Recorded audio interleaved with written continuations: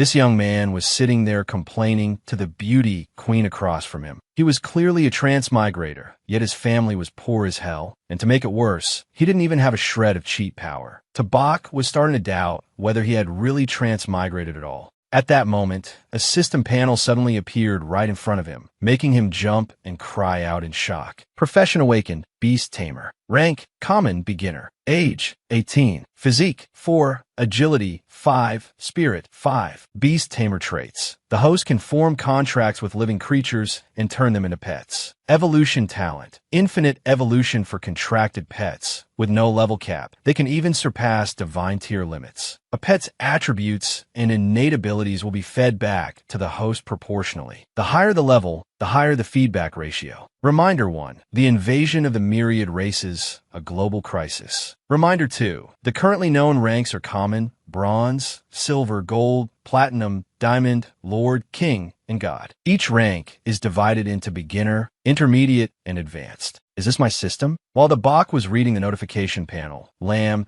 Yanin noticed that he had suddenly gone blank and waved a hand in front of his face, asking worriedly, "What's wrong? Why are you sweating so much? Are you okay?" As expected, other people couldn't see it. Thinking this, Tabak gently brushed away Lam Yanin's hand and replied, "I'm fine." The other boys, seeing Tabak grab the goddess's hand, immediately protested furiously. Among them, a crew-cut boy was especially hostile. Sitting at the same desk as the goddess, and you're still not satisfied? Watch how I teach you a lesson. Just as he was about to solve things with his fists, a female teacher walked into the classroom and stopped him. "Enough noise. Quiet down, everyone. I have good news for you all. The official website of Jiangzhou Martial Arts University has issued an announcement. Starting with your class, those with special abilities may skip the academic exam and enter Jiangzhou Martial Arts University directly. Students with the physique of a reserve martial artist will also have the required score for academic subjects reduced to half of what it was before." Before leaving, Ms. Lai also reminded them, anyone who has awakened a special ability or has a martial arts foundation can come to my office to register. Interesting. I have a special ability, so I can skip the exam and get into martial arts university. Tabak couldn't help feeling secretly delighted. He had lived in this world for 17 years, so he could roughly tell from Jiangzhou Martial Arts University's reforms that the situation in Jiangzhou had become quite dangerous. All right, now that I've activated the system, I have to keep my family safe in these troubled times. If I want to grow stronger, the fastest place is one of the martial arts universities supported by the military. Luckily, I now have a beast taming ability. As long as I find a pet, I could be exempted from the exam. The first step is getting into martial arts university. For that goal, I'll give it everything I have. Tabak entered a pet shop, planning to spend the little over 2,000 yuan he had saved up over more than 10 years to buy a pet. I remember the system said it would automatically detect things suitable for me. So why isn't there any reaction? Thinking this, Tabak walked past 2 rows of glass cases holding pets in the shop. A saleswoman spotted him and greeted him warmly. "Hello, sir. How may I help you? I'm a beast tamer. What kind of pets do you have? Take a look over there. That black cat is reasonably priced. It has nether cat bloodline and can easily reach silver rank. It's selling for 36,000 yuan. That 4-eared dog is also pretty good. It has the bloodline of the 6-eared demon wolf and costs only 33,000 yuan.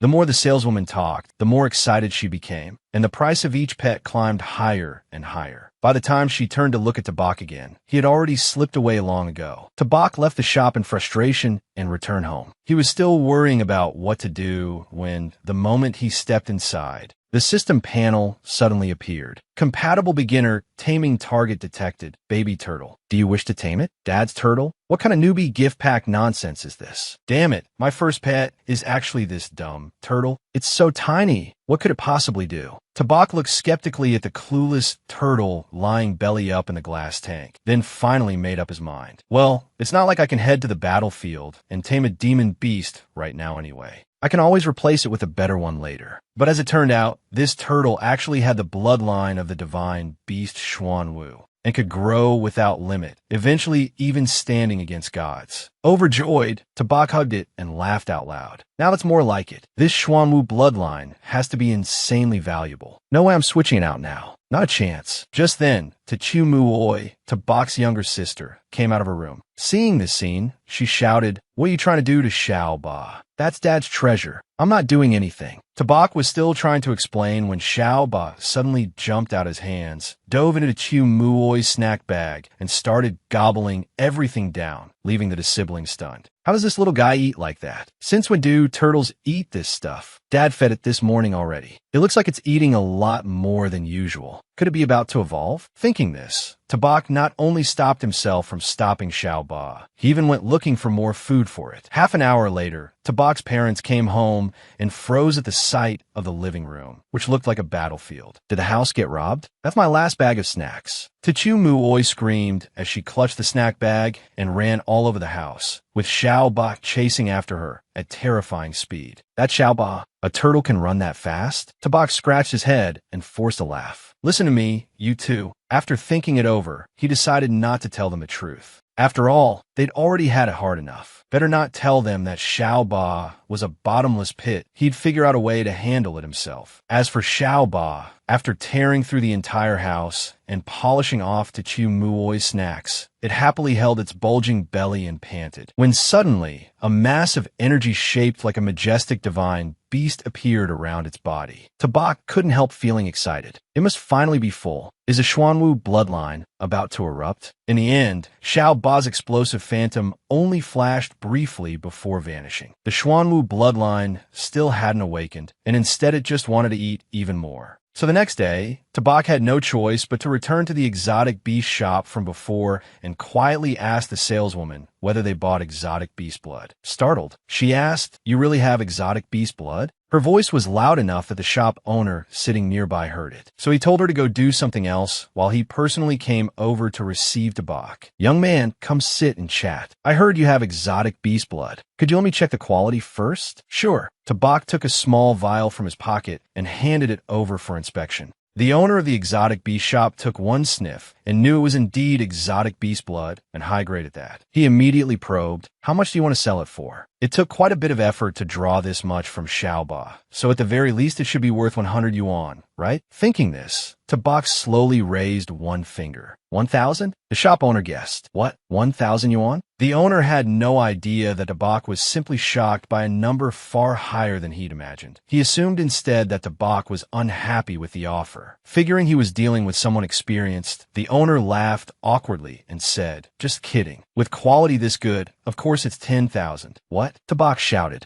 Still too little? Thinking this, the owner named his final price. 15,000. I can't go any higher. He never expected Xiao Ba to be this valuable. Tabak turned around to hide the smile at the corner of his mouth before replying, "Deal. If I didn't urgently need the money, I really wouldn't want to sell it to you." After the transaction, the shop owner and the saleswoman personally escorted Tabak to the door, warmly saying, "Travel safely, and if you get anything good in the future, remember to come to me." Who would have thought exotic beast blood could be worth that much? He sold it for 15,000 yuan. At this rate, Xiao Ba can support itself. Just then, Tabak received a call from Ms. Lai informing him that the academic test results had been released, along with another important notice. "Come to school this afternoon to fill out your applications. Don't be late." Because his outdated phone had terrible reception, Tabak only caught fragments of what she said. Just as he turned into a narrow alley, the notification panel suddenly appeared. Warning: these 3 people have strong malicious intent toward the host. They are currently 10 meters away. Please be careful. First target, beginner martial artist. Second and third targets, ordinary humans. The moment Tabak received the warning, 3 figures appeared. The leader was a burly man. A closer look would reveal that he was the one sitting with the exotic beast shop owner before Tabak had arrived. Holding a club, he smiled sinisterly and said, "Judging from how that pet shop owner treated you, you've definitely got something good on you. Hand it over. Why am I this unlucky? But only this guy is a beginner martial artist. That means I still have a chance." Thinking this, Tabak put on a frightened expression and said, "Guys, I went to the pet shop to sell something, not buy something. Look at your face. Then hand over the money." "Okay, let me get it." Tabak pretended to comply, but in reality he released Xiao Ba and hurled it straight at the burly man's face. The burly man immediately raised his club to block, successfully knocking Xiao Ba away. But in doing so, he gave Tabak the chance to kick him in the groin, temporarily taking him out of the fight. After that, Tabak fled together with Xiao Ba. "You slammed into a baseball bat. Are you okay?" Tabak asked with concern. Xiao Ba squeaked once as if to answer, it just tickled. Sure enough, Xiao Ba's shell was no ordinary thing. Tabak praised it inwardly. The other two thugs grew furious and charged together. Xiaoba, hold on to my arm. Xiaoba latched onto Tabak's arm, effectively turning into an iron gauntlet. Taking advantage of that, Tabak gave the two men a few loving punches. By then, the burly man had gotten back up, glaring at Tabak with hatred. But before he could do anything, Tabak hurled Xiaoba straight into his face, knocking him out cold. After dealing with the gangsters, Tabak was about to leave when Xiaoba suddenly crawled over to the burly man, pulled out a bottle of medicine, and drained it in one gulp. Tabak snatched the bottle and examined it, then couldn't help being shocked. This is a qi and blood tonic. My God, one bottle of this costs tens of thousands. A martial artist is supposed to absorb this amount over the course of a month. You drank it all at once? Can you even digest it? Suddenly, Xiaoba's body was wrapped in a green glow. And at the same time, Tabak also felt changes in his own body. The strengthening this time was truly intense. A while later, Xiaoba's evolution process ended. Its body had grown larger, its stats had risen, and it had even gained an additional talent. Tame Beast, Little Turtle. Rank, Common Intermediate. Xuanwu bloodline, not yet activated. Upon reaching official bronze rank,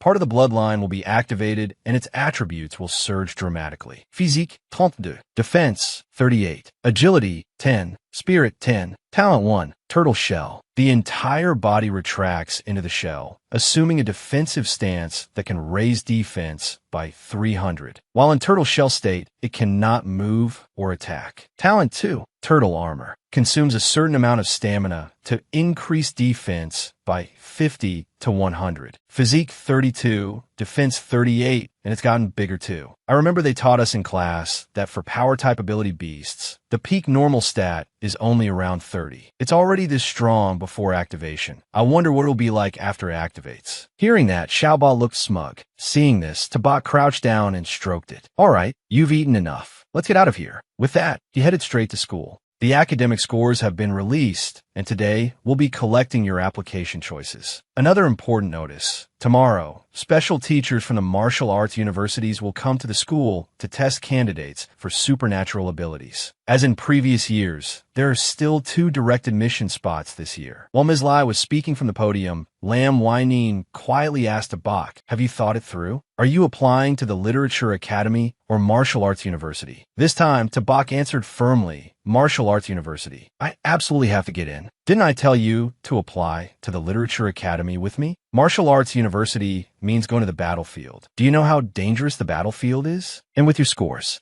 But someone has to go to the battlefield. That's fine with me. I'm going to the front lines to protect the people who matter to me. People who matter? Could he mean me? While Lam Waining was still lost in thought, a male teacher came over and asked, "Lam Waining, which school are you applying to?" She definitely hasn't awakened a special ability, and she hasn't trained her body either, so she'll probably choose the Literature Academy. That was the box guess. Lam Waining hesitated, then answered, "I haven't decided yet. I need to think about it a little more." That evening, Lam Waining finally made up her mind. She called the Bach to tell him, "I've decided to go to Martial Arts University too, and I'm even going to give you a surprise." Huh? Stop kidding around. You're applying to Martial Arts University? I've decided. But before Lam Waining could finish speaking, Tabak cut her off. "All right, I can't talk right now. I have something important to do." With that, Tabak hung up. In truth, he had just had to clean up Xiaoba's random poop. So the important thing he had to do now was teach this little demon what consequences meant. The next morning, right on schedule, the teachers from the Martial Arts University arrived at Tabak's school. "Students, please warmly welcome Teacher Zhang Kai from the Martial Arts University, who has come to say a few words to everyone. He is your senior and also a martial artist who graduated from our school." Following Ms. Lee's introduction and the students' applause, Zhang Kai stepped forward with an extremely serious expression and began speaking. 1 year ago, 126 students from this school were admitted to Martial Arts University. As of today, 65 are still alive. 2 years ago, 98 were admitted. As of today, 32 are still alive. 3 years ago, 86 were admitted. As of today, 11 are still alive. Students, I'm not saying this to scare you, but to make you understand that getting into martial arts university is not something to be proud of. It means facing duty, responsibility, danger, and protecting your family and your country. Martial arts university is a place that trains the strong. Do you want to become strong? Yes. Good. I look forward to your performance in the exam. After the assembly ended, Tabak was about to leave when Ms. Lai called him back. After confirming that he was Tabak,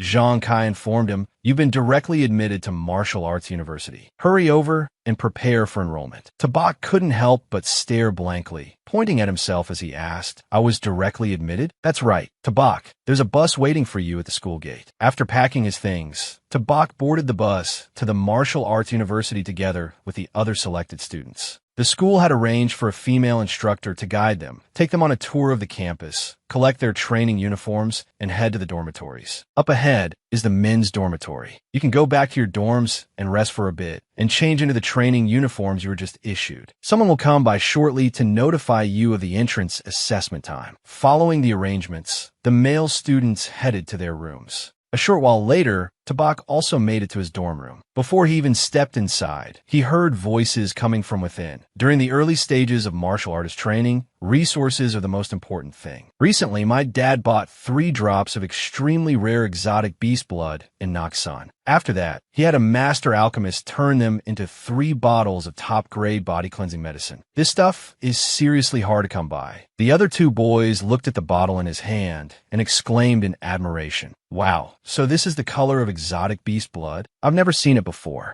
My family has bought blood chi powder before, but this is the first time I've seen rare exotic beast blood like this. At that moment, Tabak pushed the door open and walked in, smiling as he greeted them. "I'm Tabak, also from dorm 303. The boy holding the precious medicine bottle warmly welcomed him. "You're Tabak. Great. Now our dorm is finally full. My name is Han Jia Tsang, and these are Dao Jia Tuan and Pham Hung, and hello, everyone." Dao Jia Tuan laughed and said, "No need to be so formal. From now on, we're all brothers in the same dorm. Tabak, come take a look at this rare exotic beast blood my dad bought too." Han Jia Tsang raised the medicine bottle in his hand and said proudly, "My dad had people searching all over the country for it. In the end, he found it in Naksan, but unfortunately there were only 3 drops." "Ingokson? 3 drops? Isn't that what I sold?" Thinking this, Tabak casually asked, "Something this rare must be worth quite a lot, right? Not that expensive. Each drop of rare exotic beast blood is only a bit over 30,000. All 3 together didn't even reach 100,000. Just a small matter." The moment Tabak heard that, his face darkened and he cursed inwardly. What crafty old fox. I sold all 3 for 30,000 and he resold them for nearly 100,000. Damn middleman. Just then, excited shouting came from the neighboring rooms. "Look, there's an unbelievably beautiful girl downstairs by our dorm. This year, I'm definitely voting for her in the campus beauty contest. That figure, those legs, she's my goddess." Hearing this, the people in room 303 curiously looked down into the courtyard as well. "She's gorgeous. Martial Arts University really is on another level. She's definitely campus belle material. No question. Wonder who such a beautiful girl is here to see." Downstairs outside the men's dorm, the dorm supervisor asked suspiciously, "This is the men's dorm. Who are you looking for?" Lam Yanin smiled and replied, "Ma'am, I'm here to see Tabak." The supervisor immediately turned toward the dorm building and shouted, "Tabak, who's Tabak? Hurry down here. There's a beautiful girl looking for you."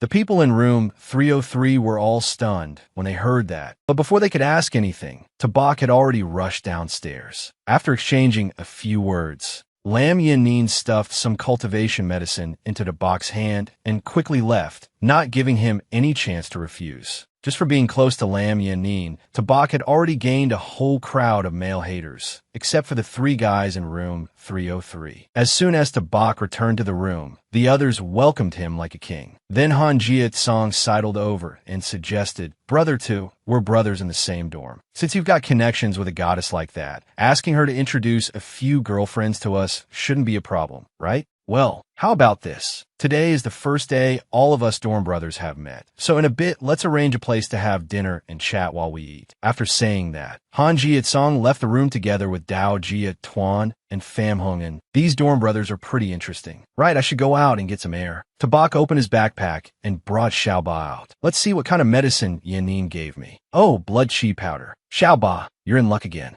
At that, Tabak suddenly looked at Xiaoba with deep affection. Xiaoba, after you finish the blood chi powder, you know what to do, right? That evening, Han Jiatsong treated his 3 roommates to dinner at an upscale restaurant, which made Tabak feel a bit awkward. A place this fancy. This really isn't cheap. Isn't this a bit much? Brother 2, today, all you need to do is eat and drink to your heart content. Leave everything else to me. Coming to martial arts university and making a few brothers, especially someone like Brother Tai, Han Jiatsong, feel really lucky. Let me offer a toast. Dao Jia Tuan and Pham Hung and joined in too. Same here. Let's drink. Sit down. Since we'll be dorm brothers from now on, don't be so polite anymore. Lam Yin and I were classmates in high school. Getting her to introduce some friends for you to meet shouldn't be a problem. We could talk about that later. Jia Tsong, actually, I have something I may need your help with right now. Just say the word brother too. Han Jia Tsong replied generously. It's nothing major. I just have a bit of rare exotic beast blood, and I wanted to ask for your help with it. The other 2 looked at the vial of exotic beast blood Tabak took out and handed to Han Jiatsong, and they couldn't help being shocked. Jiatsong, Brother 2's exotic beast blood is of a higher grade than what you had before. Though Han Jiatsong was a little unhappy, he still had to admit it. This exotic beast blood is definitely of a grade I've never seen before. Brother to your exotic beast blood is just too rare. I'm afraid I might misjudge it. I'll call my dad right now and have him appraise it. As soon as the call connected, a shout came from the other end. Shout Song, you out of money already? I sent you to martial arts university so you could work hard and become strong, not so you could fool around all day. Han Jia Song replied helplessly, Dad, hear me out. I don't need money. This is important. A classmate of mine has 7 drops of rare exotic beast blood he wants to sell. The quality is even better than the 3 drops you bought last time. I can't estimate the price, so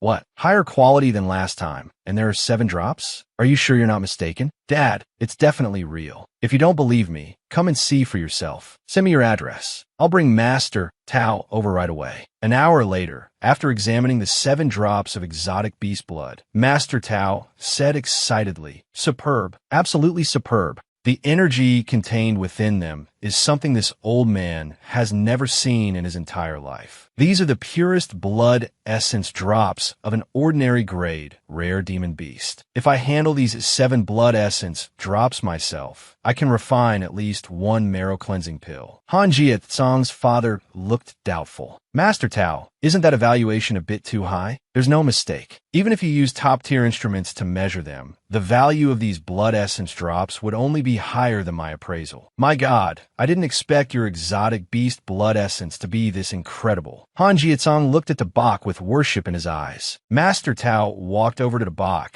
and said, Young man, do you know how much this exotic beast blood essence of yours is worth? Tabak smiled and replied, Uncle Han, Master Tao, my friend gave me instructions. These rare demon beast blood essence drops are not for sale for money. They can only be exchanged for equivalent chi medicine. Oh, is that so? Since you and Xiao Tsong are classmates, as an elder, I naturally can't let you suffer a loss. I'll take all 7 drops of blood essence. After that, I'll arrange for someone to deliver 4 bottles of chi medicine to you. What do you think? Sound good? Then thank you, Uncle Han. But that wasn't all. Han Jiatsong's father even proposed. Also, Tabak, would you like to join the Han family? From now on, our Han family can provide your cultivation resources for free, and Tabak immediately declined tactfully. Thank you for the invitation, Uncle, but for now, I don't have any plans to join a family. Tabak, I advise you to think more carefully about our Han family. Han Jiatsong's father was still trying hard to persuade him when a voice suddenly rang out. Tabak already said he doesn't want to join the Han family, so no one gets to force him to join any family. Lam Yanin strode into the room angrily. Did all of you hear me clearly? Yanin, what are you doing here? Tabak asked in surprise. Han Jiatsong was no less shocked. Isn't that Goddess Yanin? Goddess, why are you here? I just happened to be here to take care of something. I didn't expect to run into all of you. Where did this little brat come from? Han Jiatsong's father had just been about to scold her when Master Tao whispered in his ear, Patriarch, that girl is What? She's. Han Jiatsong's father placed a hand on both his sons and Tabak's shoulders and said with a laugh, "Just a misunderstanding, a misunderstanding. Little friend Tabak and my useless son are classmates, good brothers." Ignoring him, Lam Yanin walked up to Tabak and smilingly suggested, "Tabak, are you heading back to school? Let's go together." "Sure, I would just finish here anyway." As soon as he said that, Tabak followed Lam Yanin and left. Before going, he didn't forget to say goodbye to his roommates. "Unkalan, good bi. Jiatsong, see you back at the dorm." Han Jiatsong's father spoke up. "All right, little friend Tabak, take care on your way." Han Jiatsong hurriedly said, "Goddess, wait a second, I'm going back to school too." He was just about to follow after them, but his father stopped him. "Going back for what? You're coming back with me." Only after Tabak and Lam Yanin had gone far away did he pat his son's shoulder and seriously instruct him, "Shout song. Build a good relationship with Tabak. Who knows, maybe our Han family's future prosperity will be in your hands because of him. Also, you must keep a safe distance from that girl Lam Yanin. A very polite distance. Understood?" Han Jiatsong asked doubtfully, "Dad, are Brother 2 and Goddess Yanin really that amazing? Why can't I tell?" 2 days later, at the drill ground on the Martial Arts University campus, Zhang Kai stood on a raised platform. Seeing that all the students had arrived, he began speaking. "Over the coming period, all of you will undergo freshman special training. And the location of this training will be the battlefield of 10,000 races." The students below immediately erupted in commotion. "We're really going to the battlefield of 10,000 races for special training? Isn't that way too dangerous?" "Exactly. Failing the special training is one thing, but let's not end up losing our lives." On the platform, Zhang Kai spoke again. "Next, every 50 people will be divided into one class, and each class will have a bronze-ranked teacher serving as homeroom instructor. Your homeroom instructors will explain the details of this special training. Here today, I wish all of you freshmen a victorious return." After saying that, Zhang Kai left. The students began finding their classmates and chatting to get acquainted. Lam Yanin happily ran over to Tabak and said with a smile, "Tabak, we got assigned to the same class. You arranged this on purpose, didn't you?" At that moment, Lu Vuhin walked over to where Tabak's class was gathered. "Students of Class 8, gather here. I am Lu Vuhin, the instructor for your special training. I will now explain this training mission to you." The students around her lit up at the sight of her. "She's so beautiful, and so hot too." Lu Vuhin was clearly used to this and showed no reaction. She spoke again. "Next is your first task. Write your wills. I'll give you 1 day to finish writing them. Tomorrow at 8 in the morning, gather at Tradition Square and depart for the battlefield of 10,000 races. No one is to be late." After saying that, she left, leaving the students staring at one another in confusion. Is it really going to be life-threatening? I still want to carry on my family line. I need to go back and write my will. I really have a lot I want to say to my parents. Lam Yanin asked Tabak, "Tabak,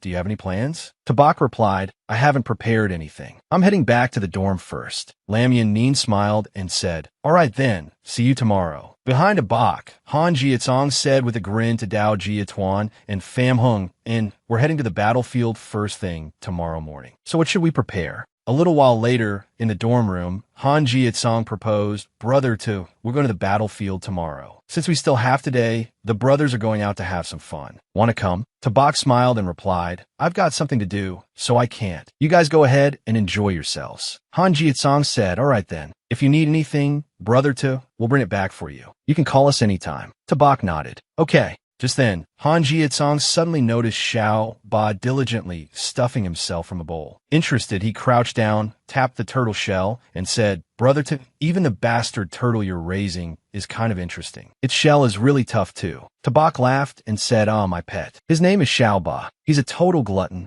Han Jia Gang Lao Get. Pretty interesting." Then he stood up and said, "All right, we're heading out then, Brother 2. Dao Jiatuan and Pham Hung," and also waved and smiled. "See you later, Brother 2. Tabak nodded. "All right, have fun." After they left, Tabak finally took out the 4 bottles of blood chi powder and looked at Xiao Ba with a smile. "You really are a little glutton. All you know how to do is eat. I'll let you eat your fill today. Once we get to the battlefield of 10,000 races, you'd better put on a good performance for me." Xiao Ba's eyes immediately lit up when he saw the bottles of blood chi powder, and he raised his bowl with his 2 front legs. A few minutes later, holding 2 completely empty bottles of blood chi powder, Tabak said, "Eat slowly. No one's going to fight you for it. System notification. Congratulations. Your hatch pet, baby turtle, has advanced into a high-level ordinary exotic beast. The master's level has also increased, and you have obtained the baby turtle's new talent, Heavy Strike. Tame beast, baby turtle. Rank, high-level ordinary. Physique, 64.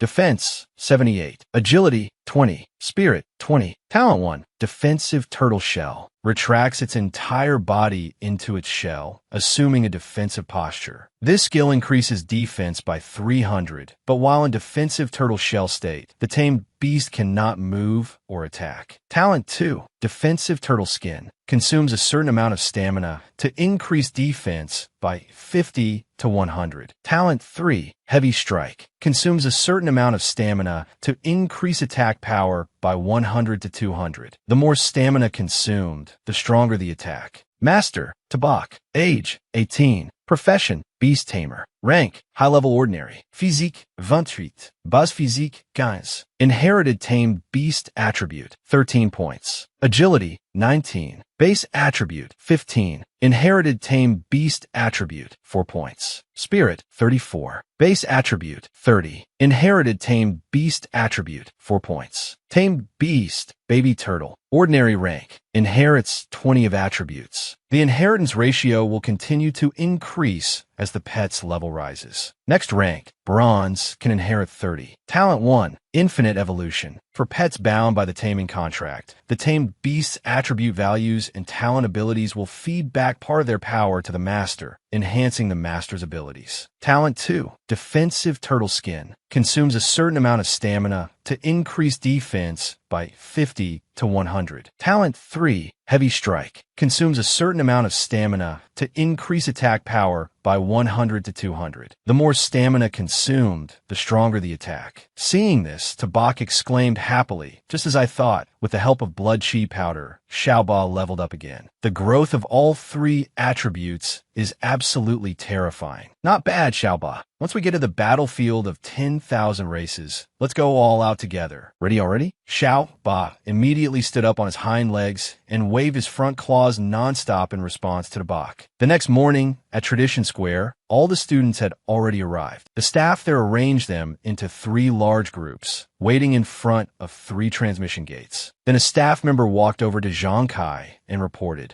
"Report, instructor. The students are fully assembled and ready. They can enter the battlefield at any time. Please issue your orders." Zhang Kai gave the command, "Open the first teleportation array. Prepare for transfer." "Yes, sir." After replying, the staff member ran off to make preparations. At the same time, where Class 8 was waiting, Han Jiatsong looked at the teleportation gate ahead of them and sighed. A teleportation gate this huge really can only be seen at Martial Arts University. Lam Yanin worriedly placed a hand on Tabak's shoulder and said, "Tabak, once we get to the battlefield of 10,000 races, you have to be careful." Tabak smiled and said, "Don't worry. We'll definitely complete the mission smoothly."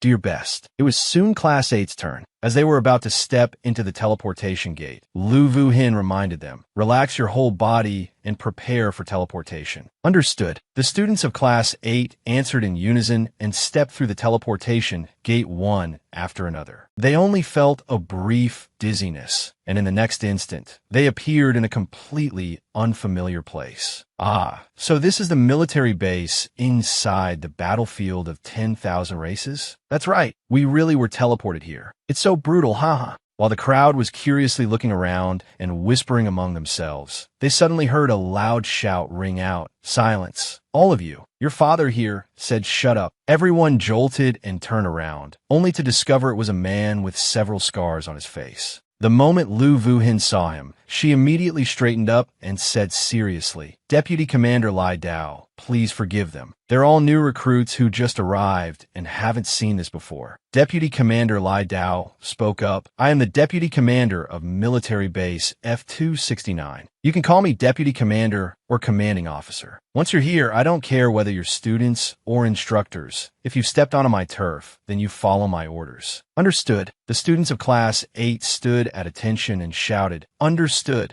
Right after that, Han Jietsong felt a little dissatisfied and muttered under his breath. Isn't he just a deputy commander? What's so special about him? Tabak quietly said. Looking at the scars on his face, he must be an officer with a great deal of combat experience. At that moment, Deputy Commander Lai Dao spoke again. You lot are pretty lucky today. My unit just finished a battle. Your first mission is to clean up the battlefield. During the cleanup, eliminate any remaining Netherworld cats. This is a suitable mission for fresh rookies like you who've just stepped onto the battlefield for training. For every Netherworld cat you kill, you'll earn military merit points. Go to logistics and use those points to exchange for blood chi powder and all kinds of stamina medicines to help you grow stronger. Hearing that, Dao Jia Tuan happily clenched his fist and said, just as expected, fortune really does come with danger. Han Jietsong also said, so military merit points can be exchanged for medicine. No wonder so many people risk their lives to come to the battlefield of 10,000 races. Seeing everyone so fired up, Deputy Commander Lai Dao laughed and said, you brats, I can tell at a glance you can't wait to get started. Good, then we move immediately. Follow me. Understood, the group shouted, and at once followed behind Deputy Commander Lai Dao. Tabak smiled and thought to himself, I need to earn a lot of military merit points and exchange them for some medicine. Xiao Ba's in for a feast this time. However, the excitement of Class 8's students didn't last long, because they soon saw the cruel face of war with their own eyes. Wounded soldiers with severed arms and legs were being brought down from the battlefield, lying right on the ground and groaning miserably in agony. Dao Jia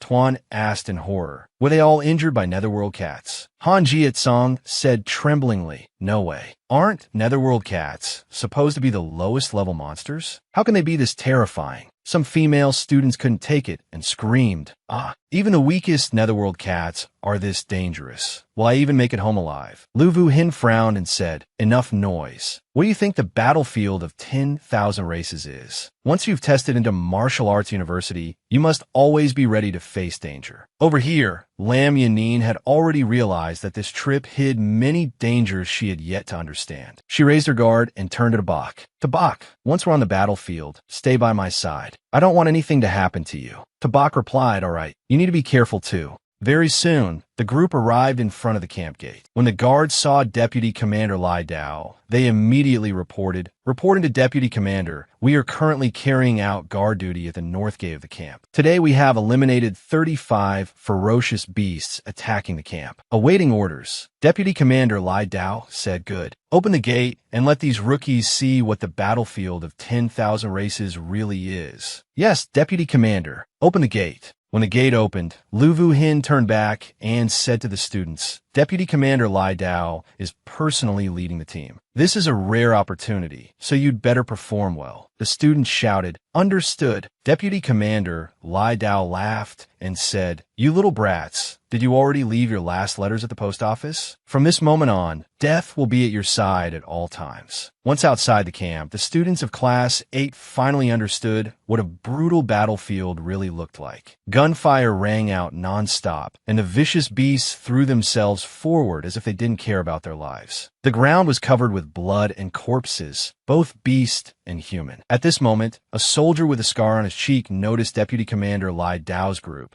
and walked over to ask Deputy Battalion Commander, why did you come here personally? Deputy Commander Lai Dao said, cut the crap. Mobilize one squad and come with me to protect these students. The scar-cheeked soldier shouted, yes, sir. Lu Vu Hin turned back and said to the students, listen carefully, everyone. Next, we'll move into military zone F-269. It's a forest where the ferocious beasts have already been cleared out. Your mission is to collect the beast cores from the Netherworld cats on the battlefield. Then Deputy Commander Lai Dao said, recruits, are you ready? The students shouted, ready. Deputy Commander Lai Dao waved his hand and shouted, move out. The scar-cheeked soldier had also called over an assault squad to accompany and protect them throughout the journey. On the way, the scar-cheeked soldier laughed and said, "Instructor Liu, don't worry. Cleaning up the battlefield isn't dangerous. Sending these new martial arts university students straight to the front lines to kill enemies would be no different from sending them to their deaths. We couldn't bear to do that either. But why is the deputy battalion commander personally leading the escort?" Deputy Commander Lai Dao shot him a glance and said, "Brat, you talk too much. If you shouldn't ask, then don't ask." The scar-cheeked soldier quickly shouted, "Yes, sir." Lu Vuhin said, "Then we'll have to trouble you this trip, Deputy Battalion Commander Lai Dao." Lai Dao replied, "It's no trouble. These new martial arts university students will all be warriors on the battlefield in the future. Protecting them is also my duty." Meanwhile, at the highest military command center of the Long Kingdom in the imperial capital, report to the Chief of Staff. Emergency situation.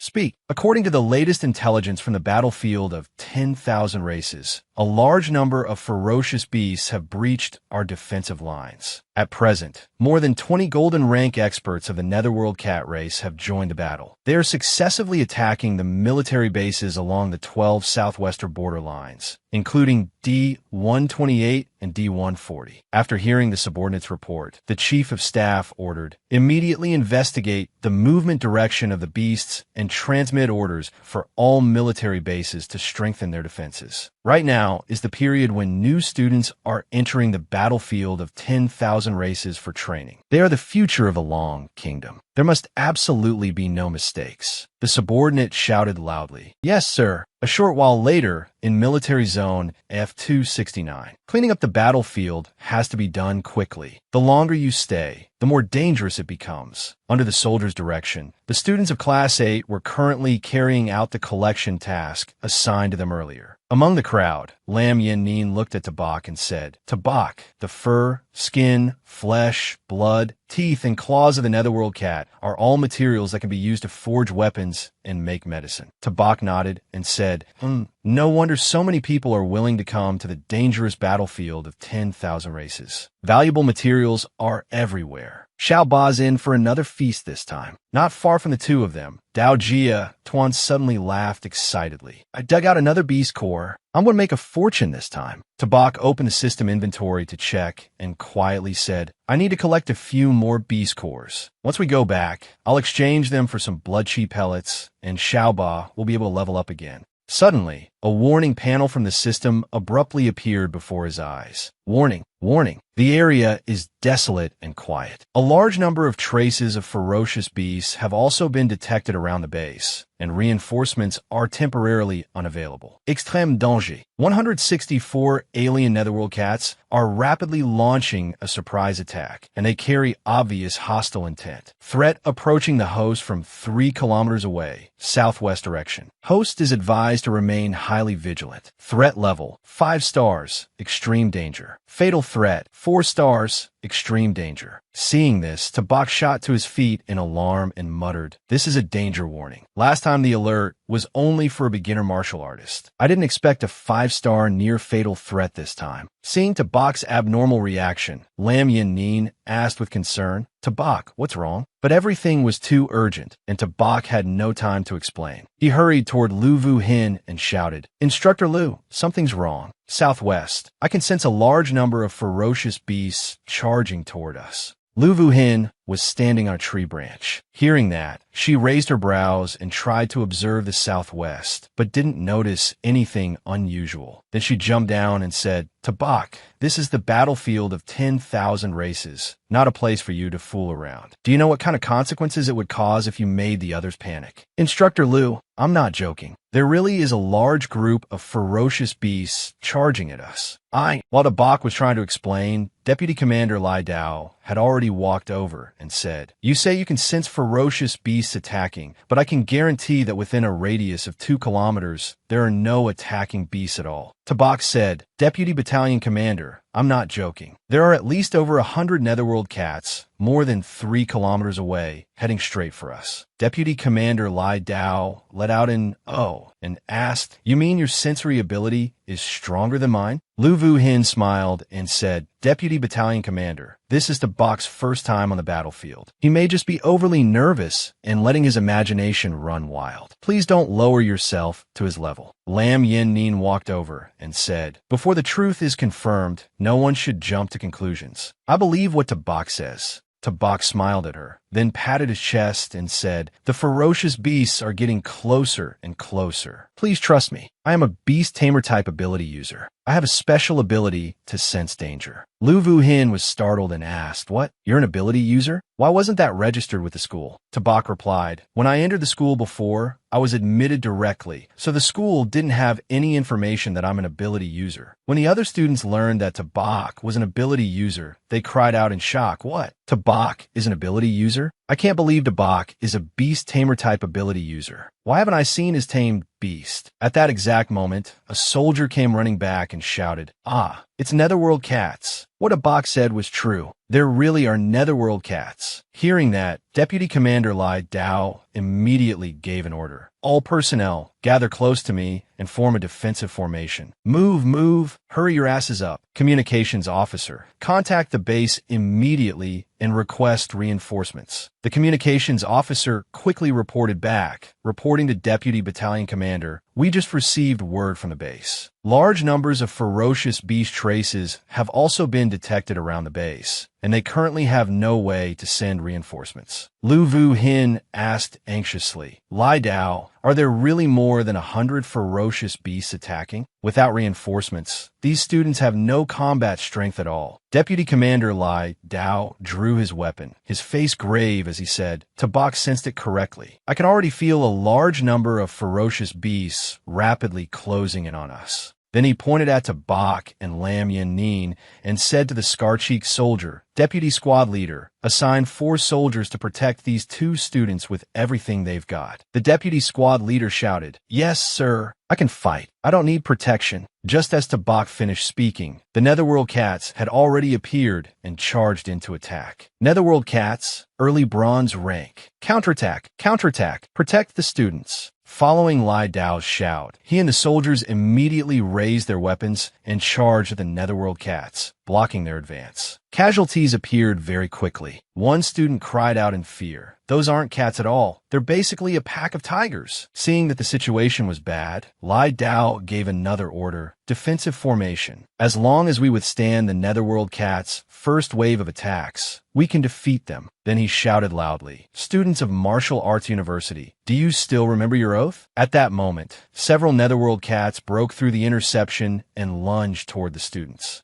"With my chest, I will help the Long Kingdom keep the Great Wall from falling," the students shouted in unison, gripping their weapons and preparing to face the charging Netherworld cats. Just then, 2 students, a male and a female, rushed out from the group. The male wielded a sword, the female a bow, and together they swiftly killed those Netherworld cats. The female was Zhongman Ni, early bronze rank. Smiling, she said, "Just hold the line. I'll shoot right through them." The male was Luo Yongqiang, also early bronze rank. He laughed and said, "They're just a bunch of kittens. What's there to be afraid of? I'll smash them apart." When Lu Vu Hin saw the 2 students, she said happily, "Sharpshooter Zhang Man and I, and naturally gifted strongman Luo Yongqiang. Our batch of students really is extraordinary." Looking at the 2 of them, Tabak thought to himself, "They're so strong. And so cool too. As for me, the only weapon I've got is Xiaoba." The other students shouted excitedly, "Isn't that my goddess man and I? She's so strong. That big, well-built guy is really strong too. Brother too, he looks even stronger than you. Those 2 are seriously amazing, aren't they? Yeah, they're a whole several levels above us." Suddenly, an ear-splitting roar rang out. A Netherworld cat much larger than the others appeared before everyone's eyes. Someone guessed in panic, "The Netherworld Cat King? Could it be a gold rank ferocious beast?" Species, Netherworld Cat King. Rank, mid-silver rank. Physique, 45. Agility, 88. Spirit, 43. Lai Dao cried out in alarm. "Why is there a silver rank Cat King in this area? Call the base and request reinforcements again immediately." At that very moment, Luo Yongqiang had already leaped to the side of the Netherworld Cat King, raised his sword, and shouted, "What Cat King? Take a strike for me first." Zhang Man and I also rushed in at close range, drew her bow, and said with a grin, "I'll help you block its vision." Seeing this, Lu Vu Hin shouted in horror, "Careful, get back now. That's a silver rank ferocious beast. This is no joke." But it was too late. In the blink of an eye, the two of them were sent flying by the Netherworld Cat King's claws. Seeing that the Netherworld Cat King had no intention of letting them go, and was continuing its charge to finish them off, Lu Vu Hin hurriedly shouted, "This is bad. Get back!" Lai Dao yelled urgently. Too late. Machine gun cover fire. Shoot now. Shoot. However, bullets were not particularly effective against the Netherworld Cat King. Roaring, it still charged toward the two who had dared provoke it. Zhang Man and I and Luo Yongqiang sat trembling on the ground in terror and cried out, "Help! Help us!" At this life-and-death instant, something suddenly flew over at high speed and slammed into the Netherworld Cat King's head, sending it flying. "What is that?" Everyone gasped, all turning to look at the thing that had knocked the Cat King away. Lu Vu Hin said in disbelief, "It looks like a turtle." Han Jia Song recognized Xiao Ba at once and blurted out, "Isn't that Xiao Ba, the one brother to Keeps?" Tabak stepped forward and, as he walked to Xiao Ba's side, said, "Sure enough, this entrance is still a little embarrassing. I am the Beastmaster Tabak, and Xiao Ba is my pet. You guys handle the smaller ones. Leave this Cat King to me." The other students cried out in shock, "What the hell? That turtle is that strong? What is this? A Cat King got blown away by a turtle?" Lam Yin Nin smiled to herself and thought Tabak, "So this is the exotic beast you tamed?" At this moment, Tabak ordered Xiao Ba, "Let this stray cat have a taste of your power." Upon receiving the order, Xiao Ba instantly shot toward the Netherworld Cat King like a bolt of lightning. A student nearby gaped and exclaimed, "Tabak, how is that turtle running so fast? Is it even still a turtle?" Close by, Lai Dao watched as Xiao Ba and the Netherworld Cat King exchanged blow for blow and said in surprise,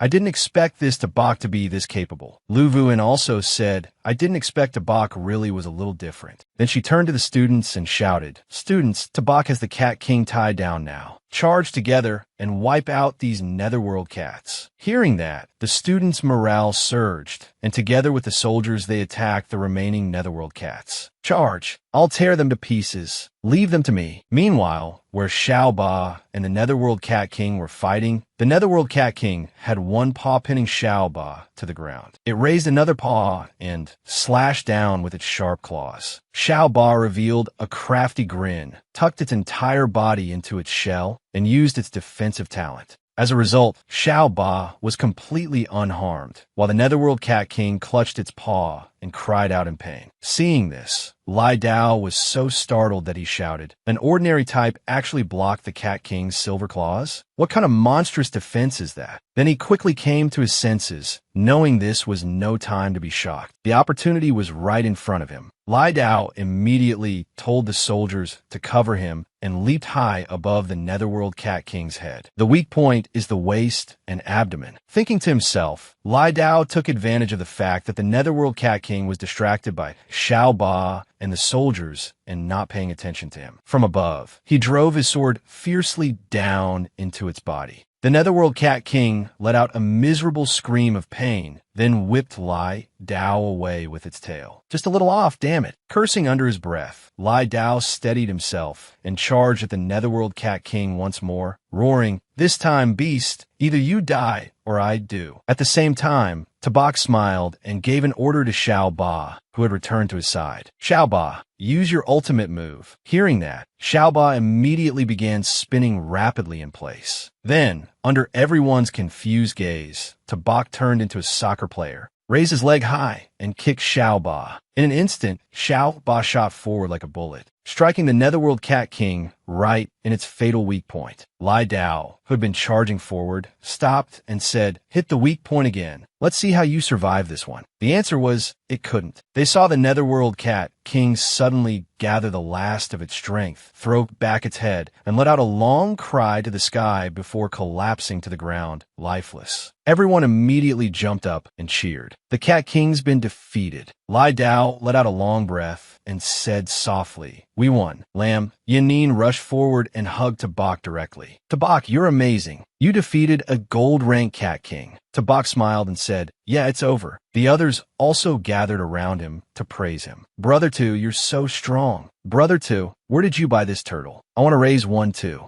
Only when he heard someone mention Xiaoba did Tabak remember it and look around for it. When he saw it digging a large yellow beast core out of the Netherworld Cat King's corpse, Tabak shouted angrily, Xiaoba, what are you stealing now? Get back here at once. Just then, someone noticed something strange in the sky and shouted, What's that up there? Lai Dao looked up and his face changed in horror. This is bad, danger. That cry the Netherworld Cat King made before it died was a summons. Someone guessed nervously. Could it be that an even more dangerous beast is coming? Meanwhile, at the base's combat command center, Van Yin spoke up. Based on the analysis of energy fluctuations from the frontline testing, a large number of unidentified ferocious beasts have appeared at base F-269. They are extremely dangerous. A moment later, the officer exclaimed, What? You're saying old Tiger Lamb's daughter is in this trainee group? Van Yin said, That's right. I hope you can send high-speed support immediately. The officer responded, Understood. I'll send a reconnaissance unit to escort you to the battlefield at once. Van Yin said, No need. I can't wait. I'll go ahead on my own. I hope reinforcements can reach the battlefield within 20 minutes. The officer replied, 20 minutes? Understood. I'll issue the order immediately. After that, he took out his phone and sighed softly. This is bad. If old Tiger Lamb goes mad, not even all of Jiangzhou will be able to withstand it. Back at base F-269, a pair of bloodthirsty eyes suddenly appeared in the sky, looking down at the people below. Along with them came a voice, Foolish humans, lowly species. Lu Wuhin cried out in fright. How is that possible? It can actually speak the human language? This ferocious beast. Lai Dao also shouted, Impossible. Any ferocious beast fluent in human speech has to be at least gold rank or above. It shouldn't be able to appear in this area. Hurry, form a defensive formation. Put the wounded in the middle. Just then, the eyes in the sky vanished. Someone noticed that a huge, dark figure had suddenly appeared beside the Netherworld Cat King's corpse and cried out in shock. Look, what is that? The shadow spoke again.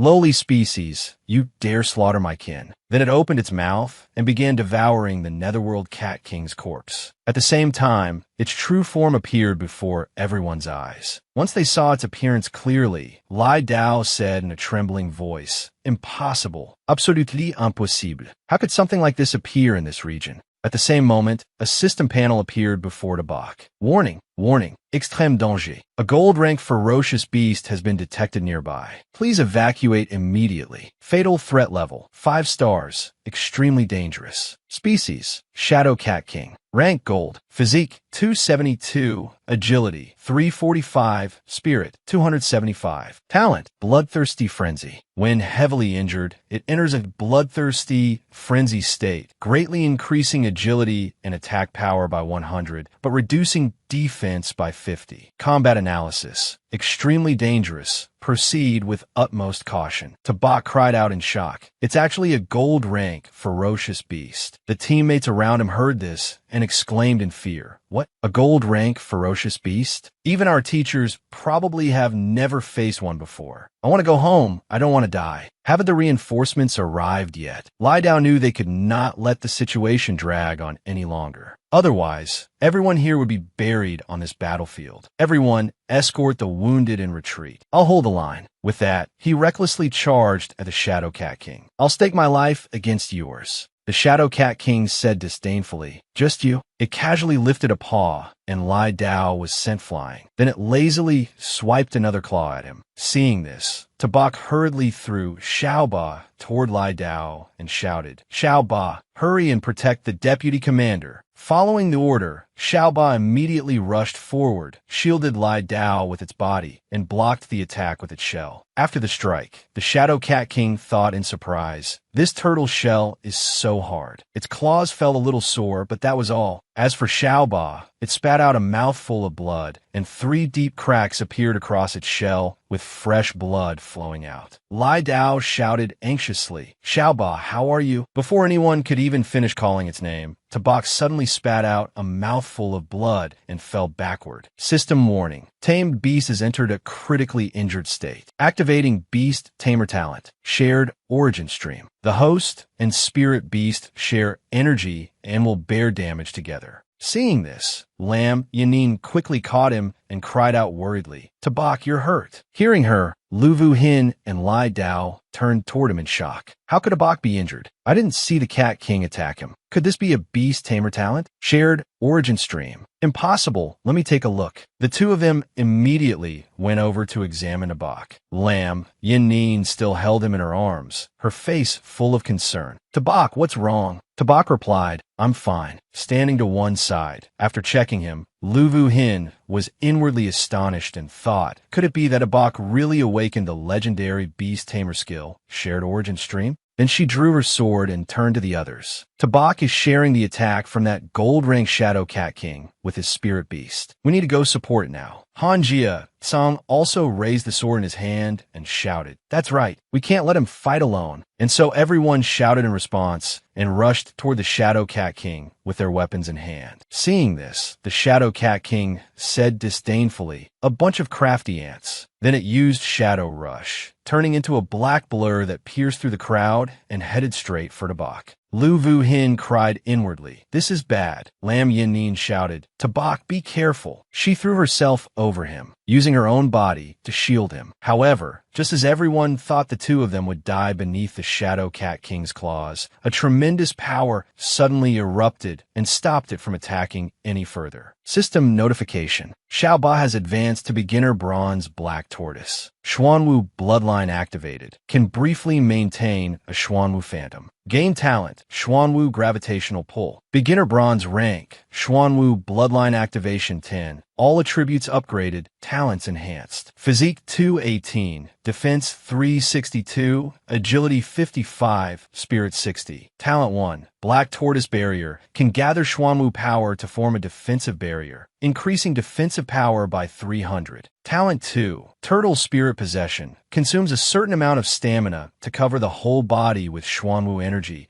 increasing attack power by 100 and defense by 200. Talent 3, Xuanwu Gravity Pull, activates a skill toward a designated target, pulling the target over with gravitational force. Lying in Lam Yanin's arms, Tabak looked at Xiao Ba's small body, now covered by a gigantic Xuanwu phantom, and smiled faintly. So the Silver Cat King crystal has finally been fully absorbed. Seeing Xiao Ba's current state, everyone else was stunned. Lu Vu Hin said, "This is Tabak's tamed beast evolved. Like Dao guessed, that golden light. Could it be an epic grade beast?" At this point, Tabak was already able to stand up on his own. Thanks to Xiao Ba's evolution, his own injuries had also recovered. Lam Yanin, still beside him, asked worriedly, "Is your injury really okay now?" Tabak replied, "Yeah, I'm fine now." Right after that, Tabak pointed at the Shadow Cat King and shouted, "Xiao Ba, destroy it for me." Hearing the order, Xiao Ba immediately controlled the Xuanwu Phantom and sent the Shadow Cat King flying with one blow. Everyone cried out in shock. Tabak's tamed spirit beast is only a beginner black tortoise, but it already has such terrifying power. Its bloodline rank must be extremely high. Tabak's bronze rank beast actually sent the Cat King flying with a single punch.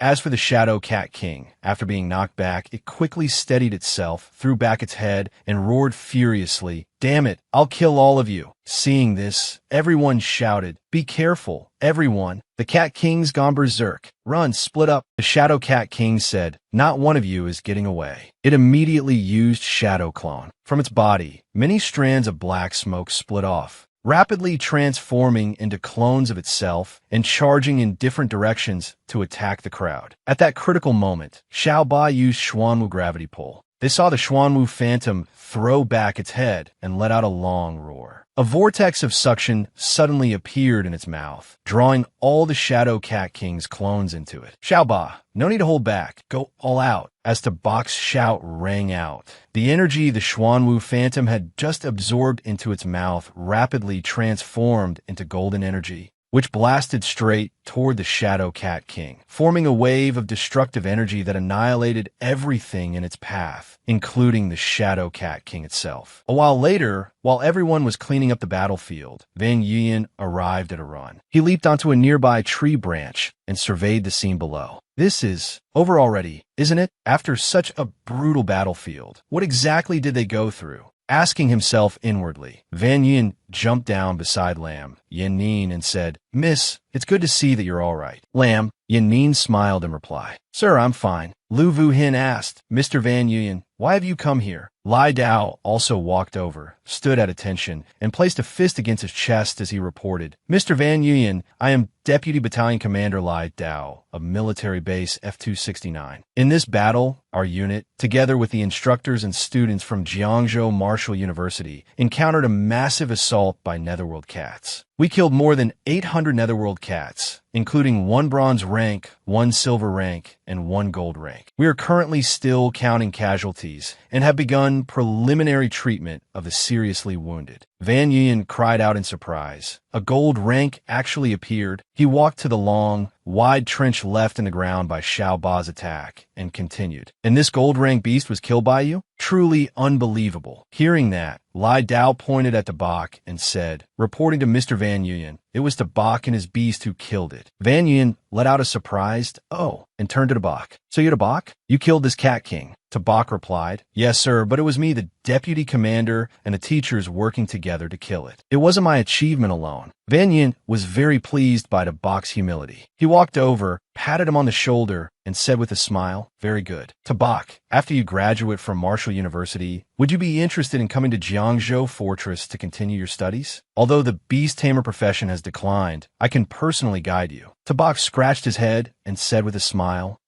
"Thank you for your kindness, but I still haven't decided yet." At this point, Lai Dao spoke up, reporting to Mr. Van Yin, "The battlefield has been cleaned up. Awaiting orders." Van Yin said, "Good. Everyone, return to base." Lai Dao shouted, "Yes, sir." Not long after, everyone had returned to the base. The students were now being checked and lined up in order in front of the teleportation gate, preparing to head back. At that moment, Lai Dao said, "Go back and train well. You are the strongest generation of young people I have ever seen." The students replied, "Thank you, Deputy Battalion Commander Lai Dao." Watching the group begin to enter the teleportation gate, Lai Dao sighed with emotion. These kids are truly special, especially that boy Tabak. His future is immeasurable. Standing beside him, Lu Vu Hin nodded and smiled. That's right. For a freshman to already possess this kind of strength, his future power is almost unimaginable. Teacher Lu, if there's a chance in the future, we'll meet again. This time I owe Tabak my life. You're exaggerating, Deputy Battalion Commander Lai Dao. We'll meet again. With that, she stepped through the teleportation gate with Class 8. In the blink of an eye, they appeared at the school's teleportation plaza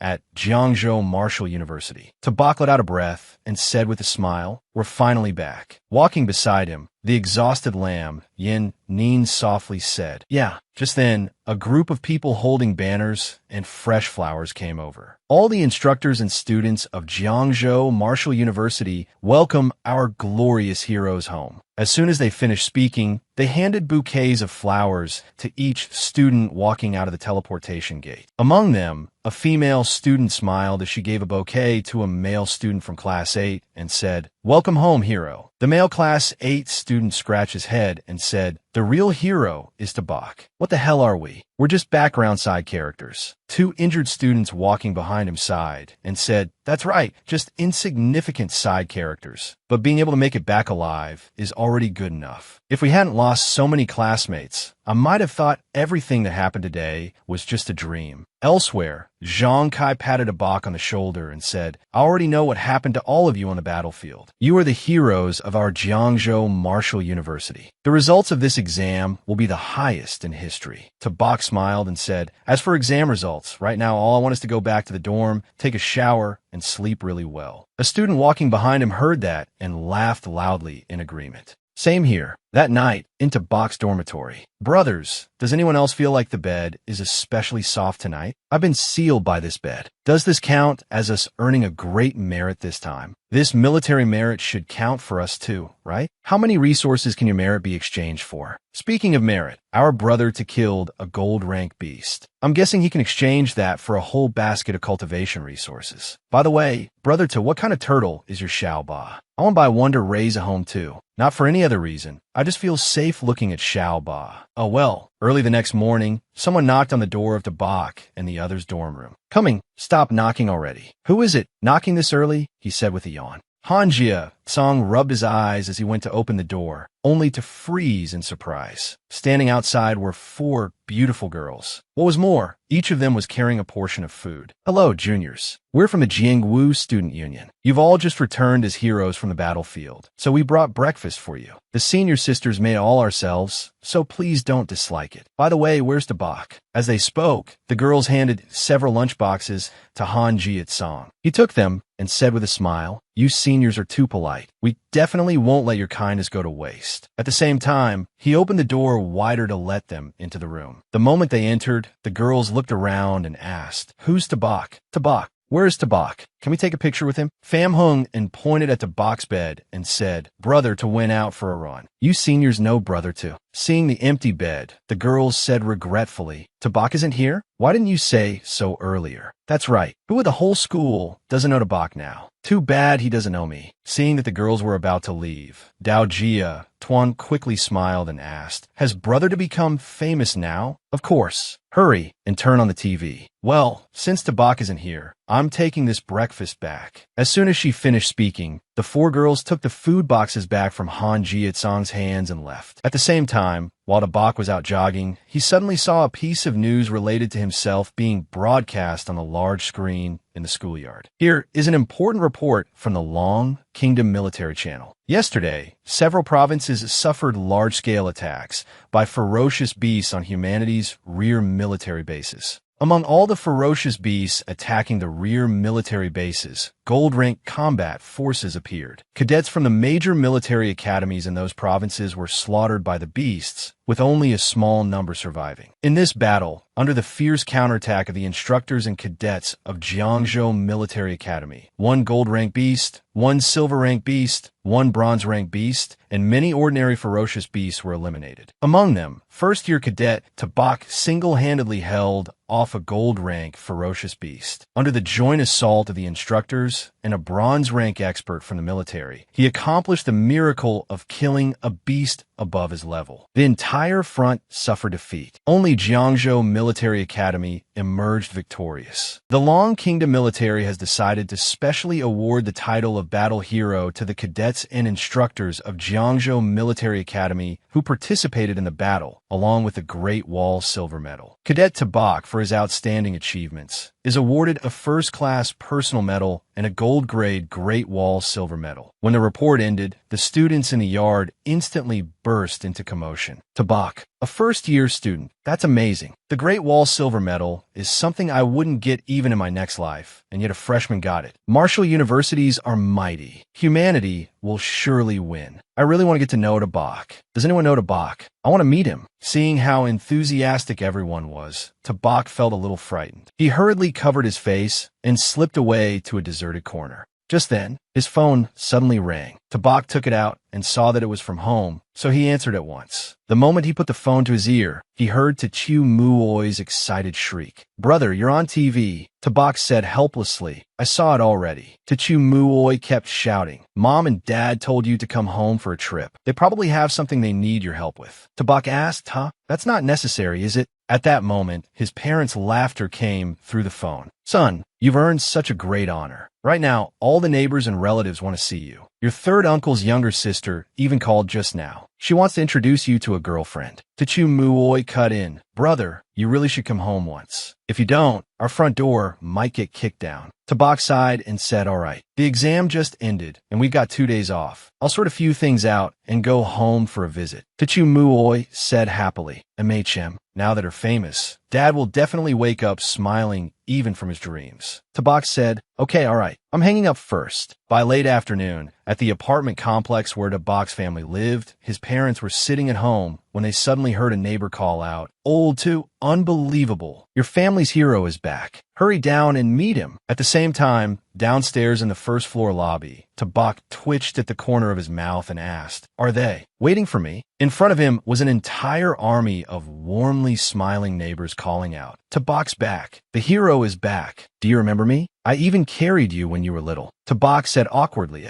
Everyone's really enthusiastic. Just then, Tabak's parents and younger sister had also come downstairs. The moment Tachu Muoi saw him, she happily threw herself at him. "Brother, you finally came back. A short while later, as Tabak's parents led him upstairs, everyone still followed behind them enthusiastically. One Annie said, "Oh, Tabak, come eat at my place. I made seafood buns." Tabak smiled in reply. "Thank you, Auntie Zhang, but I'm allergic to seafood." Then another uncle spoke up. Come on. Old two, bring Tabak over to my place too. I've already got soft-shell turtle stew in the pot. Let's have a few drinks together." When they reached the door, Tabak's father said with a smile, "Thank you, everyone. We already prepared food at home. After he gets some rest, I'll have him go visit all of you." Tabak also smiled and said, "Yes, I'll definitely come visit everyone in a little while." Annie Zhang laughed and said, "Oh, old two, bring Tabak over later, all right? My granddaughter is also studying at a university in the city. Let the two of them get to know each other a bit." An older uncle immediately said, "How is your granddaughter worthy of Tabak? My granddaughter just graduated this year." Old two, you should introduce her to Tabak instead. Only after a long while, when everyone had finally dispersed, was Tabak's family able to enter the apartment. The moment the door closed, Tabak groaned, "If I'd known it would be like this, I would have waited until dark and sneaked home." Tachu Muoi tiredly wagged a finger and said, "It's useless. Annie Zhang already installed a camera at her front door. She's been waiting for you to come back, so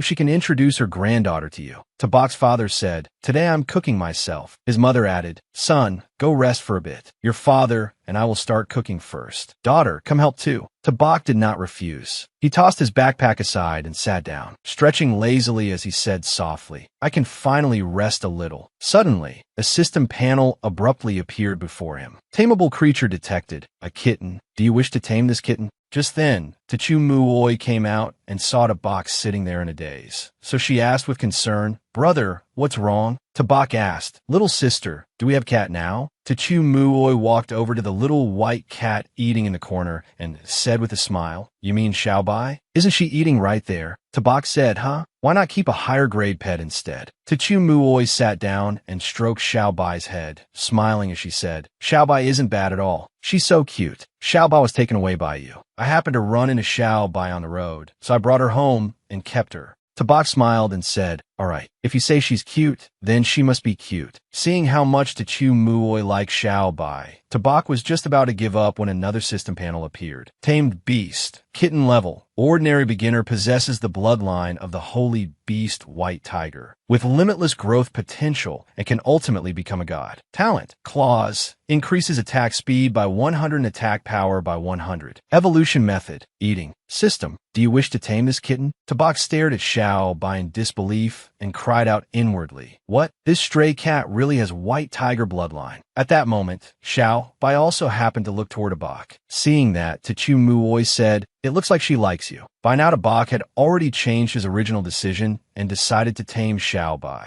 So he put on the gentlest smile he could manage and asked, "Little sister, I want to discuss something with you. You know I'm a beast tamer, right? Can this Xiaobai be tamed?" Tachu Muoi hurriedly hugged Xiaobai and looked at Tabak warily as she said, "No, Xiaobai was taken away by you already. Don't even think about taking Xiaobai too." Tabak said, "I think a lot of things can be discussed. Don't you want a laptop?" Hugging Xiaobai, Tachu Muoi ran while saying, "Still no. I'm not handing Xiaobai over to you." Chasing after her, Tabak said, "Don't you also like that dress?" Tachu Muoi kept running and shouted, "Still no. There's nothing to discuss." 2 days later, Tabak returned to school with a white cat added to his backpack. Xiaobai looked at Xiaobai and grinned as if to say, "This is the boss's school. From now on, I'll protect you." Xiaobai shot him a glance. "You're my spot." Meanwhile, the students around them recognized Tabak and began whispering, "Isn't that Tabak? I think it is. Why is there a kitten in his bag? Is he a cat lover? That's Tabak, the one who got the gold medal. He looks pretty ordinary. Why are so many girls running to the dorms looking for him?" Tabak thought to himself, "I'll probably have to wear a mask whenever I go out from now on." Just then, the school loudspeaker suddenly broadcast an announcement. Missing person announcement. Tabak, if you hear this announcement, please come to the principal's office. Missing person announcement. Tabak, if you hear this announcement, please come to the principal's office. Hearing that, Tabak murmured curiously, "What does the principal want with me?" A short while later, in the principal's office, "Tabak, this kid really is a true man of Huaxia. In consideration of your extraordinary performance at Military Base F-269, the school intends to reward you. What do you want?" It was said that their principal had long been famous for being stingy. Asking him for even a little food for Xiao Ba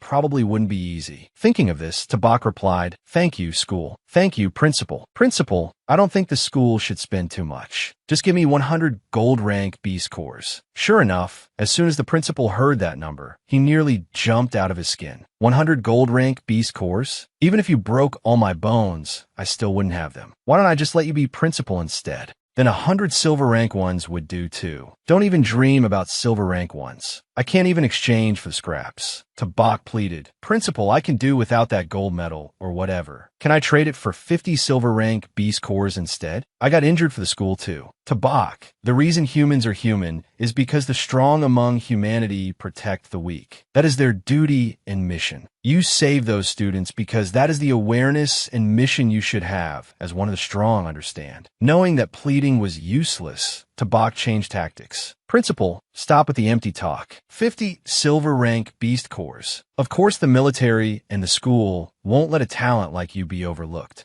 How about this? I'll make the call and give you 10 bronze rank beast cores." In the end, after a long round of haggling, both sides agreed on 15 bronze rank beast cores. All right, besides rewarding you, there's one small matter I need to inform you of as well. The school has chosen you as the first-year representative for this year's inter-school tournament. After hearing that, Tabak could not help complaining. What? This year's inter-school tournament? So the reward was just bait to get me here? Principal, how can you be this unfair? What kind of talk is that? As part of Jiangzhou Martial University, bringing honor to the school is the responsibility of students like you. Besides, don't you want resources? Simple. The prizes in the inter-school tournament are extremely generous. Tabak curled his lips. The 100-school tournament gathers experts from everywhere. Winning a high ranking definitely won't be easy, sir. The principal waved his hand. How can young people be so timid? All right, go back and prepare. Gather at the training room tomorrow morning. Don't be late. The next morning at the training room, this 100-school tournament is organized by the military. Although the resources allocated to our school by the Ministry of Education are not as good as those given to famous universities such as Imperial Capital Martial University and Magic Capital Martial University, I still hope all of you can achieve good results. Now we'll begin roll call. After that, the principal called the names one by one. First, Hutan Thursday, 3rd year, intermediate bronze rank, wood element ability user. Next are Hung Tien Tuong, Bakengung Bang, Fuang QCA. While waiting for his own name to be called, La Vintuong said unhappily to Trong Man and I, "This is so unfair. Our Jiangzhou Martial University was established late, so the cultivation resources for students are much fewer than those top schools." Trong Man and I nodded in agreement. "Yeah, I heard our school ranked very low in the past few years." A moment later, roll call is complete. This year our school has 10 representatives participating in the tournament, all of them the finest students from each year. Now I will announce something. This year, the captain of our school's inter-school team will be Tabak. The moment the announcement was made, Bakengung Bang and Hung Tien Tuong turned to look at Tabak with hostile eyes. Tabak himself looked rather awkward as he said, "Principal, me? Captain? Is there some mistake?" Making Tabak captain was a decision reached by the school council after careful discussion, the principal said. Bakengung Bang said unwillingly, "Sir, Senior Tan Thursday is the strongest among us in both strength and experience. Why should a first-year student take the role of captain?" Hung Tien Tuong chimed in. "That's right. Tabak is only an early bronze ability user. Compared with Senior Tan Thursday, he's a whole level behind. What gives him the right to be captain?" The principal shouted angrily. "You all saw the news these past few days. Tabak has the strength to kill a gold rank ferocious beast. If any of you want to be captain, then go kill a gold rank ferocious beast yourselves, and I'll replace the captain immediately." Bakengung Bang laughed and said, "Who knows how he killed that gold rank beast? Maybe it was just luck." Hung Tien Tuong echoed, "Exactly. I don't believe it either. Right now, I want to challenge you, Tabak. I want to challenge you too, Tabak." Bakengung Bang said. Even Truong Man and I turned to look at Tabak with a meaningful smile. Seniors, I'm really not interested in being captain at all, Tabak explained, inwardly cursing. This old man really was too crafty. Wasn't he clearly setting him up as everyone's target? There's nothing else. Everyone go back and prepare. There are less than 20 days left before the tournament. I look forward to your performances in this competition. With that, the principal quickly left, abandoning Tabak to his fate. Tabak also copied the principal's style, using the excuse that he had something to do before slipping away, which only made the resentment of Bak and Gung Bang's group grow even stronger. Coward. I don't believe he can kill a gold rank monster at all. Don't rush. Just wait and see. Once we enter the tournament, I'll show him. After returning to the dormitory, Tabak immediately fed the bronze rank beast cores to Xiao Ba, hoping he could level up. Seeing Xiao Ba getting something tasty to eat, Xiao Bai grew jealous and tried to snatch food from him. Don't rush, Xiao Bai. You'll get your share too. Your level is still too low, so use blood energy recovery medicine first. Only then did Xiao Bai obediently stop fighting with Xiao Ba for it. In no time, Xiao Ba had already finished the beast core. Xiao Ba, you eat way too much. Just one bite from you costs tens of thousands, even millions. You still want more? How much do you need before you evolve? There are only a few left. If you still don't evolve, then from now on all resources will go to Xiao Bai instead. As he spoke, Tabak poured all the bronze rank beast cores he had been rewarded to Xiao Ba. The instant all the beast cores settled into Xiao Ba's belly was also the moment he evolved. Congratulations, host. Xuanwu Turtle has advanced to mid-bronze rank. Your pet's level has increased. Xuanwu bloodline activation has reached 30. All attributes have been strengthened, and its talents have been enhanced. Physique, 8568. Defense, 862. Agility, 95. Spirit, 90. Talent 1, Xuanwu Barrier. It can gather the power of Xuanwu to form a protective shield, increasing defense by 500. Talent 2, Turtle Spirit Possession. It consumes a portion of stamina to cover the entire body in Xuanwu energy, increasing attack power by 200 and defense by 300. Talent 3, Xuanwu Gravity Pull. Activates the skill on a designated target. The target is dragged towards Xiao Ba by a gravitational force, and if it cannot get close, its speed is greatly reduced. It finally leveled up. Although Xiao Ba didn't gain any new skills, its attribute values and talent rank have improved quite a lot. Before Tabak could even finish celebrating, Xiao Bai also began to evolve. Congratulations, host. The kitten has advanced to high common rank and awakened the talent Nether Ghost Step. She possesses part of the bloodline of the holy beast White Tiger and can grow without limit, eventually becoming a god. Physique, 39.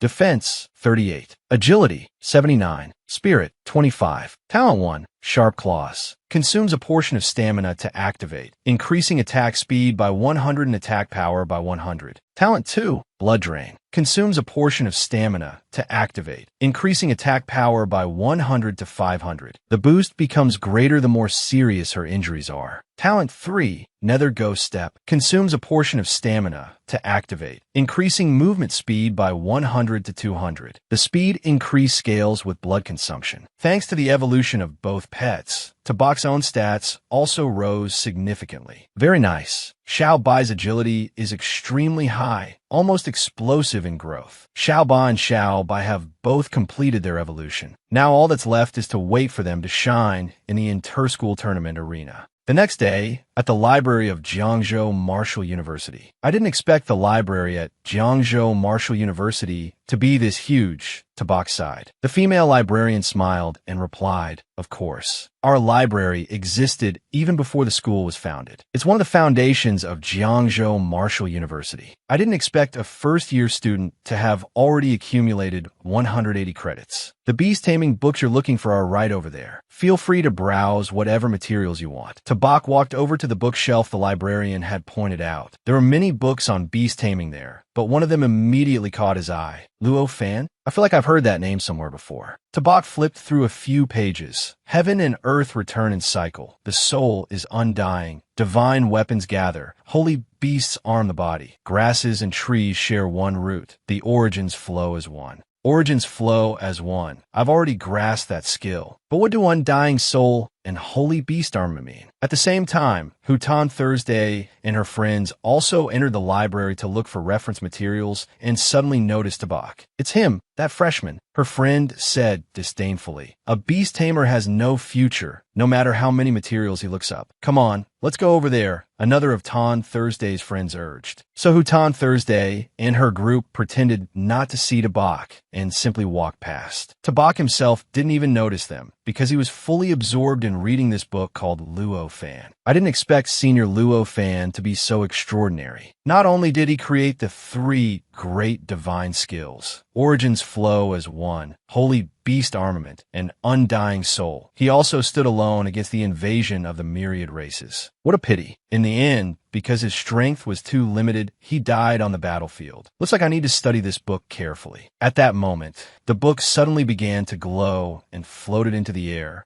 and Tabak suddenly felt as if a stream of power was merging into his body. A moment later, he returned to the librarian to register the book for borrowing. The librarian looked at the book and said in surprise, "How strange. This book doesn't have any classification label at all. It definitely isn't part of the library's collection. It seems like it doesn't belong to any cataloging system." Tabak said in confusion, "That can't be right. I took it straight from a shelf." The librarian took the book and examined it, but strangely, no matter what she did, she couldn't open it. "That's impossible. I was just reading it normally a moment ago. Let me see it again." Tabak took the book back and easily opened it with no effort at all. "Look, miss, why can't you open it?"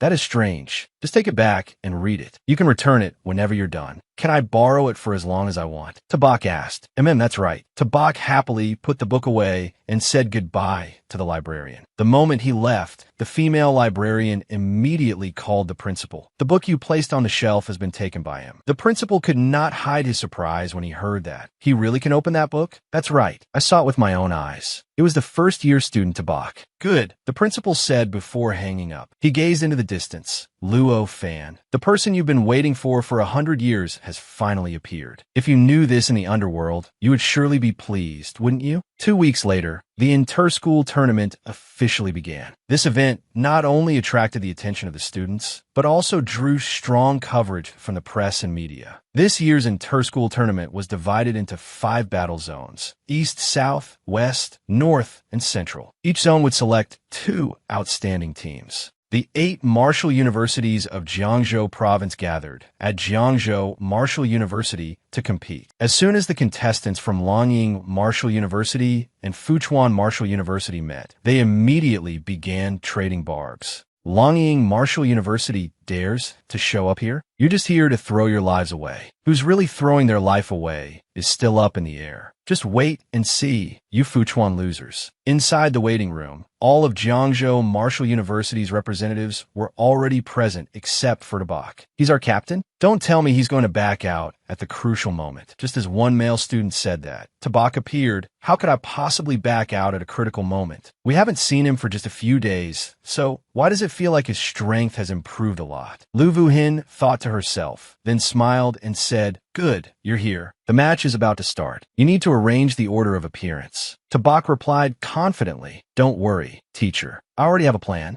Outside the arena, ladies and gentlemen, teachers and students, please remain quiet. 1 month ago, the ferocious beast races dispatched a large army to pin down the fighting strength of our frontline troops. After that, a smaller group of beasts broke through the front line and attacked military bases in the rear areas of several provinces. In the attacked provinces, students from the martial universities were nearly massacred by the beast races, with only a very small number surviving. My fellow countrymen, this blood debt must be repaid. At once, shouts erupted from the crowd. "Revenge. We must have revenge. Wipe out the beast races. Humanity will definitely win." Good. With a spirit like this in the human race, how could we ever fear that the other races won't be destroyed? This is also the meaning of today's inter-school tournament. Next, I hereby announce that the Jiangzhou Province Regional Tournament officially begins. This tournament will use a team challenge format. Each team may send out up to 5 people in each match. The losing side must leave the arena, while the winner may continue accepting challenges. Whichever team still has people left at the end will be the victor. Next, the order of battle will be determined by random draw.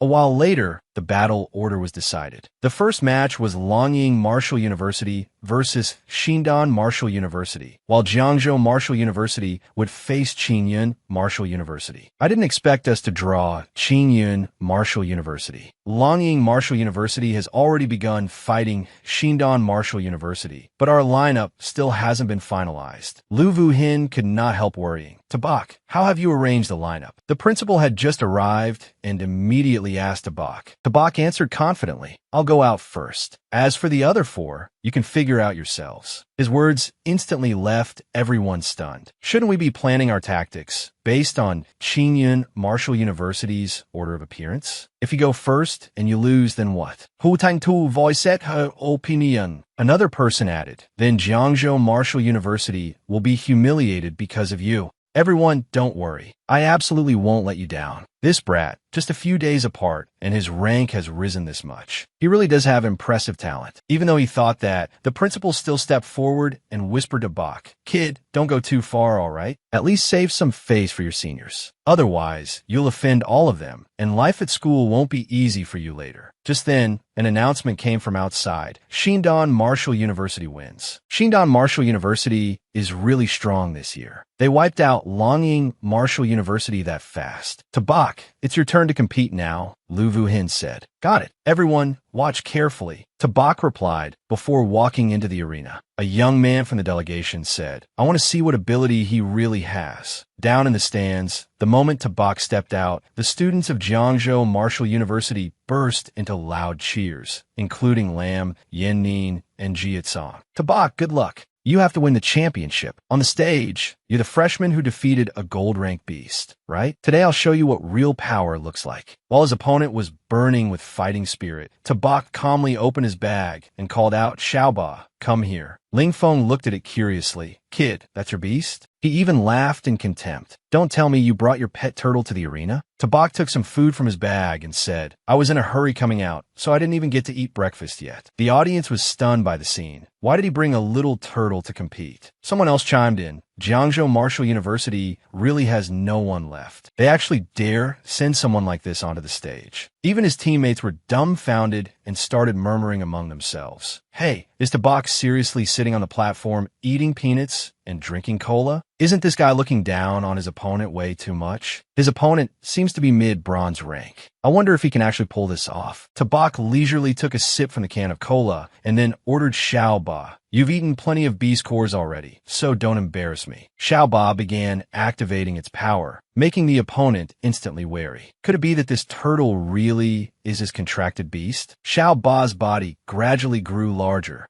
and it shifted into its Xuanwu form. Its enormous body towered several times over the opponent, making him cry out in fear. That's terrifying. Even the entire live audience watching was left open-mouthed. Damn, that turtle is huge. One of its eyes alone is as big as a basketball. Is that skin on its body? That's clearly armor, and it even shines like metal. My God, those claws and limbs. No wonder Tabak was able to kill a gold-ranked beast. If that turtle swings a slap, who could take it? His acquaintances from the same school were also in disbelief. Since when could Xiaoba become this huge? Lam Yannin looked at him with admiration. Tabak has gotten stronger again. Tabak urged again, Xiaoba, finish it quickly. Before Ling Feng could even process what was happening, the giant claw was already behind him. Xiaoba struck the opponent down in a single blow. He collapsed on the ground, still in utter disbelief, and muttered, That ended way too fast. Sitting in one corner, Tabak even encouraged him, Classmate, hang in there a little longer. I want to finish my cola before the next round. That casual attitude infuriated Ling Feng, and he shouted angrily, Arrogant. Ling Feng struggled to get back up and comforted himself. It was just a sneak attack. I need to focus all my strength. Then he said aloud, Why are you so smug? His entire body was covered by a hard layer of stone, and he stared coldly at Tabak. Then let's see which one of us is harder. But the moment he finished speaking, Ling Feng was attacked again as Xiaoba charged at him ferociously. To the shocked cries of the announcer, Xiaoba hurled him right out of the arena. On Tabak's side, everyone was still unable to recover from such a clean and swift victory. Huh? It's over already? Tabak won? That turtle is ridiculously strong. Even the principal praised him. The young man has great potential. Other spectators also discussed it heatedly. Is Qingyun Martial University's captain an idiot or something? He couldn't even dodge such a huge slap, and the turtle didn't even seem that fast. Hearing that, another person could not help but speak up. Kid, it's obvious you're bad at physics. It only looks slow because its body is too huge. Comments continued all around them. Even a mid-bronze rank ability user couldn't stop it. That turtle is impossible to deal with. You're joking, right? It can kill gold rank demonic beasts. How could it be easy to handle? Was Xiao Ba always this powerful? On the giant screen, the announcer declared, the first round goes to the Bach of Jiangzhou Martial University. Qingyun Martial University's second contestant, Zhang Xian, please enter the arena. Zhang Xian was a mid-bronze rank ability user. She thought carefully, I have to rely on speed to win. I can't let that turtle get close to me. Then she swiftly started moving toward Xiao Ba. The announcer's excited voice rang out. Zhang Xian is making use of her speed advantage, constantly moving outside the giant turtle's attack range. The audience also cheered her on. That's right, fight like that. I told you already, the guy who went up before was just stupid. Zhang Xian calculated inwardly. As long as I find an opening, one hit will be enough to win. Even Wu Hin had to admit, Zhang Xian keeps dodging and looking for an opportunity. At this speed, the turtle can't hit her at all. Ton Thursday also felt Tabak was too careless. Below the arena, Tabak remained calm, eating peanuts as if he didn't care about the opponent at all. Xiao Ba watched Zhang Xian's every movement with vigilance. She flipped upward and said, your turtle is very strong. But the moment she finished speaking, Zhang Xian had already slipped past Xiao Ba. Her real target was Tabak. I choose to deal with the beast tamer directly. Faced with the opponent's attack, he remained perfectly calm. It's too late to turn back now. Wu Hin shouted anxiously to warn him. This is bad. Zhang Xian is about to attack Tabak directly. Yanin also watched the match nervously and cried out, be careful. Zhang Xian's strike had already arrived. Tabak, you've lost. Even with the tip of the opponent's sword right in front of him, Tabak still calmly enjoyed the last sip of his cola. At the same moment, Zhang Xian was sent flying by a whip of Xiao Ba's tail. The spectators found the scene extremely satisfying. What a move! Divine turtle tail sweep. Yanin quietly let out a sigh of relief. You scared me to death. Hungan also praised. Nicely done, Xiao Ba. Tabak's whole team was once again amazed by him. Tabak won again? That was way too fast. Even Ton Thursday gave him a higher evaluation. This Tabak is really strong. Wu Hin looked at him with pride. This brat. Only then did Tabak finally say from below the stage, I'm full now. He even politely reminded his opponent, you stood too close to me. Xiao Ba hit a bit hard. Classmate, hurry and go get treated. All right, I'm gonna get serious now, Tabak declared. So, who's coming up next to challenge me? The entire arena erupted in excited cheers from the crowd. The next challenger was also defeated by Tabak in no time. Another one was knocked out. Tabak kept asking for the next challenger until no one was left who could match him. The referee announced, Jiangzhou Martial University, Tabak wins. In the end, he won amid the shock and admiration of the entire audience. Oh my god, that guy Tabak from Jiangzhou Martial University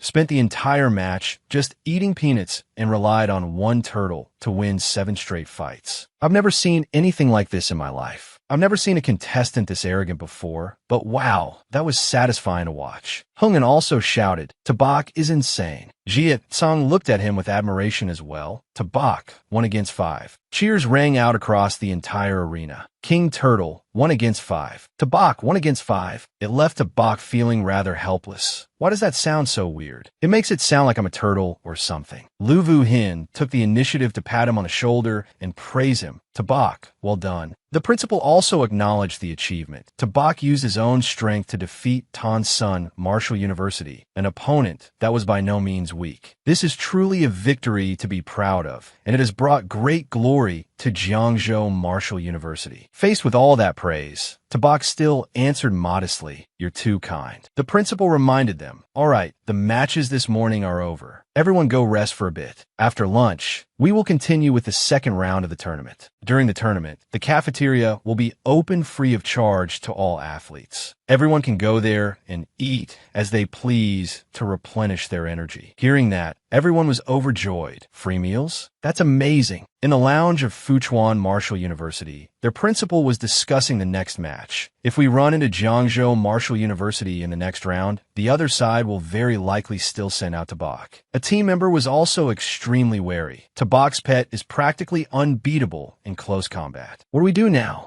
Their principal assigned a task. If we really do face Jiangzhou Martial University, Maokai, you'll deal with Tabak. Another girl immediately agreed. That's right. The captain has poison element abilities, so there's no need for close quarters combat. Understood. Maokai also assured them. When the time comes, I'll keep my distance and use poison. I'll definitely kill that turtle. Meanwhile, in a lounge of Tandan Martial University, their principal was also trying to reassure the students. Don't be discouraged. Tabak is very strong, but his weakness is also obvious. Find a chance to break through the turtle's defense and defeat Tabak. That is the only path to victory. Li Feng took the initiative to accept that responsibility. The principal is right. If we meet Tabak this afternoon, I'll deal with him. Actually, Zhang Xian's strategy this morning was correct. The only problem was that the speed wasn't fast enough. After hearing that, the principal immediately agreed. Good. Li Feng, you're a martial artist who specializes in speed attacks. Wait for your chance and strike Tabak directly. He confirmed. Understood. The afternoon matches were about to begin, and the MC was also heating up the atmosphere. This morning's matches were truly exciting. The students all displayed spirited fighting will and fearless courage. Next, the second round of the competition will begin immediately, and we will proceed with a random draw. The audience guessed curiously. Sai, I think this time Jiangzhou Martial University's team doesn't even need the other members to fight. Tabak alone can defeat the other schools. Having a teammate like that is just incredible. Another person disagreed. Don't celebrate too early. This is only within the province. Once they meet martial universities from outside the province, Jiangzhou Martial University could still get beaten so badly they won't be able to lift their heads. Asi muttered in a daze. We were always the ones who couldn't lift our heads before. Now that Tabak is here, there's nothing left for us to do. The MC announced, next, I will reveal the results of the second round draw for the provincial tournament. Match 1, Jiangzhou Martial University versus Tandan Martial University. Match 2, Fuchuan Martial University versus Inia Martial University. Match 3, Long Eagle Martial University versus Qingyun Martial University. Match 4, Taeswang Martial University versus Zhang Shu Martial University. In the first match, Tabak of Jiangzhou Martial University would face Li Feng of Tandan Martial University. Li Feng immediately understood. As expected, they still sent Tabak out first. Good thing we prepared a strategy against him in advance. As usual, Tabak took the initiative to show concern for his opponent. Classmate, don't be too nervous. Relax a little. Endure it for a bit, and it'll be over soon. The MC shouted, the match begins. Li Feng's whole body was already covered in supernatural energy, and he said coldly, Tabak, don't be so arrogant. Li Feng used Gale Step to move at astonishing speed. He circled around to Xiao Ba's side, then slipped aside. Li Feng's kick shot straight toward the turtle shell. But he helplessly realized, I can't break through its defense at all. Xiao Ba's tail lashed down again, but Li Feng dodged it. The spectators all speculated. Looks like that turtle can't hit Li Feng. Look, it seems like Li Feng has provoked the turtle into a frenzy. It's yelping all over the place. If Li Feng suddenly attacks Tabak, do you think he has a chance to win? Someone else agreed. I think he really does have a chance. Could it be that turtle doesn't have any brains at all? Isn't this just bullying Tabak? The girls also enthusiastically cheered him on. That's so mean, but I like it. Go, Li Feng. Down below the arena, Li Feng continued provoking Xiao Ba. Come on, chase me. Hutan Thursday guessed his plan. Looks like he wants to lure Xiao Ba away from Tabak. Lu Vuhin also grew anxious for him. What is Tabak doing? Why hasn't he thought of a solution yet? Tian Xiang watched carefully and noticed. It looks like he's searching for something. As it turned out, what he was searching for was a can of cola. Finally found it. Sorry, I ate too salty at lunch. Tabak still calmly drank his soda, while the crowd passionately cheered for his opponent. Go Li Feng. Go Li Feng.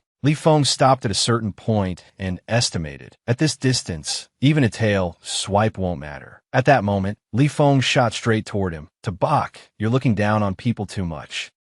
Li Feng will make you pay. Tabak calmly called out, Xiaoba. A wave of supernatural energy struck. Li Feng froze in midair, though he could still speak. What is this? Why can't I move? Only then did he realize that Xiaoba had released an illusion to restrain him. Tabak coldly ordered, all right, stop playing around. End the battle already. Xiaoba opened its huge mouth toward Li Feng. He grew even more horrified. Wait, what are you trying to do? Xiaoba answered him into Bak's place. Li Feng was blasted high into the air. His body slammed so hard that it smashed a huge hole in the spectator wall. Only then did the audience realize, I get it now. It's not that Li Feng isn't strong. It's that Tabak is too monstrous. If it were me, if I ran into Tabak, I'd rather surrender on the spot. How could anyone possibly beat him? Faced with Li Feng's defeat, a team member asked the man in charge, Principal, what do we do now? Li Feng is injured this badly. He helplessly could not bear to look at Li Feng's miserable state. There's no other way. We just have to give up, the MC announced. Unfortunately, when faced with the powerful opponent Tabak from Jiangzhou, Tandan Martial University's team has chosen a forfeit. Next to face Jiangzhou Martial University will be Fuchuan Martial University. This announcement surprised the audience. How can they forfeit without even fighting? Someone answered, Tabak really is too strong. Better to give up than suffer humiliation for nothing. Lu Wuhin secretly let out a sigh of relief. All right, Tandan forfeited on their own. Tabak can conserve his strength to deal with Fuchuan now. Tian Chuang replied, what strength does he even need to conserve? But Hutan Thursday remained cautious. Still, Fuchuan's captain is a poison element ability user. He probably won't be easy to deal with. The MC declared, the match begins. Mao Kai took the initiative to speak. Wait, don't attack yet. Tabak, I admit you're very strong. I know I'm no match for you. How about we make a deal? Tabak merely asked calmly, what kind of deal? He brought up another subject. Classmate Tabak, you really are very strong. I probably can't beat you in this match. However, I really want to discuss the matter of beast tamers with you. Tabak was very surprised when he heard that. What is this guy doing? Why is he so intent on discussing beast tamers with me? Then he immediately realized, I get it now. You're deliberately stalling for time. A poison element ability user needs a long time to mobilize the element. Tabak immediately ordered Xiaoba go. Poison fluid surged out from Mao Kai's hands. He coldly said, only noticing now, the poison mist is already billowing out. Too late. Even if you're a god-tier beast tamer, you still won't be able to avoid my poison fog. The poison gas spread toward Tabak. He said confidently, you can't dodge it. Hutan Thursday was also very worried. This is bad. Tabak underestimated him too much. I heard Mao Kai has already taken down quite a few high-rank mutant beasts with poison during previous training trials. Hearing that, Lu Wuhin became even more flustered. Then what should we do? Only the principal remained calm. Don't panic. Victory and defeat have not yet been decided. Xiaoba thrashed about wildly inside the thick poison fog. Mao Kai seized a chance to move toward Tabak. Inside this poison fog, you can't see anything. But I'm not affected at all. He thought smugly. Let's see how much longer you can endure inside my poison fog. Tabak, you are too careless. Once I release my poison creature, this match will end immediately. Seeing Tabak's silhouette sitting cross-legged ahead of him, he remained extremely confident. Are you meditating to resist the poison fog's invasion? But what you're facing isn't just poison fog. His hand swung forward, die Tabak. But the palm strike was blocked by a barrier Tabak had set up. Tabak calmly asked him, trying a sneak attack from behind inside the poison fog. Too bad you ran into me. Mao Kai shouted in shock. How is that possible? You're a beast tamer. How can you withstand the full force attack of my poisonous claws while inside the poison fog? At the same time, in the stands, the principal answered his question for the students. Origin synchronization. Lu Wuhin and Hutan Thursday cried out in unison. Origin synchronization? He replied, that's right. This is a high-tier talent of a beast tamer. Tabak can already transfer his beast defensive ability onto himself. Down below, Tabak waved his hand impatiently. Let's finish this quickly. Your poison fog is really unpleasant. Xiaoba's silhouette also emerged. Mao Kai inwardly lamented, I'm done for. It's over. He too was blasted out of the arena by Xiaoba. Hung and cheered happily. Brother two is way too strong. He even sent a poison user flying out of his own poison fog. Lam Yanin was also full of admiration as she thought to herself, Tabak, I won't let you leave me too far behind. With that brilliant victory, the entire arena erupted with shouts. Tabak, King Turtle, 1 against 5. The MC announced. since student Mao Kai of Fuchuan Martial University no longer has the strength to continue fighting, Fuchuan Martial University has decided to forfeit. The championship of this provincial tournament belongs to Jiangzhou Martial University's Tabak. He gently rubbed Xiaoba's head. It's over. The match is finished. The principal happily praised him. Tabak, this time you have brought glory to Jiangzhou Martial University. Well done. Tabak spoke up. Then, principal, does that mean you'll give me some extra medicinal resources? The moment he heard that, the principal immediately understood. This brat is trying to take advantage of the moment to fleece me again? As if I'd fall for that so easily. The principal answered smoothly. Jiangzhou Martial University has won the provincial championship. The military will award you military merit points. You can go to the logistics department later and exchange them for resources. Tian Trong asked dejectedly. Only Tabak fought. What do military merit points have to do with us? The principal replied awkwardly. Well, then he changed the subject again. In any case, 3 days from now, we will head to Lacton to participate in the whole Warzone tournament. Do you all have confidence? Only Tabak shouted, confidence. Hearing that, the principal ordered them to disperse. Good. Everyone is tired as well, so go back and rest properly. Prepare for the Warzone tournament in 3 days. Do your best. Tabak still tried to ask, Principal, what about the resources? The principal hurried away, not forgetting to throw out one last line. Especially you, Tabak. I'm looking forward to your outstanding performance. See you in 3 days. Tabak cursed him inwardly, that old fox. The second I mention resources, he runs like the wind. On the street, a broadcaster was reporting on the tournament that had just ended. At present, the provincial tournament of the 100 Schools Alliance has concluded. The top 3 teams were Imperial Capital Martial University, Magic Capital Martial University, and Great Wall Garrison Army Martial University. Quite a few heavenly talents shone brilliantly in this tournament. Among them, the most eye-catching was Tabak of Jiangzhou Martial University. In all 3 matches, he won single-handedly, 1 against 5,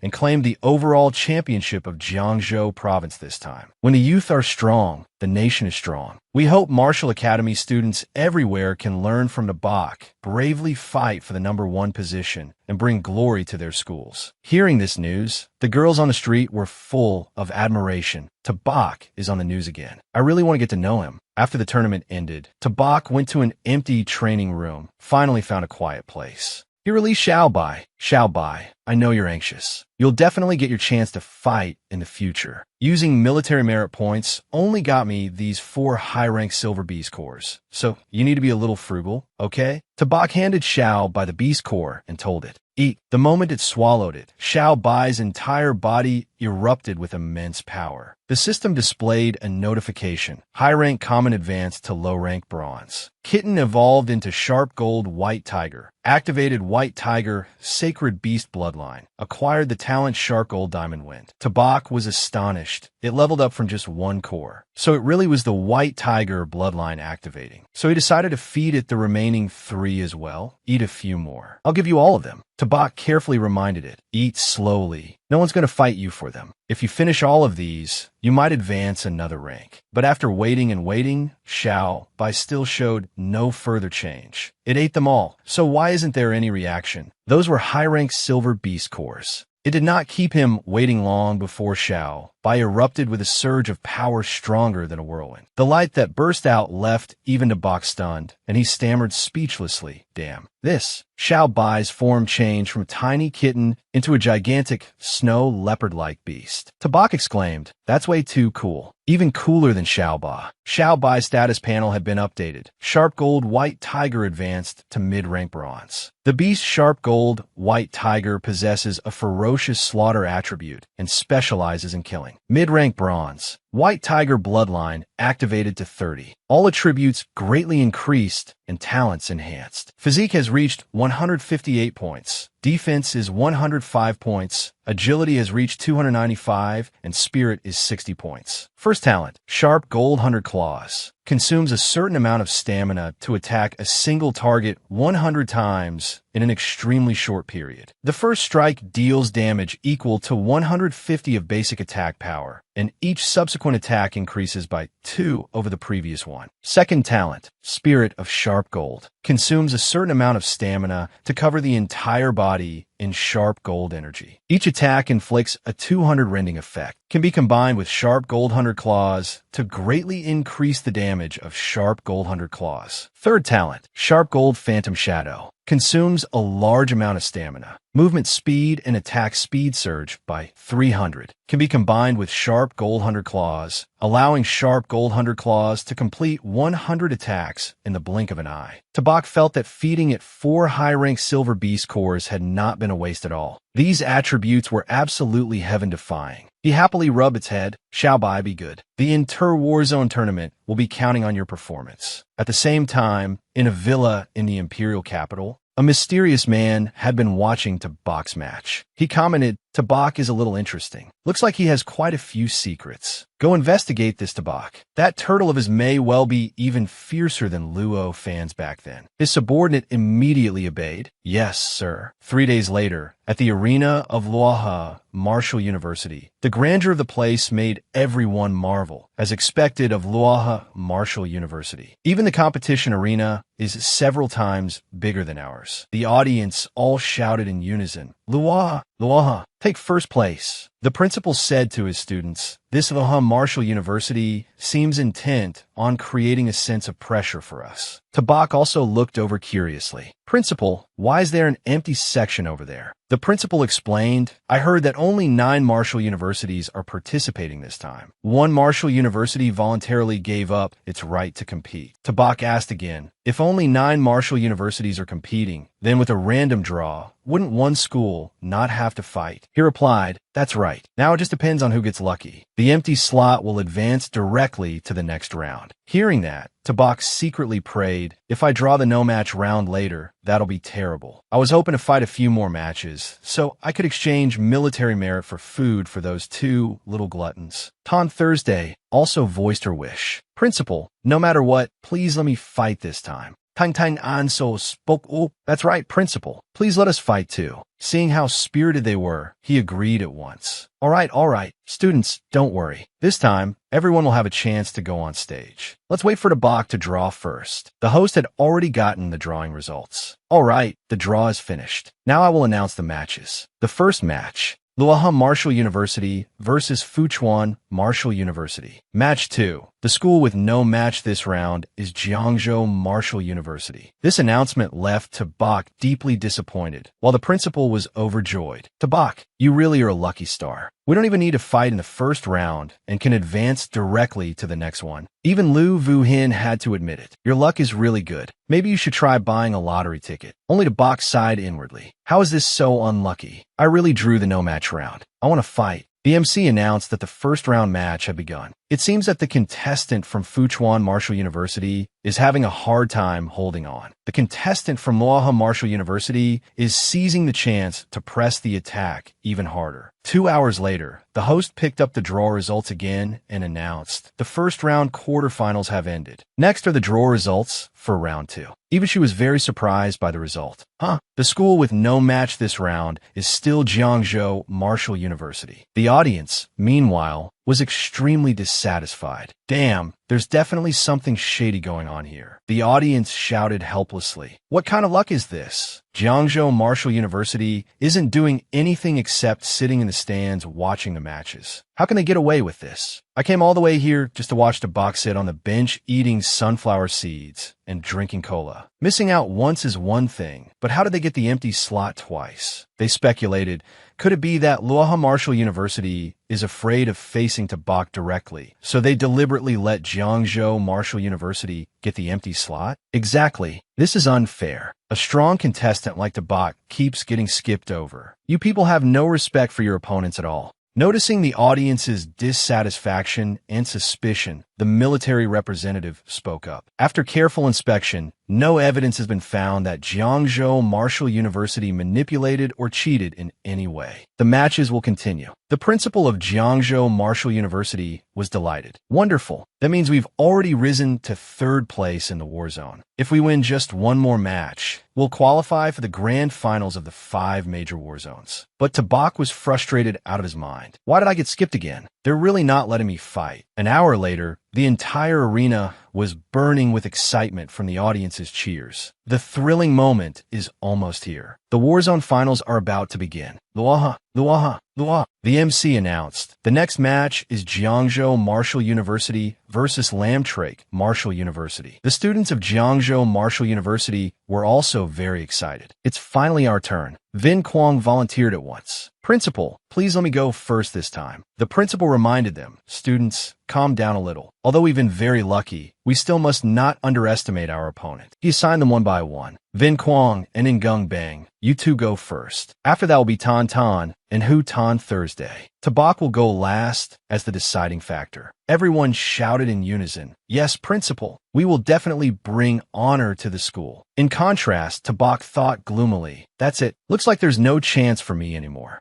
The MC shouted, the match begins. First was Vin Quang, using the power of early bronze rank against a mid-bronze opponent. In the end, although he tried his best, he still lost regrettably. The next one, Ngung Bang, entered the arena and immediately switched into a berserk state, completely giving up defense and fighting recklessly, even forcing the opponent to retreat again and again. Jiangzhou Martial University wins. Tan Tan, the school beauty, truly does not have weak combat skills. With a single flexible whip move that combined offense and defense, she directly knocked her opponent out of the arena. Jiangzhou Martial University wins. Lu Wuhin clapped happily and exclaimed, we won again. The principal was also rather surprised and suddenly felt that the strength of the others had also improved by leaps and bounds. Could it be because of that brat Tabak's influence? Meanwhile, Tabak was still gloomy. When on Earth will it be my turn? My military merit. The MC announced. Next, the representative of Jiangzhou Martial University is Hu Tan Thursday. She spoke directly to her opponents. You two can come at me together. Let's save time. The opponents grew angry at that. Don't be too arrogant, or you'll lose miserably. The MC also agreed. The rules allow one person to challenge multiple opponents at the same time. The match was about to begin. Tabak was very unhappy. 1 against 2? That girl really isn't planning to leave me even the slightest chance, is she?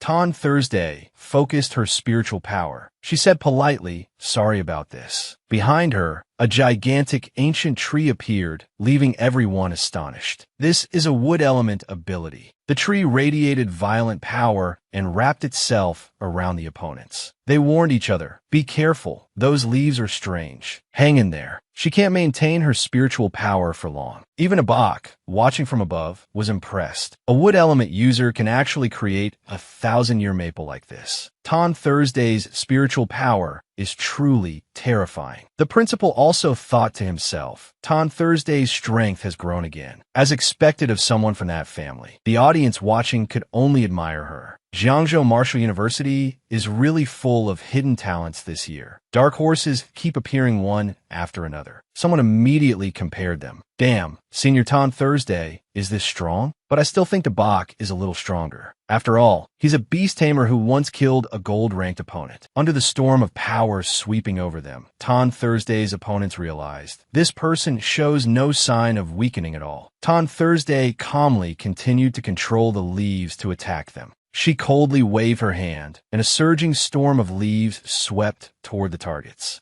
Both of them were defeated. The announcement rang out. Result of this round, Jiangzhou Martial University wins. Finally, congratulations to Jiangzhou Martial University and Luoha Martial University. These two schools will advance to the national finals. The principal immediately praised her without restraint. Tan Thursday, this time your performance exceeded everyone's expectations. Wonderful. He added, however, in this round, the one with the greatest contribution was still student Tabak. Hearing that, Tabak was stunned. What? I'm the biggest contributor? Are you mocking me for not even getting on stage? He explained, if the Bach hadn't received buys for 2 consecutive rounds, we wouldn't have won so easily either. All right, everyone is tired. Go back and rest early. In 1 week, we'll take part in the national finals. This time, besides the military merit rewards you students have already earned in the competition, the school will also provide abundant cultivation resources as an extra reward. The whole group cheered when they heard that. Long live the principal. That's great. As for the Bach, he was calculating to himself. This time I didn't get any results from making a move. I need to think of a way to get some resources for those 2 little gluttons. In the Lin family estate, Lam Yanin was still training diligently. Uncle Van Yin came over to remind her, Yanin, Tambi. She told him, Uncle Van Yin, I'm not hungry. I want to train for another hour. Van Yin looked at her helplessly. This girl, ever since the Bach joined the 100 School League, every day, she only watches to box matches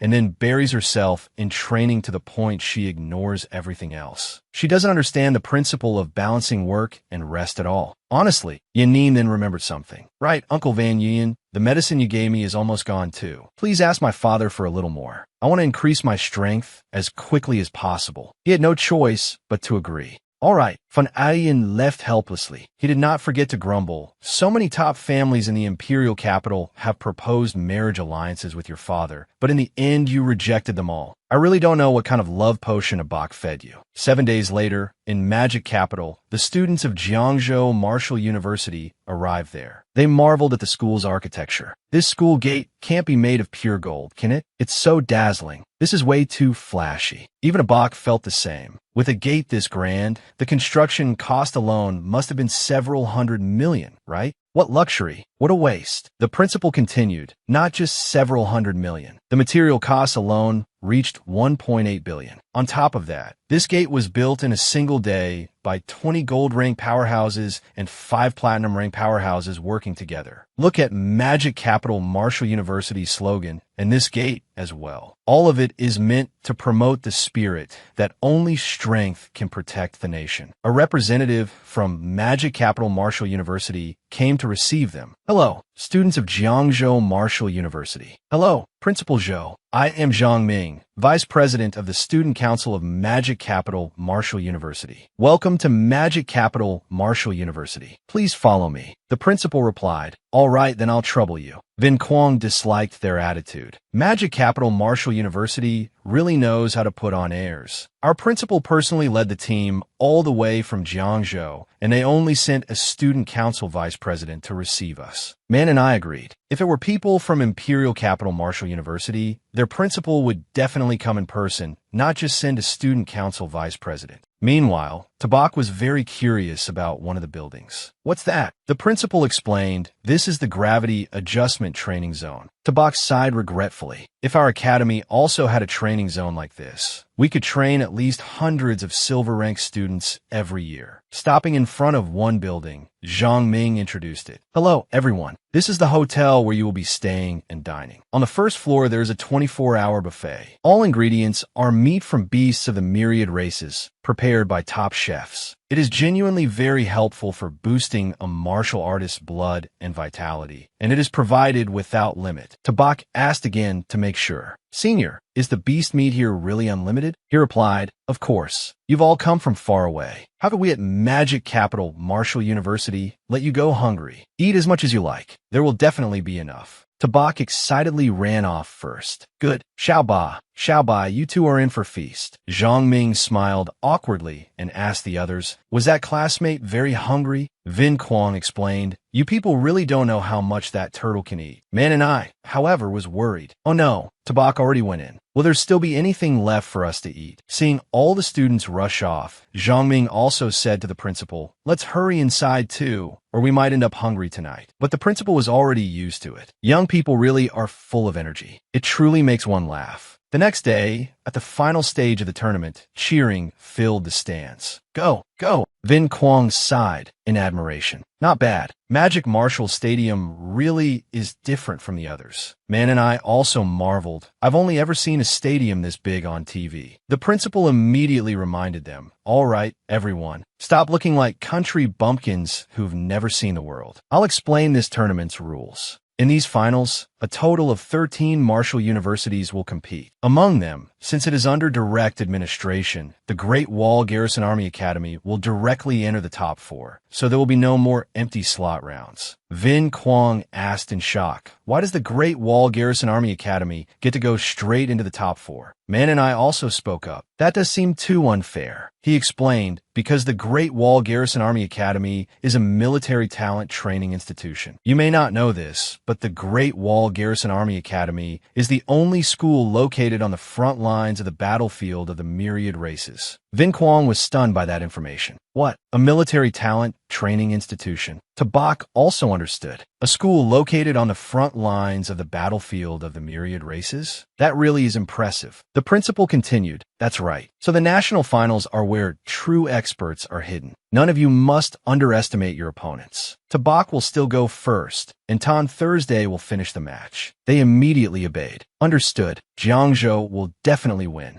BMC announced, "Teachers and students, please quiet down. The inter-school tournament finals are about to begin. Below are the results of the first round draw. Match 1, Jiangzhou Martial University versus Hone Tan Martial University. Match 2, Imperial Capital Martial University versus Huadong Martial University. Match 3, Magic Capital Martial University versus Nam Kim Martial University. The 3 matches will be held simultaneously." Principal Zhou let out a breath of relief. "Our luck isn't bad. In the first round, we still haven't met one of the top 3 martial universities." But Vin Quang was still worried. "Hone Tan Martial University isn't much weaker than us. How about letting me go first?" Tabak interrupted him. "No, I'll go first. I want all the schools to know the attitude of our Jiangzhou Martial University." BMC shouted, "The match begins." The opponent took the initiative to greet him. "You're Tabak, right? It was already difficult enough for your Jiangzhou Martial University to make it into the finals. But this is where it ends." Tabak simply opened his bag and released Xiaoba. "Xiaoba, make it quick." Xiaoba let out a mighty roar that shook the entire arena.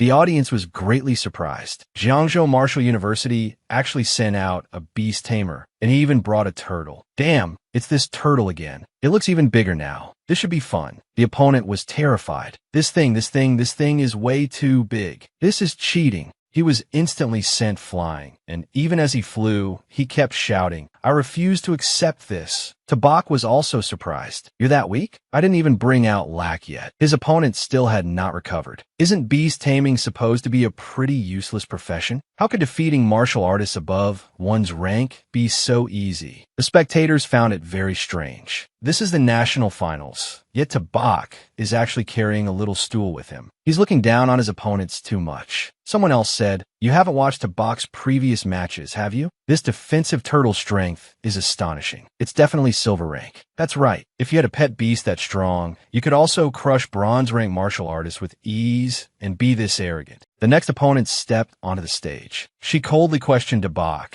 "Isn't your Jiangzhou Martial University going too far in humiliating people? I'll make you pay for that." Meanwhile, Tabak was reading a comic on his phone. He even praised it. "This comic is really good. I should hit the like button." Xiao Ba spat out a blast of firepower and wiped out the opponent in an instant. The announcement rang out. Jiangzhou Martial University, Tabak wins. Watching the match, Vin Quang could not help exclaiming, eating peanuts was one thing, but he even brought his own little stool. So this is the attitude he was talking about. The principal was also utterly helpless. This Tabak really is far too unrestrained, humiliating the opponent like this. How am I supposed to have dinner with Principal Tran of Hone Tan Martial University in the future? On the contrary, Hutan Thursday still cautiously reminded them, don't celebrate too early. Tabak may have run into a real powerhouse this time. That's the captain of Imperial Capital Martial University, right? The match on Imperial Capital Martial University's side was also extremely intense. From afar, all they could see was the arena exploding, flames surging everywhere, followed by the announcement. Imperial Capital Martial University wins by a landslide. The Imperial Capital captain looked at his opponent coldly. I might have gone a little too hard. Sorry. The principal immediately recognized him. He's a fire element martial artist from Imperial Capital Martial University, and he's already at peak silver rank. Vin Quang cried out in shock, a silver rank fire element martial artist. So this is the strength of Imperial Capital Marshall University? That's terrifying. Ton Thursday added, if not for Great Wall Garrison Academy, probably only Magic Capital Marshall University could compete with Imperial Capital Marshall University. Yin Nin called out to the viewers, please leave a like, comment, share, and follow. I hope everyone will keep supporting us. Then the announcer's voice rang out. Jiangzhou Marshall University wins. At that moment, Min Khan, a student from Luoha Marshall University, took the initiative to step forward. Principal, let me handle this debacle. I also want Jiangzhou Marshall University to have a taste of 1 against 5. The principal agreed. All right, Min Khan, use your speed to win. Don't clash head-on with that turtle. He replied confidently, don't worry, principal. The announcer declared, Jiangzhou Marshall University versus Luoha Marshall University, Tabak versus Min Khan. The match begins. Min Khan walked onto the stage with a calm expression. Tabak, last round you took advantage of my opening. Jiangzhou Marshall University won't be that lucky this time. Tabak didn't even take this opponent seriously. Oh, another silver rank wind element user. Xiaoba go. Min Khan erupted with a chilling aura and said confidently to him, feel the power of wind. Let me show you the strength of a silver rank fighter. Fierce winds swept in like a tornado. But then he realized, damn it, the Earth's pull can't lock him down. Before he could react, he was already being eliminated. He unleashed his finishing move and hurled out a powerful strike. Goodbye, little bronze brat. Slightly annoyed, Tabak drained the soda can in his hand. How is anyone supposed to enjoy sunflower seeds in a wind like this? Min Khan remained fully confident in his ultimate skill, thinking he would lose even more miserably this time. When the ground was covered in thick smoke and dust, Min Khan thought Tabak was finished and couldn't help saying, I might have hit a little too hard. Go back and treat your injuries properly. But Tabak emerged from the dense smoke like a god descending. The black tortoise bastion shield had protected him completely without a scratch. He looked as if he hadn't heard clearly and asked, what did you say? Min Khan was stunned, speechless when he saw his opponent unharmed. How is that possible? Someone actually mastered Luo Fam's ultimate technique? Tabak looked at him coldly. You're a wind user, right? Very confident in your speed, are you? He ordered Xiaoba, come back. Then he released Xiao Bai onto the field. If you want to play speed, then I'll play with you. Xiao Bai, it's your turn to show off. When Min Khan saw him send out Xiao Bai, he laughed mockingly. Tabak, are you stupid? You brought your pet cat? The entire audience also started buzzing. Which school is that student from? Looks like Jiangzhou Marshall University. He's kind of interesting, even bringing his pet out. That little cat is so cute. I want one too. Truong Kai was equally surprised. What's Tabak doing? He must be trying to mock his opponent. First the little stool, then the little Coke can, and now he even brought out a pet just to provoke him. Man and I looked worried. But will that even work? The opponent is a wind user. The principal reassured her, don't rush. Just keep watching. That cat isn't an ordinary cat. Min Khan still had no idea his doom was about to arrive and arrogantly said, why not bring out that turtle too while you're at it? Tabak simply instructed, Xiao Bai, don't hit too hard. This is just a match, not a battlefield. Xiao Bai let out a roar and transformed into a gigantic beast. Min Khan thought he had heard wrong. Huh, that roar. That blur just now. I wasn't seeing things, was I?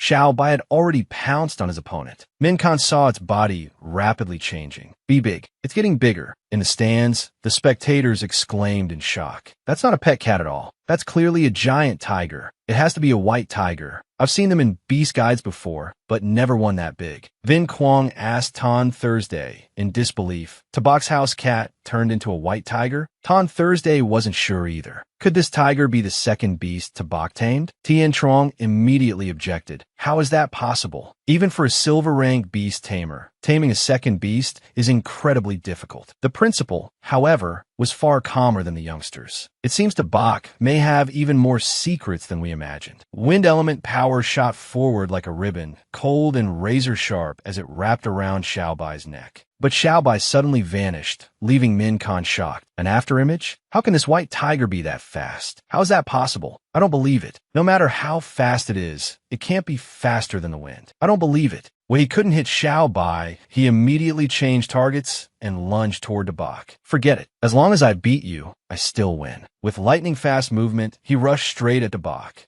But what awaited Min Khan was Xiao Bai, now upgraded into the majestic form of the sharp gold Ghost Strider. Faced with that overwhelming power, all he could do was cry out, "Impossible!" Xiaobai casually swatted him off the arena. Like so many before him, he crashed heavily into a corner of the field. The announcer declared, "Jiangzhou Martial University, Tabak wins." The entire audience gasped in amazement. "Oh my god, Tabak won again?" A mid-bronze fighter actually defeated the silver-rank captain of a famous school and almost completely crushed him. This has to be fake, right? Others felt, why does it feel like Tabak's white tiger is even stronger than that turtle? What exactly is this giant tiger? Why is it so fierce? Cheers echoed throughout the arena. Tabak, Tabak, Jiangzhou wins, Tabak wins. Even the judges had to re-evaluate him. This student Tabak, I've never heard of him before. What year is he in at Jiangzhou Martial University? Are even the team members of Imperial Capital and Magic Capital Martial University only at this level? Jiangzhou Martial University actually produced such a genius this year. Jiangzhou Martial University is about to rise. They're definitely going to explode onto the scene this time.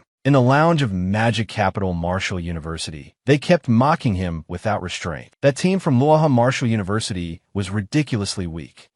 That country bumpkin, bringing along 2 tame beasts and ruining our buffet worth tens of thousands. If we run into him, we definitely won't let him off. The captain of Magic Capital Martial University, Chao Tuhian, also spoke up. He's far too arrogant. If we meet them in the top 4, Magic Capital Martial University will definitely teach him a lesson and beat him senseless. His teammates immediately flattered him. That's right, Captain is absolutely right. A hick like that deserves to be taught a lesson. In another round, Xiaoban knocked down his opponent beneath his claws. The announcer declared, Jiangzhou Martial University, Tabak wins. The next opponent was sent flying out of the arena by a whip of Xiaoba's tail, and Tabak won again. Yet another opponent stepped onto the stage, and the result was still the same. Jiangzhou Martial University, Tabak wins. The announcer shouted, "Congratulations to Jiangzhou Martial University for successfully advancing to the top 4. The students of Jiangzhou Martial University all shouted excitedly, "Jiangzhou Martial University has risen. Tabak, Tabak,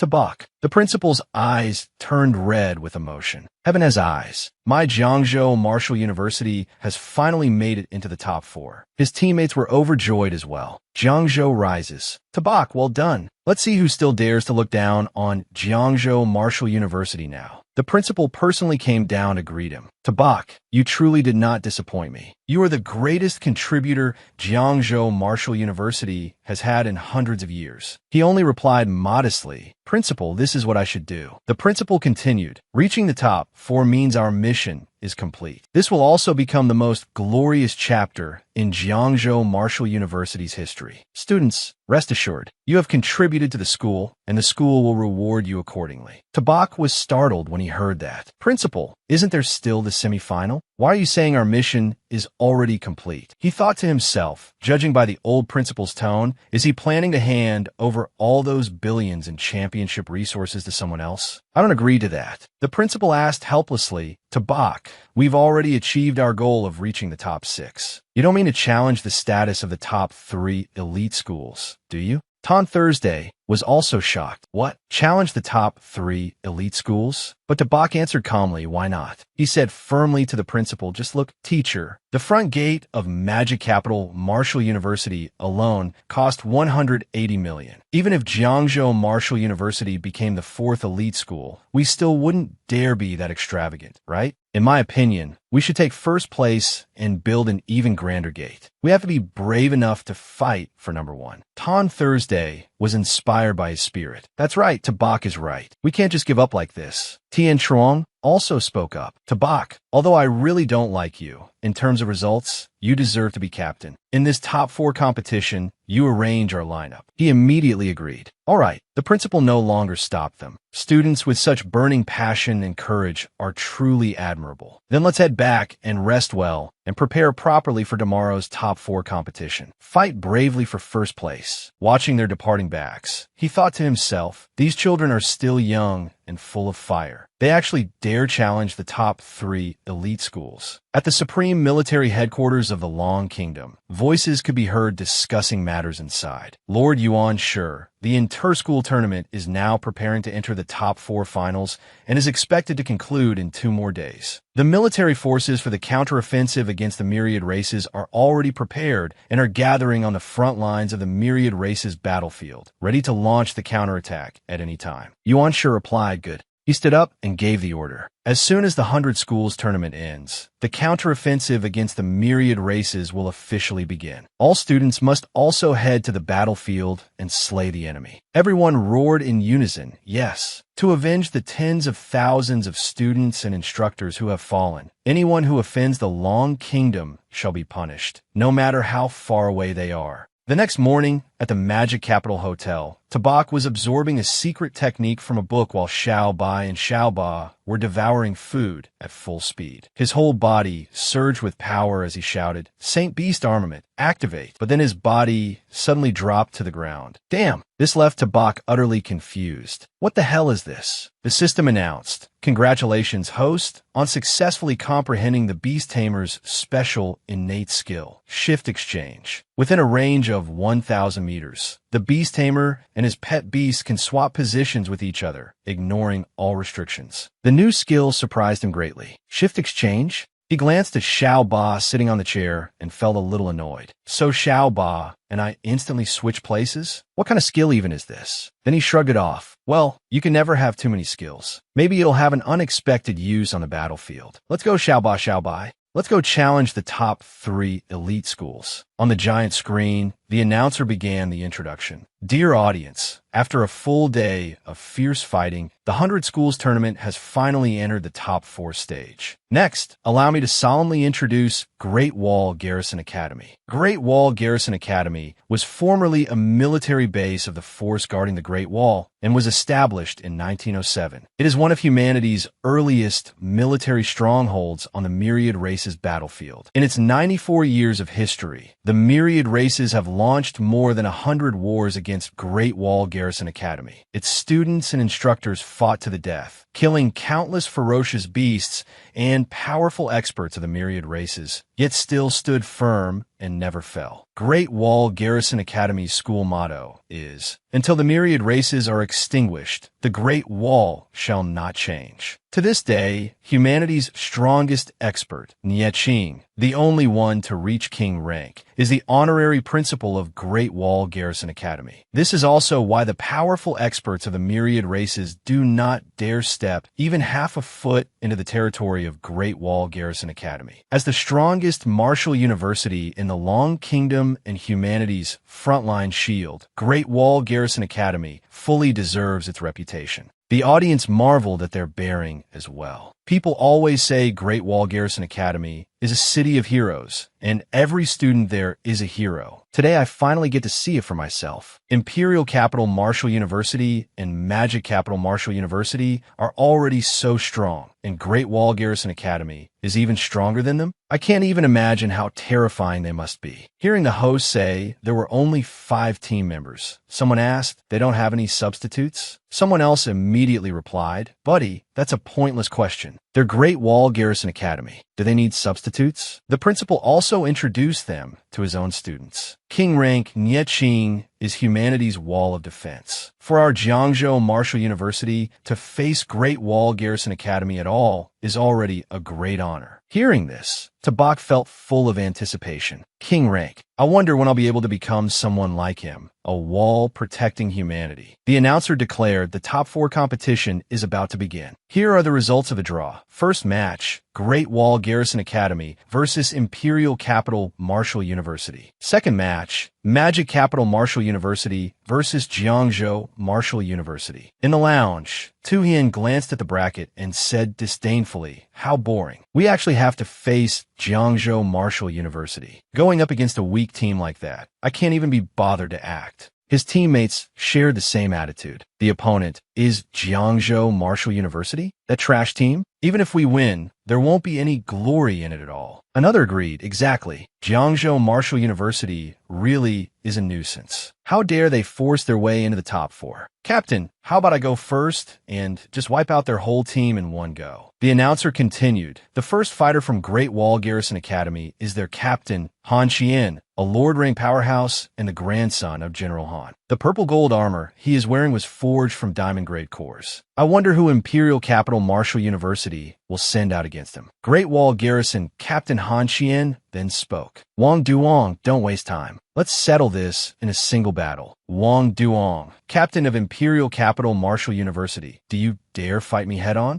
The audience instantly became excited. Han Qian is directly challenging Wang Duong. So Imperial Capital Martial University and Great Wall Garrison Academy are opening with a king versus king clash? This is too exciting. They shouted together, king versus king, king versus king. His opponent also rushed forward. Wang Duong, captain of Imperial Capital Martial University, spoke up. Old Han, if we're fighting, then let's fight. Why make such a big fuss about it? Han Qian laughed loudly in reply. I'm just afraid you'll lose. The female spectators all screamed. It's my Prince Charming, Wang Duong. Wang Duong is mine. Wang Duong is so handsome. The principal also praised them. Han Qian against Wang Duong. The match is intense the moment it starts. Youth truly is an advantage. Seeing the audience cheering so passionately, Tabak muttered, is this Wang Duong really that handsome? Why don't I see it? He turned to Vin Quang. Old La, you'll go first later. Give them a little something special to taste. Hearing that, he wasn't very confident. Me first? Will that really be okay? Han Qian's fighting spirit sword. Let's begin. I'll let you make the first move. Wang Duong answered with his wind fist, sweeping clouds. Then I won't hold back. The violent wind, like a tornado, slammed straight into Han Qian's defenses. The audience was shocked as well. He's developed diamond-grade battle armor to this extent? With agile movements, Wang Duong launched spear strikes again and again at his opponent's armor. So what if your blood energy is high? So what if your armor is sharp? The principal below exclaimed in amazement. Wang Duong is a martial artist with an extremely fast offensive style. With the raging gale on top of that, it's impossible to see his figure clearly at all. He's truly terrifying. Tabak also thought to himself, so this is the strength of mid-silver rank? But I'm only mid-bronze rank. Down by the arena, Han Qian merely coldly pointed out his opponent's weakness. An opening. He raised his saber, his aura surging upward, and unleashed an earth-tier battle skill. A single move, sky-rending slash, cracked the ground beneath his feet. Even Wang Duong was forced into a difficult defense. The judges were stunned as well. Is this General Han's sky-rending slash? I remember 3 years ago, General Han used this very strike to directly kill a diamond rank enemy. Its power is truly terrifying, and yet it can even force Wang Duong to stop. Han Qian actually used an extremely destructive battle skill as a control skill. That's hard to believe. Others also praised him. Amazing. Han Qian actually came up with this kind of tactic. As expected, the military's #1 battle general. Immediately, Wang Duong retaliated with an earth-tier battle skill of his own. Void-breaking spear shot forward with overwhelming force. Han Qian only said coldly, meeting force with force? Wang Duong, you've already lost. Then an explosion erupted beneath the arena.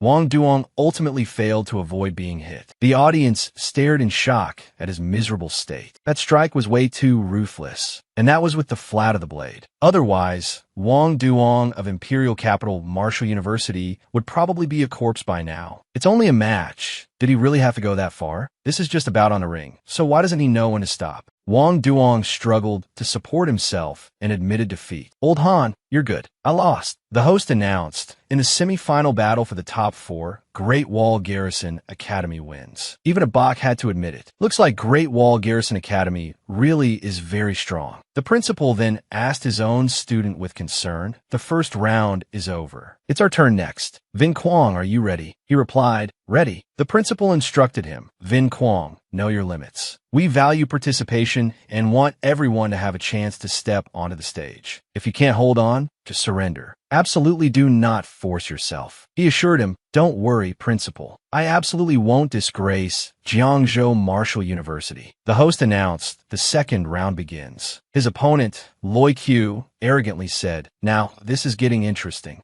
Kid, how do you want me to toy with you? Vin Quang swung his broadsword and shouted, "Come on, then." Loi Q lightly stepped back and dodged the blade, then asked coldly, "Is that all?" Now, it was his turn to activate his power. Streaks of energy shredded Vin Quang's clothes to tatters. Loi Q sneered, "Let me write a few words on your body." He swung his blade again. "I'm going to play with you properly." Watching from below, Man and I was furious. This is too much. He's clearly humiliating him. Even Tien Truong could no longer stand it. "Principal, let La Vin Quang leave the arena." Only to Bach shouted, "Wait, look." Vin Quang is defending his own dignity, defending the dignity of Jiangzhou Martial University. When Loi Q's blade came to rest against Vin Quang's throat, he threatened, "Kid, if you still refuse to surrender, it'll only get worse. Aren't you afraid?" Trembling, Vin Quang said, "I, Jiangzhou Martial University, will never surrender." Loi Q punched him again. Still not surrendering, Vin Quang answered firmly, "Absolutely not." That stubbornness made Loi Q furious. Good. Let's see how long you can endure this. Hurry up and surrender." But Vin Quang repeated the same words like a machine. "I will never surrender." Even before losing consciousness, he was still muttering, "Absolutely not." Before he could finish, he collapsed. The spectators all felt indignant. Does he have any humanity at all? This is a bit too cruel, isn't it? There's no need to torment an opponent like this. The host announced, first bout, Loi Q of Magic Capital Martial University wins overwhelmingly. Tabak was also enraged. "Ving Gung, Magic Capital Martial University, you've gone too far." Tien Truong anxiously rushed forward. "I'll go carry him down." Nung Bang was the next one to step up to fight, and he swore angrily, "Next, it's my turn. I absolutely won't let this guy keep acting so arrogantly." The principal warned him, "You must be careful. Don't clash head on."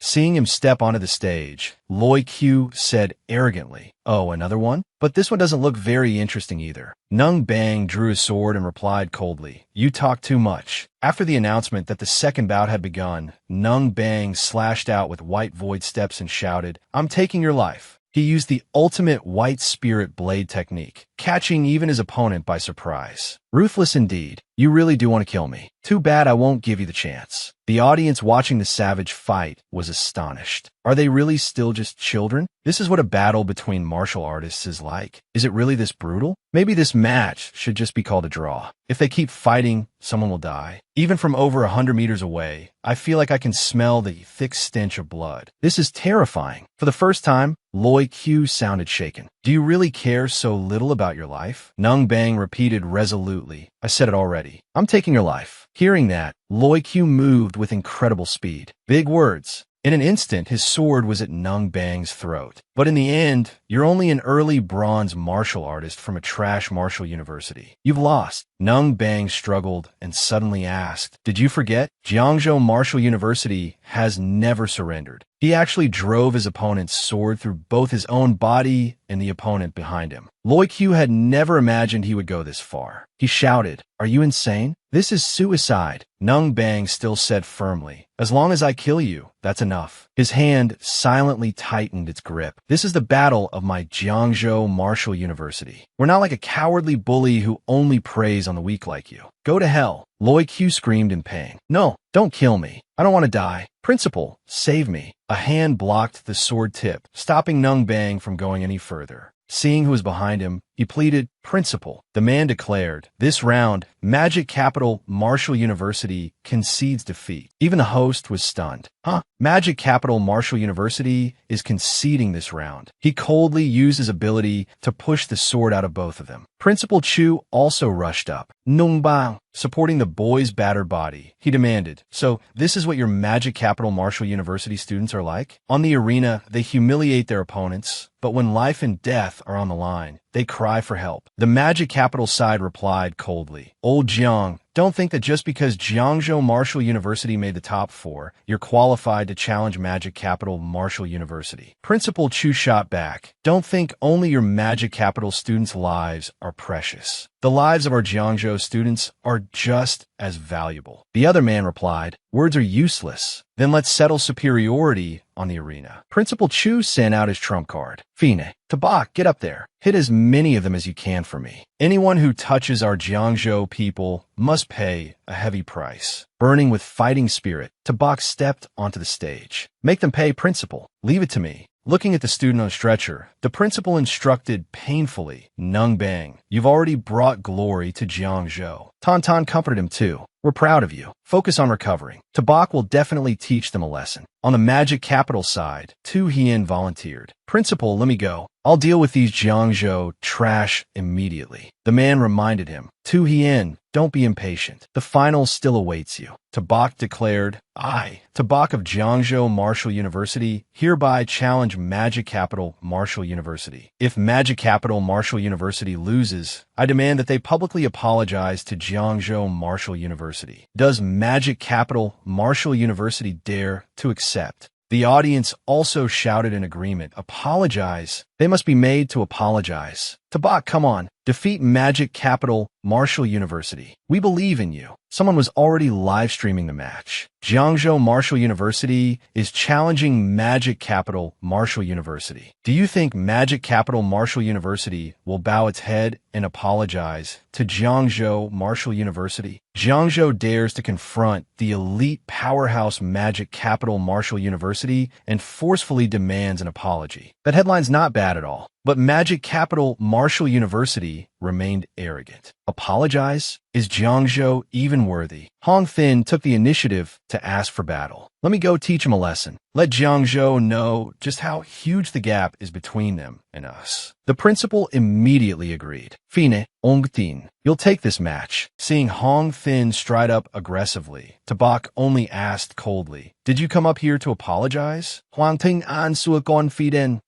So-called apologies are just meaningless whining from the weak. Why should the strong apologize to the weak? Strength is justice. Power is truth. Tabak replied, well said. Host, have Magic Capital send one more person up. Fighting one at a time is a waste of time. I'm Buse. Hearing that, the audience was dumbfounded. Magic Capital Martial University's captain, Tu Hien, hasn't even fought yet, and Abak is already this arrogant? Tu Hien is on the same level as Wang Duong, Magic Capital's strongest student. Magic Capital has gone a bit too far, sure, but how can Abak fight two people at once? Down on the arena, he still provoked them. Come on. The principal of Magic Capital felt humiliated. Since when did Jiangzhou Martial University dare provoke Magic Capital like this? Use your strength to make Jiangzhou Martial University understand that Magic Capital's dignity cannot be trampled on. Tu Hien immediately accepted the order and shot forward. Yes, he declared, since Jiangzhou Martial University is this delusional, I'll grant their request. Kid, I'll let you understand that shouting without strength is nothing but self-inflicted humiliation. His appearance left the judges shocked. Wait, look at the twin swords in Tu Hien's hands. Millennial cold iron and molten blazing iron. Those two swords were actually forged from materials that rare. And the two crystal cores on the hilts. Those are internal cores from platinum rank myriad races powerhouses. The Chao family and Magic Capital really poured all their resources into Chao Tu Hien. Each of those two swords is priceless. The Ice Flame War God once graduated from Magic Capital Martial University and later left behind his strongest cultivation art there. Could it be that Tu Hien is cultivating that very technique? Below, Tu Hien still looked at him arrogantly. Kid, don't say our Magic Capital is bullying the weak. I'll give you time to release your pet. Otherwise, I'm afraid you won't get another chance. Tabak answered calmly, thanks for the kindness. But to defeat the two of you, I'm enough on my own. There's no need to use my pet. Hong Thin burst out laughing. A beast tamer who doesn't rely on his pet dares to fight us in close combat. Tian Trong below was also shocked. What? Tabak isn't using his pet? Then how is he going to fight? Principal Chu realized he's activated origin resonance. That brat. Tu Hien swung his swords and shouted, arrogant! You're courting death. The weak should have the awareness of the weak. Tabak only said coldly, you're in quite a hurry. He unleashed the spirit of Keen Gold. 2. Keen Gold Phantom, activate. Earth Spirit Possession, open for me. Increase speed, strength, and defense. Tabak's eyes were filled with determination as he shouted, now, I'm going to settle the score with your Magic Capital Martial University. Hong Thin was the first person with whom he settled accounts. Seeing him get kicked flying, Tu Hien finally panicked. This, how is that possible? Tan Thursday also noticed, this kid's speed has already reached gold rank. How can the body of a beast tamer be that strong? Tang Tang Et Lai, have you fought go then? Back then, when great powerhouse Lack Fam comprehended origin resonance, how terrifying was his combat strength? Ton Thursday still refused to believe it. Can a Bach really be compared to great powerhouse Lack Fam? Aren't you exaggerating a bit by comparing him to Lack Fam?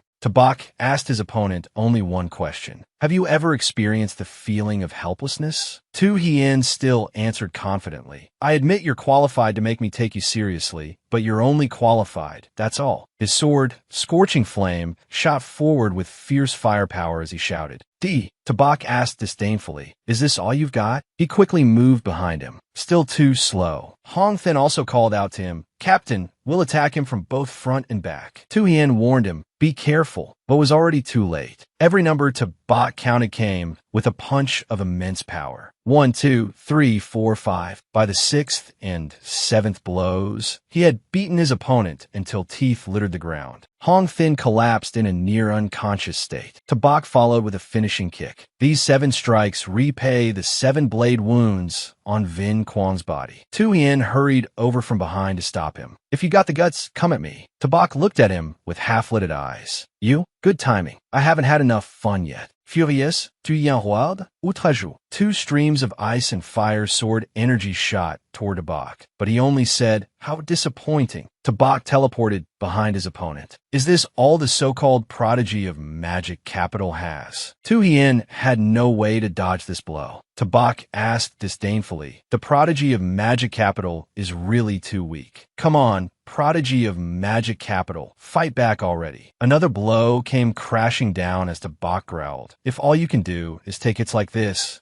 I'm getting bored. Tabak's overwhelming abilities completely suppressed his opponent. He stepped on him underfoot. A prodigy? Sorry, my favorite thing is beating prodigies. I'll kill you. But then a surge of power suddenly erupted, making me freeze. When he looked down, his opponent was already gone from beneath his foot. Tabak merely gave a calm sound of surprise. Not much skill, but quite the temper. Tu Hien exploded with violent power. Blazing fire clone. He swore, I'm going to kill you. Tien Trong below was extremely worried. Tu Hien has used his killing move. Isn't Tabak provoking him like this a bit too much? Could something happen? Even the principal became somewhat wary. To dare use such a powerful killing move, Tu Hien has really lost control. His twin blades came slashing down from above. I'm taking your life. Tabak didn't flinch in the slightest. Now, this is finally a little interesting. Tu Hien's fire-earth barrier crashed down, but it couldn't touch a single hair on Tabak's head. Stunned, Tu Hien shouted, you can't block my twin swords. Or were you in your past life? A turtle. Seeing that his opponent only had this much strength, Tabak declared, is that all the power you have? Then I'll counterattack. One punch sent him flying. Take this. The 2 swords stabbed into the ground, while their owner had already been defeated and slammed into a corner of the arena. The judges were horrified by that strike. Tabak actually has such a terrifying finishing move. This. Tabak and Tu Hien fought hard enough to crack a gold rank arena. Another judge spoke up. This is the terror of origin resonance. Looking at a box figure, he reminds me more and more of Lack Fam back then. He's only mid-bronze rank, yet this talent may be even more terrifying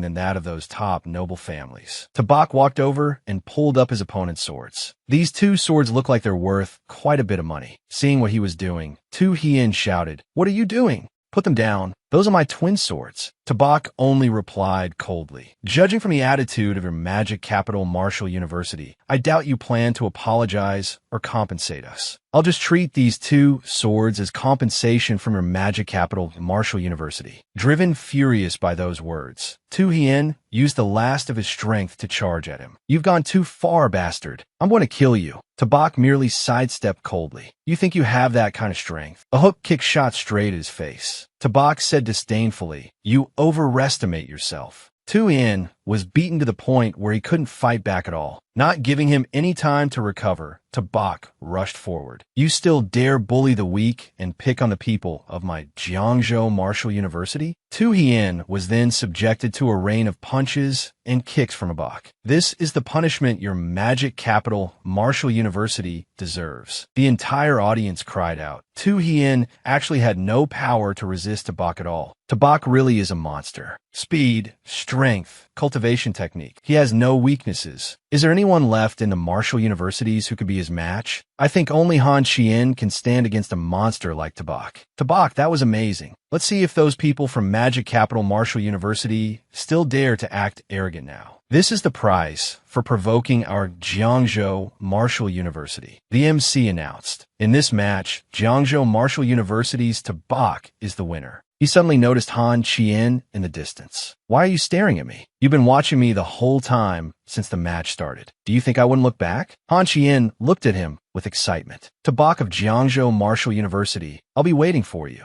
Tabak paid no attention and looked with interest at his spoils of war. He was so anxious just now. Looks like these two swords are worth quite a lot. Suddenly, an arm stopped him. Wait, the principal of Magic Capital Martial University had given the order. The match is over. Return 2 Hien's weapons to our Magic Capital Martial University. Tabak refused. The referee already said it. This arena is a battlefield. Since when does anyone return weapons seized on the battlefield? But I, Tabak, am not an unreasonable person either. As long as your Magic Capital Martial University apologizes to our Jiangzhou Martial University, apologizes to all the ordinary martial universities you've bullied, and pays compensation for medical expenses and emotional damages, then I'll return them. Below the stage, everyone shouted in unison. That's right, Magic Capital Martial University went too far. Apologize. Demands echoed from all around. Apologize, apologize. The principal of Magic Capital Martial University said angrily, "How can that possibly make sense?" Tabak immediately replied, "Isn't this exactly the creed of the strong that your Magic Capital Martial University worships? I'm only using your own methods against you."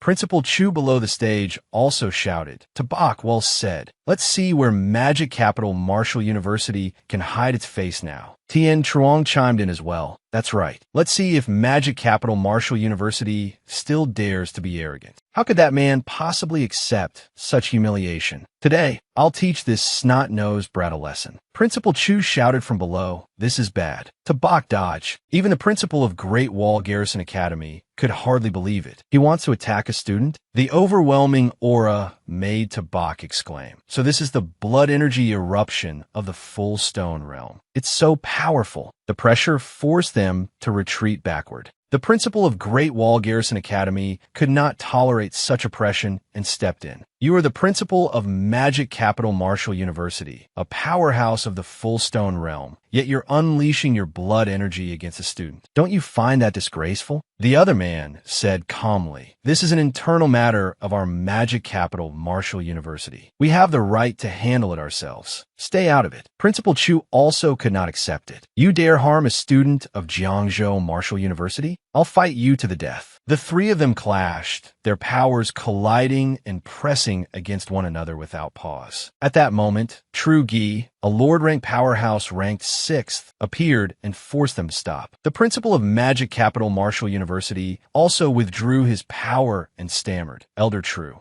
True Gi rebuked him. "I was away from Magic Capital Martial University for only a few years, and you've already turned it into this dark and rotten state. You actually attacked a junior. What face do you have left to remain principal of Magic Capital Martial University?" The man could only lower his head, not daring to look up. Elder True, the principal of Magic Capital Martial University, knelt and apologized to them. True Gi also spoke up. "Boy from Jiangzhou Martial University, I watched your match. You did very well. On behalf of Magic Capital Martial University, I apologize to all martial universities." How could Principal Chu dare accept such words? "Senior, you're being too serious," he explained. "The slogan of Magic Capital Martial University is, 'Let the strong grow stronger and protect the peace of a nation for 10,000 years.' The truly strongest should be like the mighty Lac Fam, bearing supreme power, yet using it to safeguard the prosperity and peace of the country. In recent years, Magic Capital Martial University has neglected the responsibility of cultivating true experts. That is a grave mistake. In this match, Magic Capital Martial University lost to Jiangzhou Martial University. There is no doubt about it. These two swords shall be gifted to Tabak." The principal of Great Wall Garrison Academy greatly admired such bearing. "Elder True, your character commands the utmost respect." Tabak also called out, This junior has learned much. As for his own people, True Gi was deeply disappointed. You're rash and impetuous. You're no longer fit to be the principal of magic capital of Marshall University. You should go be an instructor instead. Hearing this, the man was left speechless. Elder True, the MC announced. Next, the school will repair the arena. The final match of this round-robin competition will begin in 1 hour. Cheers rose endlessly from the stands. Amazing, Jiangzhou Marshall University is incredible. Jiangzhou Marshall University really made people see it in a new light this year. That Tabak is probably the most formidable opponent of this tournament. Hu Tang Tu Hais Him. Tabak, well done. You won back the honor of our Jiangzhou Marshall University. We're all proud of you. These compliments made Tabak feel embarrassed. Everyone, stop praising me. Honestly, I was scared out of my wits just now, too. The principal joined in with a smile. Even Elder True showed up. Jiangzhou Marshall University really gained face today. Hutan Thursday looked a little worried. Next is the fight against Great Wall Garrison Academy. Han Qian's strength runs deep and is hard to gauge. The principal also reminded him, Tabak, take a rest for a while. Making it into the finals is already a huge surprise. We'll just do what we can. Tabak smiled brightly and asked him, Principal, I don't need a rest. Today, I brought glory to Jiangzhou Marshall University. So, shouldn't there be some kind of reward? The principal could only sigh helplessly. You little brat, I have 2 high-grade Silver Beast cores. I'll give them to you as special support. Hearing that, Tabak was delighted. Thank you, Principal. I'll definitely perform well. But the principal did not forget to scold him. This kid really knows how to strike while the iron's hot. An hour later, the MC announced, Dear audience, the long-awaited final of the 100 Schools round-robin tournament officially begins. Cheers echoed throughout the arena. Han Qian, Jiangzhou Marshall University will win. After the announcement that Great Wall Garrison Academy would face Jiangzhou Marshall University, Han Qian took the initiative to speak. Tabak, I've been waiting for you for a long time. One match to decide victory or defeat. What do you think? Tabak answered readily. That's exactly what I had in mind. He asked the system, probe his attributes for me. The system displayed. Name, Han Qian. Race, human. Current rank, early silver. Age, 20. Constitution, 316. Actual constitution, unknown. Agility, 216. Actual agility, unknown. Analysis, extremely dangerous. Please exercise caution. Tabak understood immediately. As expected, his abilities were anything but ordinary. Seeing his opponent momentarily distracted, Han Qian charged forward. What are you spacing out for? Fight me like a warrior. He activated Sharp Metal Triple Spirit, Earth Bastion, Spirit Rune Body, Sharp Metal Ghost Shadow, and Origin Resonance, then replied, In such a hurry? Then I'll let you see my strength. His agile strikes rained down upon his opponent like a storm. Come on, Han Qian, show me your full strength. Han Qian nimbly blocked every blow and shouted, I dodge, I evade. Watching his opponent's fluid movements, Tabak murmured in surprise, Old Han, you're not honest. When you fought Wang Duong earlier, you were still holding back. One referee jumped to his feet in shock. When Han Qian fought Wang Duong before, he wasn't this fast. I didn't expect him to have hidden his strength even against Wang Duong. Someone else added, Before, we thought Han Qian's speed would be his weakness. But now it seems that whether it's speed, strength, or defense, Han Qian has no weaknesses at all. Han Qian truly is an existence that cannot be ignored among today's younger generation. A third person responded, Unless someone suppresses him with a higher realm, there is no chance of victory. It looks like Jiangzhou Marshall University can only stop at second place. Tabak cannot be Han Qian's match. Tabak threw a punch. Take on my punches. But Han Qian dodged it easily. Still far from enough. His strength even made Tabak marvel. As expected of the man who slaughtered enemies on the battlefield of the myriad races, he has no weaknesses. However, it definitely not dodging my next move. Taste my most insidious attack. His vicious strike landed straight between his opponent's legs, leaving Han Qian only enough time to shout, You. The whole audience erupted at that move. Damn, that's ruthless. That's way too underhanded. Holy crap, that's shameless. But I like it. Tabak is unbelievable. I don't respect anyone else. Only Tabak.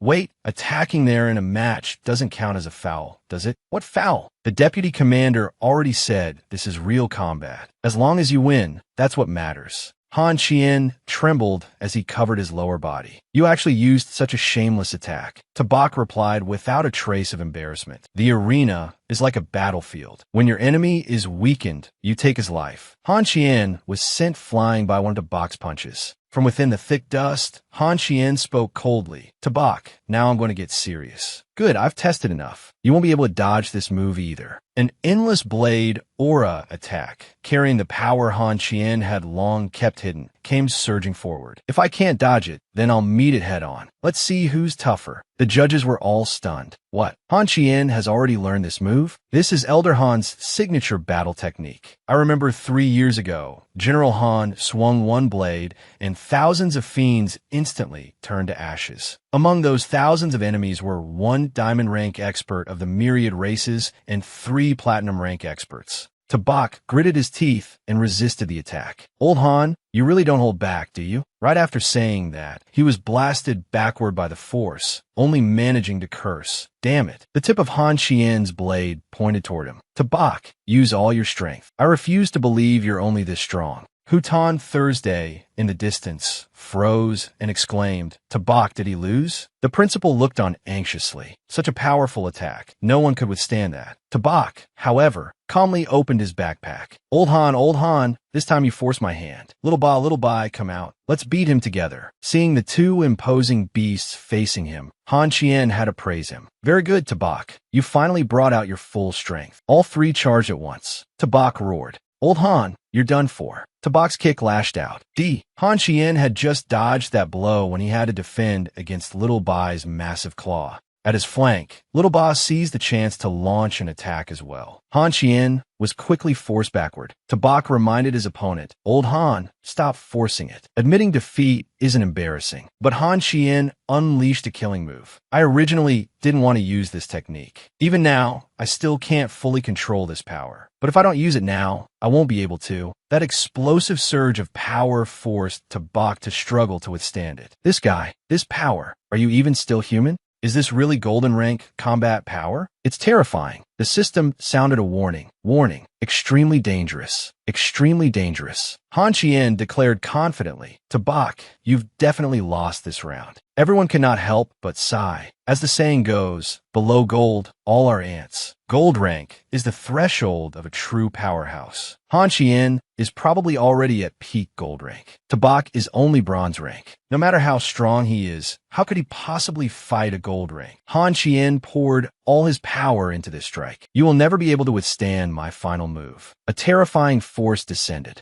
Tabak stared in shock. Damn it, I can't block this one. He shouted, Little Ba, save me. Little Ba used spatial shift to switch places with him and took the blow in his stead. Its entire body bore the full force of Han Qian's attack. A horrifying explosion erupted across the arena. Tabak ordered Little Ba go. He must be exhausted by now. The entire judging panel stood up in astonishment. What? Spatial ability? That's a power only platinum rank experts can barely begin to touch. Is Tabak really bronze rank? Could this be a trait of origin resonance? Impossible. Another person also found it hard to believe. Spatial shift is a heaven rank technique. How is Tabak able to use it? Has Tabak's talent really already caught up to the great lack fam of the past? The audience also stared in amazement. What's going on? Is this really a golden rank tournament? Are they trying to eliminate our magic capital, Marshall University, like this? Through the hazy cloud of dust, everyone was eager to know whether victory had already been decided. Only when the dust cleared did they finally see Han Qian pinned beneath Little Bai's claw. Even Tabak had to admire his opponent. Old Han, you're a real monster. Han Qian could only accept defeat. You won this match, Tabak. Even Tabak's own side could hardly believe it. Tabak won?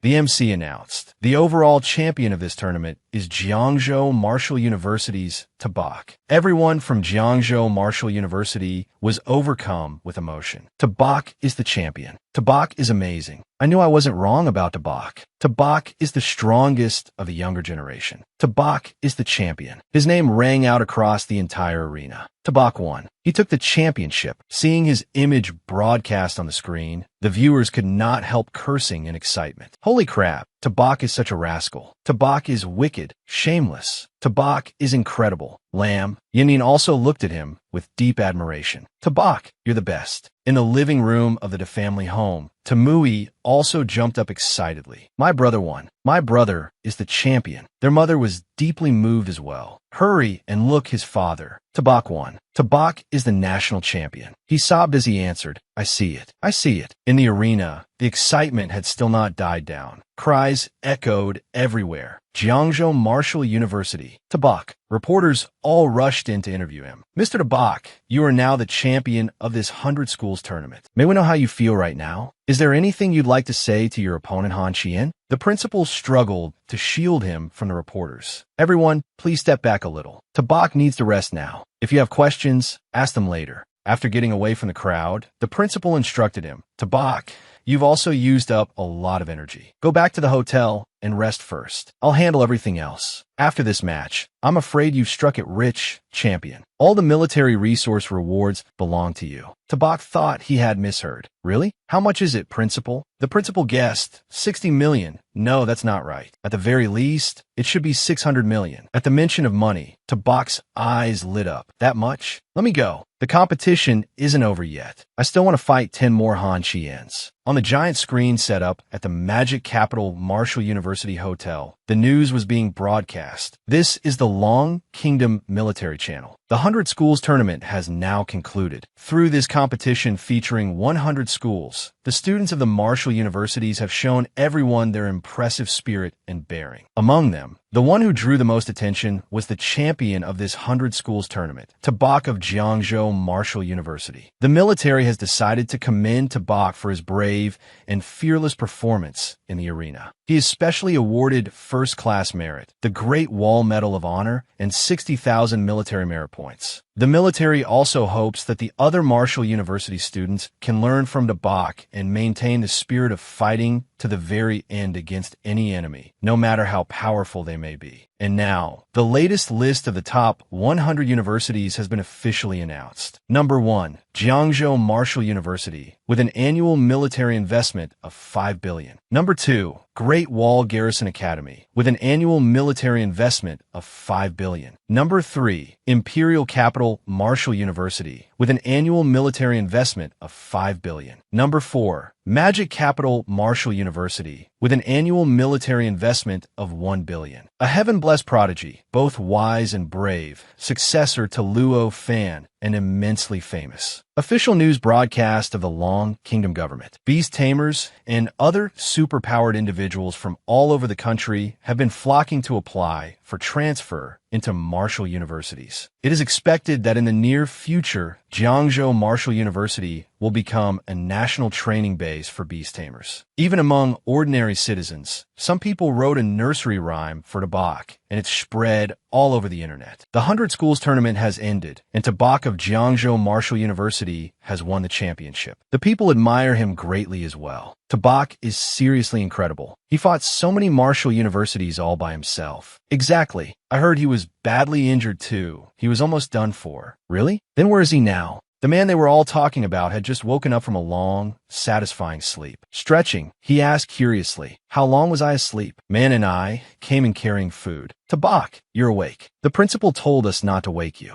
He looked surprised to see her. Huh, Man and I, what are you doing here? The principal said that once you woke up, we'd head back to Jiangzhou Martial University together. The special car is waiting for us downstairs. He replied, all right, let me pack up first, then we can head back to school. But before we go, I have to take Little Ba and Little Bai to the Magic Martial cafeteria for a good meal. Hearing that, Man and I laughed. Magic Martial really got hit hard this time. Back at Jiangzhou Martial University, the students had already hung up banners to welcome their victorious heroes home. Everyone was happily waiting for him. Little Bai, didn't you like Magic Martial's gate? It's not 180 million anymore. The budget allocated to our Jiangzhou Martial University this year is 5 billion. This gate is even grander than Magic Martial's now. Welcome home, Hero Tabak. A top-tier school should have the bearing of a top-tier school. The principal also spoke up. Students, I believe you've all heard already. In this 100 schools tournament, our Jiangzhou Martial University won the championship. This is truly an unprecedented achievement. Now, let us welcome our triumphant heroes back. All the students shouted, welcome back, victorious heroes. Jiangzhou Martial University is invincible. The principal then invited Tabak up to speak. Next, let's invite the team captain with the best performance in this tournament, Tabak, to give a speech. Tabak spoke forcefully about what he had learned. The one thing I most want to say after this tournament is this: no legend is unbreakable. No matter how strong the opponent is, as long as we never give up, we can definitely defeat them. The students all shouted in unison. Well said. The principal continued. In this tournament, we won the championship, and the government has increased its financial support for our school. Tabak, do you have any suggestions for the school's development? Tabak answered seriously. I think the most important gap between us and the top schools is cultivation resources. I suggest we invite an alchemy healer to refine medicine for us. That way, the students' lack of cultivation resources can be made up for. The principal was very satisfied with that answer. Excellent. That's all I wanted to say. I hope we can all work hard together in the future. Revive Jiangzhou Martial University. Tabak,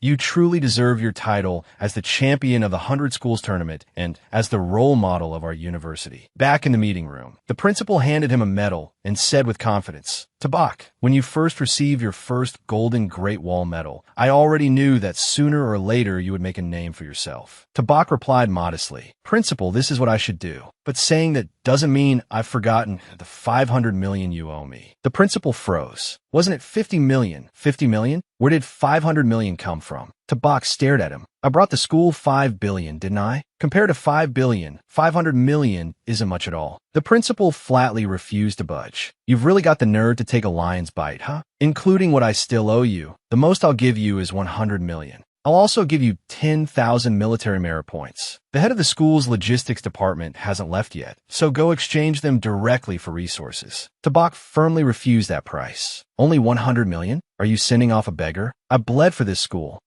Principal, what are you doing? No. As he was grabbed by the collar and shoved outside, he became even angrier. This is ingratitude, crossing the river and then destroying the bridge, squeezing the lemon and throwing away the peel. You really are. The principal put on a caring face and reminded him, well then, Tabak, you're tired too, so go back and get some rest early. Staring at the door that had been slammed shut in his face, Tabak was furious. That old man is ruthless enough. All right. A gentleman can wait 10 years for revenge. Fine, 100 million it is. I'll take it for now. At the moment, that's enough to let Little Ba and Little Ba level up once. Just then, a crowd of female students gathered outside his dormitory. Is Tabak in this dorm? We want to see Tabak. The dorm guard turned them away. No, you got the wrong place. Tabak isn't in this dorm. Meanwhile, inside the dormitory, Tabak was feeding his 2 pets. He did not forget to remind them, eat slowly, you two. Don't wolf it down like that. You both did really well in the tournament. In the future, you have to keep getting stronger, got it? Just as he said that, a golden light flashed, making him lower his head to look.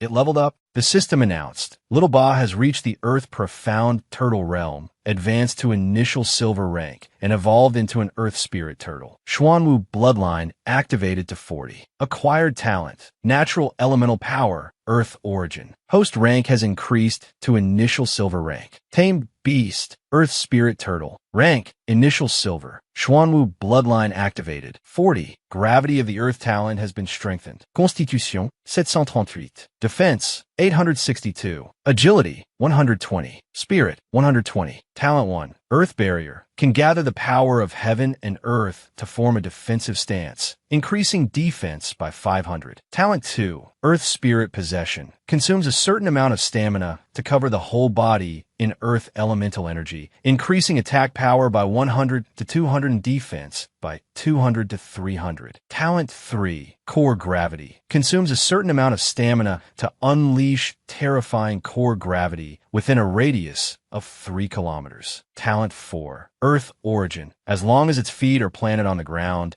it can draw a continuous torrent of earth elemental power from the land. Tabak was stunned. One jumped straight to initial silver rank. Looks like spending that money wasn't a waste after all. Eat up. Keep eating, Little Ba. Little Ba also made progress. and the system displayed. Sharp Metal White Tiger has advanced to High Bronze rank. Tame Beast, Sharp Metal White Tiger. Rank, High Bronze. White Tiger Bloodline activated, 30. Constitution, 258. Defense, 205. Agility, 395. Spirit, 80. Talent 1, 100 Sharp Metal Claws. Talent 2, Spirit of Sharp Metal. Talent 3, Phantom Shadow of Sharp Metal. Tabak burst into joyful laughter. Lullaby leveled up too. He rubbed the heads of his two pets. Han Qian trained painstakingly until he was 20 before reaching initial silver rank. And now with you too, my rank has shot straight up to silver. Right then, Han Jietsong kicked the door open and rushed in, shouting, "Brother, to my God." Tabak looked at him in surprise. "Jietsong, what's wrong with you?" Seeing him hug his leg, Tabak said helplessly, "Jietsong, just talk slowly. Don't get so worked up." The boy excitedly delivered good news. "Brother,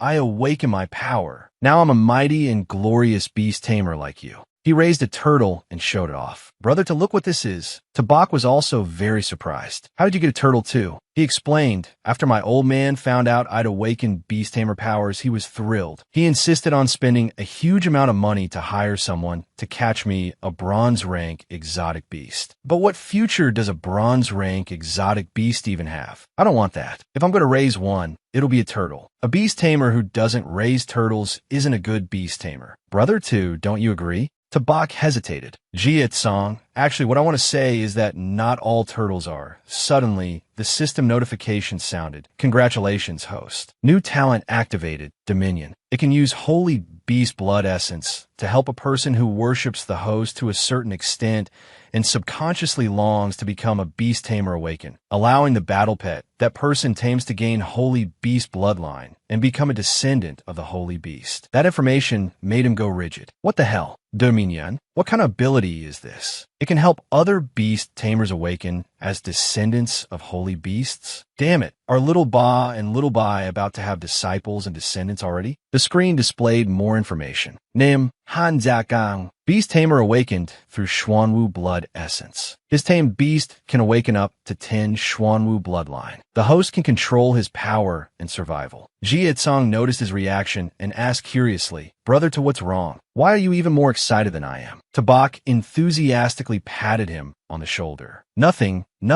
Jietsong. Actually, I think what you just said makes perfect sense. If you're going to raise one, raise a turtle. A beast tamer who doesn't raise turtles isn't a good beast tamer. Let me take a look at your turtle. At the main gate of Jiangzhou Martial University, countless young people had come to register, leaving the teachers stunned. "You're here to study beast taming too?" they asked. "Of course. Jiangzhou Martial University is the most famous school right now. I want to sign up too. I want to study under Senior Tabak." The teacher reminded them, "Students, don't be impatient. Since you've chosen to join Jiangzhou Martial University's advanced training, of course we will open our doors wide to welcome you. Now, please summon your tame beasts." One person immediately set down a turtle. "Come out, my tame beast." The people beside him were holding turtles too. "So your tame beast is a turtle too?" "Of course it is. If you're coming to Jiangzhou Martial University, who doesn't raise a turtle?" The teacher was speechless. This isn't recruitment anymore. This is a turtle convention. She asked another student, "Huoquang, are you really a beast tamer?" He answered right away, "Of course, teacher. This is my tame beast." She still didn't believe him. "You don't have even the slightest bit of spiritual power. You're clearly just a martial artist with decent blood vitality. And as for this turtle of yours, isn't this just an ordinary soft-shell turtle sold in the market? And you there in the back, you have lightning powers, don't you? And you too." Huoquang stubbornly said, "I don't care. I'm a beast tamer. I want to enter the beast taming department. I want to be in the same class as Tabak." The others also began shouting, "That's right. So what if we have lightning powers? Who says a lightning-type, superpowered person can't become a beast tamer? What if the one I raise is a lightning turtle? Maybe after I enter the beast taming department and spend enough time around a Bach, I'll be able to study and develop a thunder turtle." Seeing how stubborn they were, the teacher scolded them. "Nonsense. You're all acting outrageously." As the Bach happened to pass by, he looked around in surprise. "Huh, why are there turtles everywhere in the school?" Amid the cries of "I want to become a beast tamer. I want to enter the beast taming department too," one female student spotted him.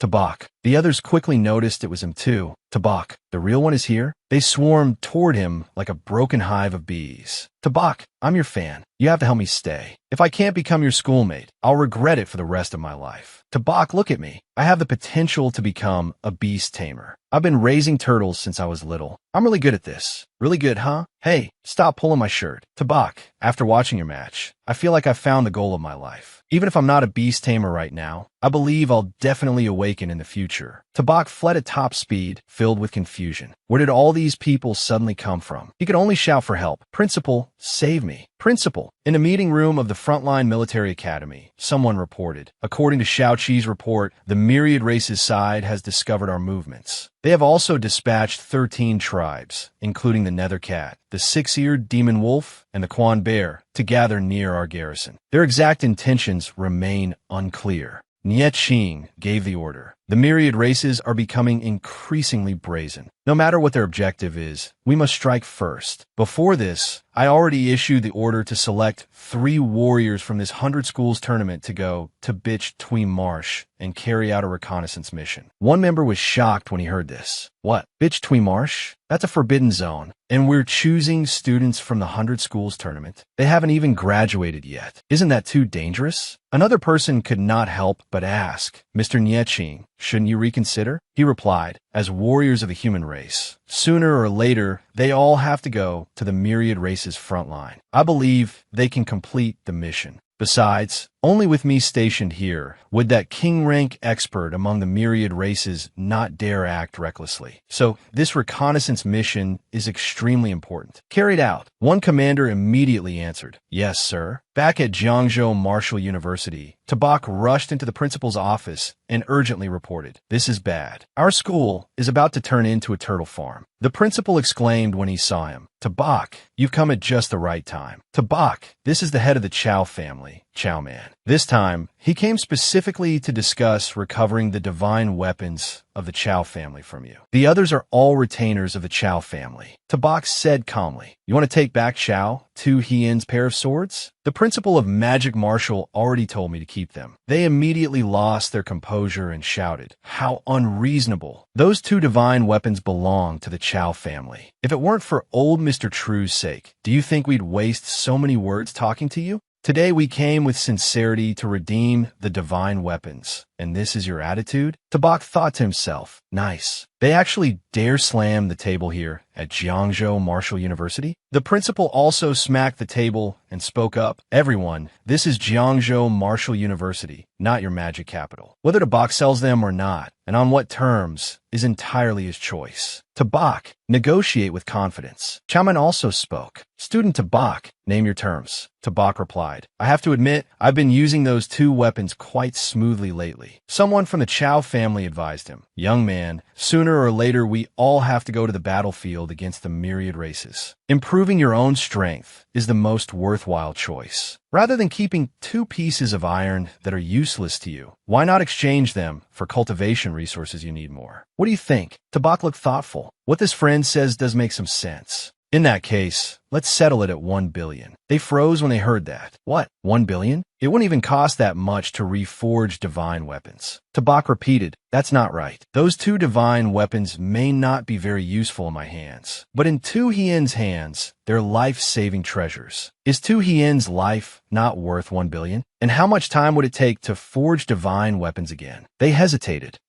You're really taking advantage of the situation. At your age, why don't you just become a bandit already? Sitting to the side and watching, the principal thought to himself, You've all seen the face of this little profiteer now, haven't you? Chow Man agreed immediately. Fine. 1 billion it is. Deal. Tabak happily praised him, as expected of a generous family head. Chow Man reminded him, The money will be transferred to you today. I hope that once you've received it, you'll immediately return the divine weapons to our Chow family. Tabak saw them off. Don't worry. Cash in one hand, goods in the other. No cheating, young or old. The principal also stood up to see them out. I guarantee it, Brother Chow. Travel safely. After they left, Tabak turned back and asked him, Principal, the Chow family is in such a hurry to spend a huge sum to redeem those weapons. Could it be that something has happened on the front lines? The principal answered, Your guess is right. The military's official orders were formally issued. Instructor, the recruited students must arrive at the myriad race's front line within 3 days. This time I have to go as well. Besides that, the military has also arranged a special mission for you and on Thursday. Tabak was rather surprised. A special mission too? The man reminded him, to Bach.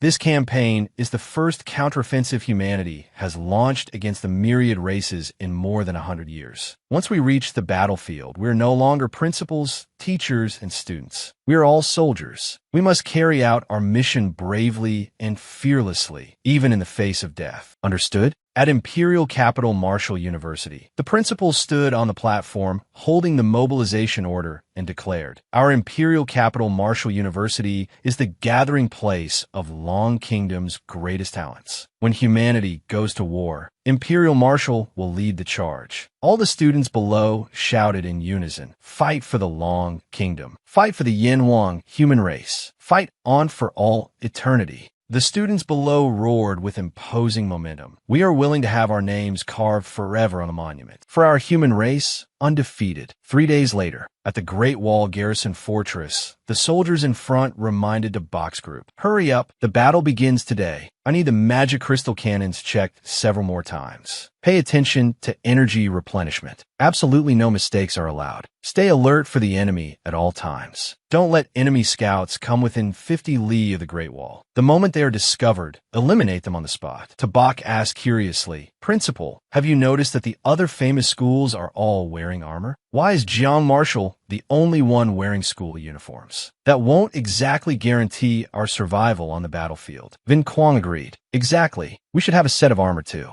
Isn't Jiang Marshall pretty rich? Buying a few hundred sets shouldn't be a problem." The principal replied gloomily, "If it were peacetime, Jiang Marshall would indeed be qualified to exchange money for military resources. But in wartime, resources can only be exchanged with military merits. If we want armor, we have to kill enemies and earn merits first. Our Jiang Marshall hasn't accumulated much military merit." An announcement rang throughout the fortress. "The enemy is attacking. All units to your positions. Assemble the Great Wall garrison. Prepare to leave the city and engage the enemy." The soldier hurried off to the battlefield, leaving only one sentence behind. "I haven't even had time to introduce myself yet. Teachers and students of the Marshall Universities, the enemy has launched a surprise attack this time. Everyone is responsible for cooperating with the military to defend the Great Wall. Without military orders, no one is allowed to leave the city to engage the enemy." They all shouted in unison, "Understood." Principal Chu also gave the order, "The enemy is raiding us. All magic martial fighters, to the wall and prepare to defend. Everyone from Imperial Capital Marshall University, follow me to the city wall. Everyone with me to the wall." Following behind him, Vin Quang felt a little afraid. "Principal, I'm a bit nervous." The principal reassured him, "No need to worry. Our mission is to defend the Great Wall." But once they got up there, both Vin Quang and Abak couldn't help being stunned. What is this?" Looking at the vast army in the distance, they realized it was a beast tide. "Holy crap, this is way too terrifying. There are that many ferocious beasts. Can we even kill them all? There are tens of thousands of them. This is basically a meat grinder." The principal instructed the students, "This time, the military is the main force fighting the myriad races. We only need to coordinate with them. You can gradually get used to the battlefield." Tabak asked awkwardly, "Principal, the order just now said no one is allowed to launch a proactive attack. Does that mean beast companions can go out instead?" Greedily, he thought to himself, "There's so many ferocious beasts out there. I don't want to miss such a good leveling opportunity." The principal had to warn him, "Tabak, this is a battlefield. Don't mess around." The military cannons had already opened fire. Those are magic crystal cannons. Their power made everyone gasp. The destructive power of these magic crystal cannons is terrifying. In the command room, the artillery commander gave the order, "Move. Recharge. Prepare for the next round." Tabak pointed in one direction and shouted, "The beasts are charging up." The principal ordered everyone prepare for battle. The command room issued another order, "Silver rank experts, prepare to meet the enemy." Countless powers rained down upon the ferocious beast horde. The commander ordered the next wave, "Gold rank experts, prepare as well. Everyone protect the wall." The beast horde madly charged at humanity. The silver rank ability users fought bravely against the violent beasts. With such fierce fighting spirit, they forced the beast horde into retreat. Vin Quang pleaded with Principal Chu, "Principal, let me go fight. I want to battle alongside the Great Wall garrison too." Even Tien Truong couldn't hold back anymore. That's right, principal. Just standing here and watching is unbearable. Let's go. But the principal stopped them. Quiet. This is a battlefield, not a place for rash impulses. Your mission is to help defend the Great Wall. The military issued this order to protect you. Sending you onto the battlefield now would only be a pointless sacrifice. When you're truly qualified to become warriors, you will have your chance to kill the enemy. At that exact moment, a burst of power pierced through the defense line. One of the ability users exclaimed in shock, "What's going on? Didn't the magic crystal cannons stop firing?" The command room was equally confused. Why is a magic crystal cannon still firing? But the power feels a bit off. Signalman, didn't we already tell them to cease fire? Who's still blasting away? A soldier reported, "Over there." Little Ba was still opening its mouth and firing out power comparable to a magic crystal cannon. Tabak cheered it on. "Little Ba, keep blasting." Seeing this from above, the principal panicked and shouted, "Oh my God." He looked helplessly at his student. "Tabak, this brat." Ton Thursday's horizons were broadened on the spot. "So this works too? Beast tamers can fight like this?" As he answered, Tabak kept directing it. "That's right, Little Ba.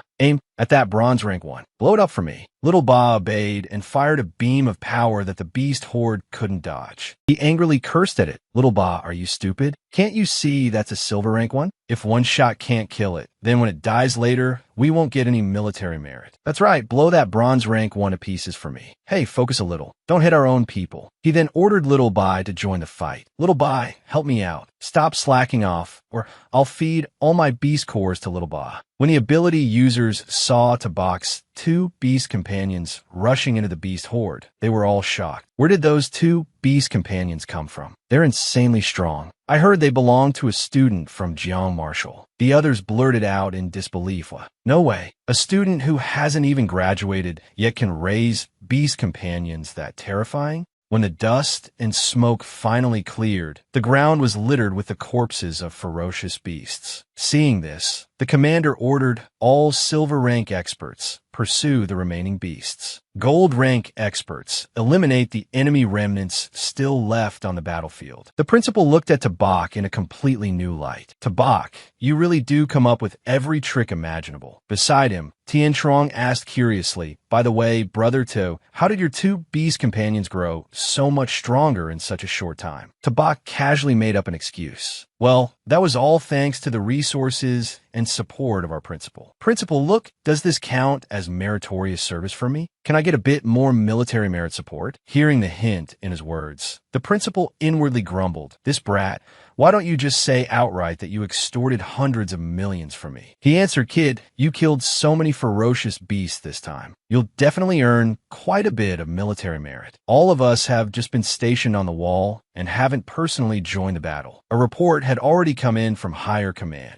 "General, the battle statistics have been completed. Our forces suffered a total loss of 568 soldiers. All 200 magic crystal cannons have entered the cooling and recharging phase and can be used again after 5 hours and 40 minutes. In this battle, our army eliminated more than 125,000 enemy ferocious beasts." General Huinsun was very surprised. "Only half an hour? This was a huge victory. Good. Pass down the order. The main force is to rest. There's another great battle tomorrow." The soldier then continued, "All right, General. There's one more thing I'd like to report to you. The commander of the 35th Division reports that Jiang Marshall student Tabak did not leave the city to fight, but he used his own beast companions like magic crystal cannons and killed quite a few enemies in this battle. The commander requests military merit rewards for Tabak." Huin's son ordered, "He used his personally raised beast companions as magic crystal cannons. Reward him according to the number of enemies killed." At the base square, indignant voices rang out everywhere. "This isn't fair. We weren't even allowed to go out and fight. So how is he getting military merit? If he had skills like Tabak, you could too."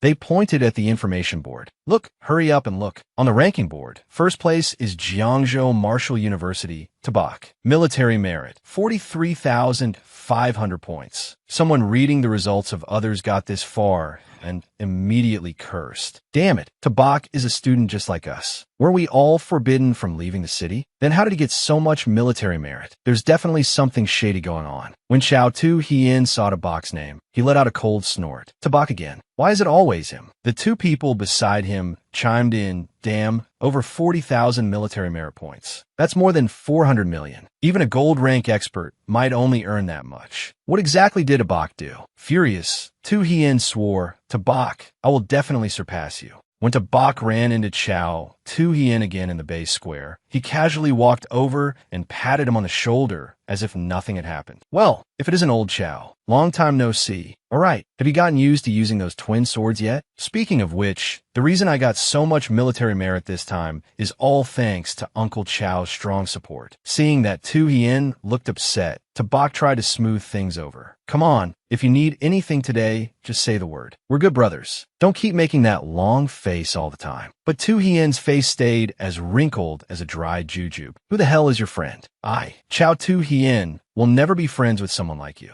Tabak kept edging closer and asking, don't be like that, old Chao. Could it be that the weapon just doesn't feel right in your hands? Tabak kept babbling on. I've read a lot of forging books lately, so I have some experience maintaining divine weapons too. How about I help you maintain them a little? The fee is cheap. Tu Hien ignored him completely, snorted coldly, and walked away. Seeing that, Tabak tried to stop him. Wait, old Chao. The second day at the Great Wall Garrison Fortress had arrived. All the troops stood in neat formation awaiting Lord Tru Gi. The commander reported in a ringing voice, the Great Wall Garrison has assembled. Tru Gi briefed them on the situation. Yesterday, more than 100,000 ferocious beasts came to attack, but that was only a probing assault. Today, we will face even greater numbers. But we humans will never sit still and wait for death. Today is the day all humanity launches a counterattack together. He declared, today I want every one of you to grip the swords in your hands tightly and defend this land. All the garrison troops gripped their weapons and shouted in unison, counterattack, counterattack, grip the swords in our hands and defend this land. After a departure order from Tru Gi, all the garrison troops rushed onto the battlefield one after another. Many other legions poured out from the city gates, each ready for battle, their morale soaring to the heavens. Outside, the demonic armies that had long been waiting also charged forward all at once. After not being called to the battlefield for 2 days, Tabak asked in frustration, Principal, are we still not going out this time? Are we just guarding the city gate again?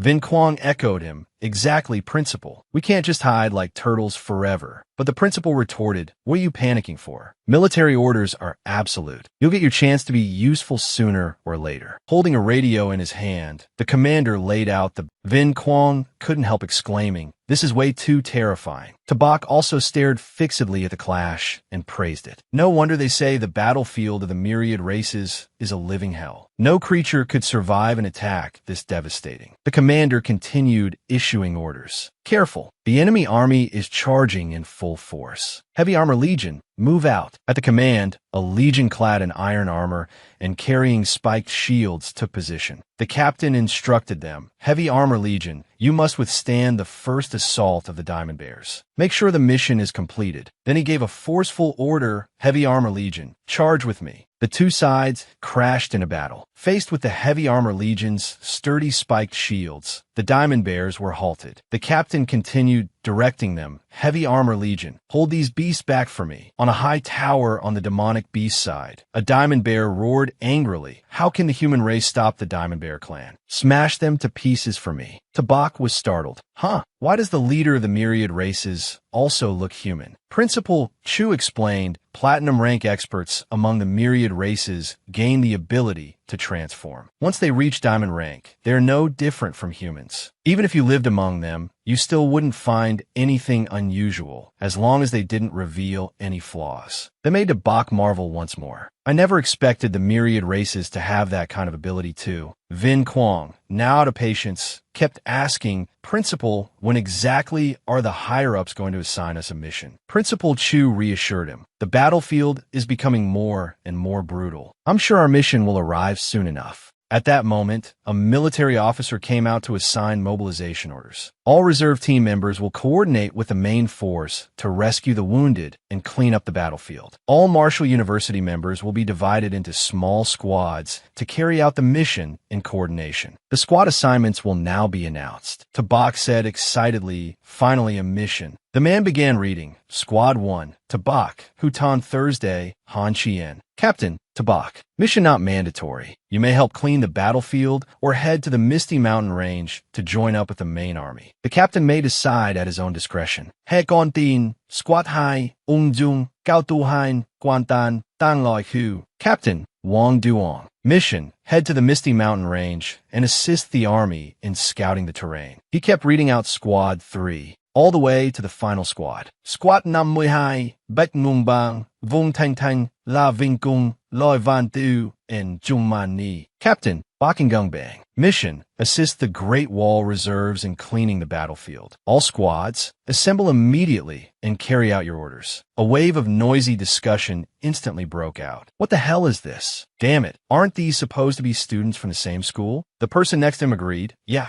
they've practically all been split up. And what the hell is going on with Squad 1? Tabak, Han Chien, and Hutan Thursday in one team? Are you sure that's not a mistake? Han Chien had already found his team. He walked over and greeted them. Tabak, long time no see. When we have time, let's have a proper battle again. But Tabak had something more important to ask. Old Han, we can talk about fighting after we get back. What exactly is this mission about? Tan Thursday added, and why are the three of us put into the same squad? On top of that, the mission is so vague. It really does feel a little strange. But Han Chien said, Tabak, you're the captain. If even you don't know what's going on, then how would I? Hearing that, Tabak let out a loud ha. Suddenly, Tabak's eyes widened as if he had realized something. Then he pursed his lips and put on a cold expression. The army's orders already made it clear. The captain can make the arrangements himself. Looks like I understand a little now. Hutan Thursday asked suspiciously, Understand what? He replied, Just follow me first. Tabak turned and said his goodbyes. Principal, we're heading out first to carry out the mission. The principal reminded them, You little brats, be careful. At a critical moment, your little lives are the most precious thing. Tabak excitedly jumped down from the city wall. Got it, principal. Old Han, old who, follow me. He even carefully reminded them, Old Han, old who, stay close. If you fall behind, I'm not waiting for you to. The other two immediately chased after him. Tan Thursday still could not suppress her curiosity. Tabak, what exactly are we supposed to do for this mission? Han Chien burst out laughing when he heard that. I think he's been holding in too long, so just let it go wild. Little Ba and Little Bai poked their heads out to watch and started yelling, clearly having smelled beast cores. A short while later, they arrived at the battlefield, where corpses were strewn everywhere. Tabak sighed, bodies everywhere. This really was too brutal. Han Chien observed a minute of silence and said, To die in battle on the battlefield is one of the highest honors a warrior can have. Tabak looked a little sorrowful. Seniors, please rest in peace. Let us continue the rest of the road in your place. Tan Thursday placed a hand on his shoulder and asked softly, Tabak, are you okay? He replied, I'm fine. Han Chien continued, This is the fate of soldiers like us. Suddenly, the two of them looked toward Little Bai and Little Ba. Tabak, if Little Ba and Little Bai eat these beast cores here on the battlefield, wouldn't that violate military discipline? He countered, Of course not. They're helping our comrades reduce the burden of cleaning up the battlefield. Clearing the battlefield is an urgent task too. After they had nearly finished cleaning up, a voice suddenly came from the distance. That's Tabak's group. Tabak urged, Little Bai, eat faster. We still have another mission. Then he stuffed his two pets back in his backpack and said seriously, Business first. Once we get back, I'll let you eat your fill. He turned and called to his teammates. Old Han, old who, let's go. Time to move on. Tan Thursday's curiosity flared up again. Tabak, where exactly are we going now? Han Chien realized it first. Isn't this the direction of the Misty Mountain Range? Tabak ran ahead and said, Old who? Look at you. You're not even as good as Old Han. Hurry up a little, or the main force will get there. Zihien's group also began making their way toward the battlefield. He searched around non-stop while grumbling. Tabak and his group didn't wait for the other martial arts academy teams assigned to scout the mountain region. The three of them just rushed straight into the Misty Mountains. Wang Duong assessed. Looks like they're in quite a hurry. Then he ordered the whole team, get ready. Our second team is going in too. Zihien acknowledged, understood. The four of them immediately ran off. Let's go. Our mission is to assist in scouting the terrain of the Misty Mountain Range. It's still somewhat dangerous, but as long as we stay away from certain dangerous zones, we should be fine. Zihien urged them on. Brothers, pick up the pace. If we enter early, we might earn a little more military merit too. Tabak's team had already arrived at the Misty Mountain range. He observed the situation and evaluated it. Looks like the dense fog here won't be clearing anytime soon. Our visibility is limited. Han Qian agreed. Let's not stray too far from each other. Tan Thursday analyzed the terrain. This place has extremely low visibility, and the terrain is incredibly complex. If the human army entered here, it would be very easy to ambush them. Tabak nodded. Exactly. This kind of environment is much more suitable for small squad operations. Suddenly, Han Qian noticed something among the rotten tree roots and signaled to the other two. Look, what is this? He picked up the mushroom and examined it. This is called a blood mushroom, a type of spiritual medicine. It's an important ingredient for producing blood chi powder. This blood mushroom looks like it's over 10 years old. If you sold it in a material shop, it would be worth over 100,000. Tabak's mouth dropped open in shock. That expensive? Then what are we waiting for? Not picking it would be such a waste. Tan Thursday reminded him. Tabak, don't we still have a mission? But in Tabak's eyes, there were only mushrooms now. If you're in a hurry, you can go ahead. I'm picking mushrooms first. As soon as he said that, he opened his backpack and called out, Little Ba, come out too. Han Qian looked at Tabak, who had absolutely none of a captain's bearing, and helplessly covered his face. Holding mushrooms like he was holding money, Tabak's eyes shone brighter than the stars as he said gleefully, There really are more here too. Over here, there are so many heavenly treasures in this place. How could I possibly go back empty-handed? A second ago, he was still grinning, and the next he turned around and scolded his two pets. Little Ba, what are you two eating? Aren't you afraid of being poisoned to death? Han Qian suddenly sensed danger nearby and immediately went on alert. Careful, there are energy fluctuations. A beast tide is rushing toward us.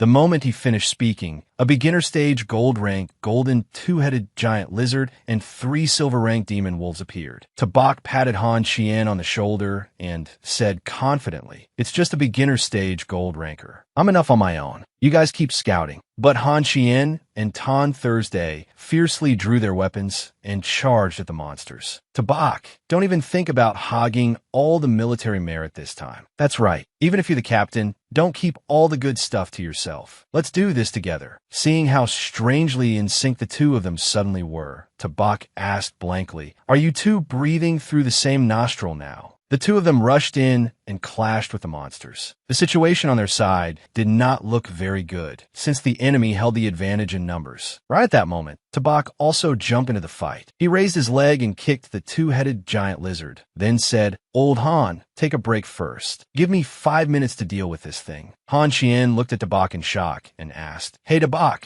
it's only been a few days and you're already about to break through to mid-stage silver? While attacking the monsters, Tan Thursday stressed, Tabak, stop talking nonsense. If you want to kill fierce beasts, everyone has to rely on their own skill. Han Qi nodded. Exactly. Then the two of them seemed to understand each other and crazily rushed forward to attack the beasts. Seeing that, Tabak shouted, Hey, you two, don't kill them all. Leave a few for me. They laughed loudly and said, Haha, Tabak, your speed's a bit too slow. Wang Duong's group had also arrived at the Misty Mountain range. Zihian identified a battle up ahead. These combat fluctuations are from martial artists and ability users. There's also a gold rank fierce beast. Wang Duong grew worried. Looks like our people are in trouble. Hurry and go reinforce them. Everyone agreed at once. Okay, but when they arrived, all they saw were monster corpses. There was not a single person in sight. Quantan exclaimed, This place is way too horrifying. Tabak's group had already defeated all the monsters. Tabak sat proudly atop the two-headed giant lizard while receiving praise. You're really cunning. You only attack the fierce beast's weak points. Tabak laughed heartily. Haha, you flatter me. Then he said to Little Ba and Little Bai, You two are lucky again. Hurry up and eat. Once you're full, help me with some work later. Wang Duong's group was still trudging through the fog. Quan still could not believe it. 5 minutes ago, we could still sense the energy fluctuations of so many fierce beasts. And now, in just a short while, they've all been killed. Wang Duong replied, That's normal. Those 3 simply aren't human. Because visibility in the fog was limited, Wang Duong did not realize he had already come close to Han Qian. His mouth was still running nonstop. Old Han really deserves to be called the strongest genius of the Great Wall Guard Army. His strength truly is extraordinary. Han Qian replied helplessly, Are you mocking me? Then he pointed at Tabak. Most of these fierce beasts were killed by Tabak and his beast companions, who taunt Thursday, and I didn't even get a sip of the soup. Hearing that, Zihian cried out in shock. He killed all of them in just 5 minutes. Tabak ran over and started teasing him again. Yo, isn't this old Chow? Did you come looking for me to maintain those divine weapons again? You really don't know how to say anything nice. I haven't seen those 2 divine weapons in ages, so of course, I can't help thinking about them. Zihian was so provoked he nearly exploded and pointed at him in warning. Tabak, shut your mouth. Wang Duong stepped in to mediate. All right, stop arguing. The mission is urgent. Tabak, you're the captain of the first team. What should we do next? Tabak replied, this place is also a good location, so I want to go deeper into the Misty Mountain range and kill even more fierce beasts. The more fierce beasts we kill, the stronger a rear base we secure for our human army. Only Han Qian and Tan Thursday understood. After all that grand talk, he just wanted to gather more heavenly treasures. The more fierce beasts he killed, the more military merit he would earn too. But outwardly, they still had to agree. All right, we think the same. Wang Duong suggested. How about we act together from here on out? What do you think? Tabak answered without hesitation. That's fine, but let me make this clear first. If we come across resources, whoever gets them first keeps them. There's no such thing as fair distribution. What do you say? Wang Duong hesitated. Well, that. Of course, Tabak cut in quickly. Then I'll go ahead first. Everyone follow behind. Han Qian and Tan Thursday also ran after him at once. Tabak, wait up. Old two, don't even think about keeping everything for yourself. After hearing all that, Guangtan was completely confused. What are they even talking about? Why can't I understand a thing? Wang Duong replied. You'll understand sooner or later. Don't just stand there. Let's hurry and follow them too. The whole group ran after them, then suddenly came to an abrupt stop when they saw Tabak's group had also stopped moving. They asked one another, why did they all stop? Is there something up ahead? Wang Duong's eyes widened. What is this? So many gold-rank beasts appeared in the blink of an eye. Zihian broke out in a cold sweat. 2 beginner-stage golds, 1 mid-stage gold, and there's even a high-stage gold. In the forest was a troop of monkeys, every single one of them at gold rank. Most notably, there was a white-furred gorilla at high-stage gold. Then an unfamiliar figure with sharp fangs appeared and cursed. You useless trash. You actually let a few silver-rank humans break into this place. The gorilla bent down obediently in apology. Tabak's group stirred in alarm. A humanoid fierce beast. It's a platinum rank powerhouse. Tantuwas Siftun. What? Platinum rank? Han Qian refuted. No, judging by its appearance. It's from the Earth-Hidden Black Serpent clan, one of the 3 great royal clans, the strongest vassal race under the 9 nether sky-swallowing python. Among the myriad races, its bloodline is noble. It can partially transform at low rank, and its combat power surpasses others of the same level. In this place, it's the hardest one to deal with. The transformed python beast gave the order. Kill them all. Don't let a single one escape. As soon as the words fell, countless fierce beasts revealed themselves from all around, glaring viciously at the group. None of them understood why there were so many fierce beasts gathered here. Han Qian urgently ordered, Wang Duong, you're the fastest. Go call for reinforcements now. He agreed, then activated his Earth-tier combat skill, Wind Spirit Possession, while instructing them to Bak, Han Qian, hold on. The moment Wang Duong shot away, 3 beginner-stage gold monkeys gave chase.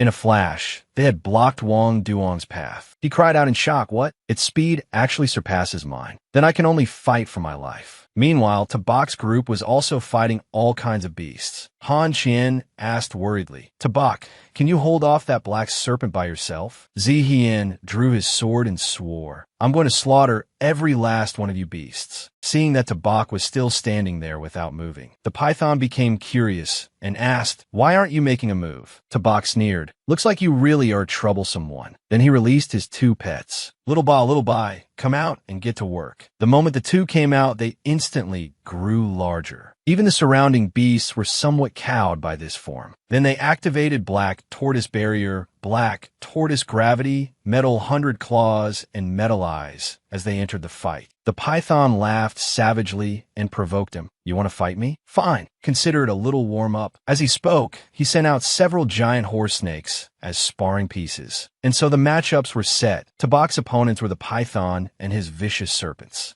Han Qian and Tan Thursday's opponent was the white-furred gorilla. Tan Thursday exclaimed. As expected, the strength of a high-stage gold is truly extraordinary. Han Qian, however, was worried. Wang Duong lured away 3 of them by himself. I'm afraid he's in danger. He shouted loudly. Old Two, finish this fast. Old Wang may be in real danger. Tabak turned and replied, got it, but he was immediately locked onto by the white serpent. Tabak tore the green serpent in half with his bare hands as easily as tearing scrap paper, then ordered, Little Bai, finish this quickly for me. While Little Ba gathered power, Little Bai decided to rush forward first to cover him. The python said coldly, shameless human, you dare boast so wildly. But faced with Little Ba's overwhelming power, he had to secretly admit this power really is strong. Little Ba unleashed a move that blasted straight through the monster pack. When the smoke cleared, the corpses of several vicious serpents lay scattered everywhere. Even Abak was surprised. If it were an ordinary gold rank, it would basically die after taking that hit. But it turned out he was looking at the python, who had now reverted to his true form, a black horse snake. Furious, it said, you're strong. You actually forced out my true body. Tabak replied innocently, that head is really huge. It's even bigger than Lil Ba's. In the blink of an eye, the python had teleported to Tabak's side, forcing him to activate Spider Gold Shadow engraving as he lectured it. Looks like you do have a bit of a brain, knowing to block my attack. But with your speed, you still can't catch me. He leaped onto Little Ba's back and ordered, Little Ba, charge. Little Ba used his black tortoise skill to ram forward, looking like a mobile tank ready to flatten its target. He was so fast that the python had no time even to lift a leg and flee. Then Little Ba slammed into him and made him cough up blood. Seeing that the python still had strength to resist, Tabak urged, Little Bai, why aren't you making your move yet? Waiting for New Year's or what? End this fast. Little Bai followed the order and rushed in to bite the python's tail. Han Qian praised him. Tabak's 2 beast companions are truly monstrous. They're tormenting that black serpent leader so badly. Tan Thursday, however, was anxious. We've been fighting for so long already. I'm more and more worried whether Wang Duong can hold out. Tabak gave the python a kick to the head. Stop playing around. We still have another mission. He ordered, Little Bai, get out of the way. From above, Little Ba prepared to crush the enemy with sheer mass. With another black tortoise gravity, the python spat out another mouthful of blood. Only when Tabak nudged the python with his foot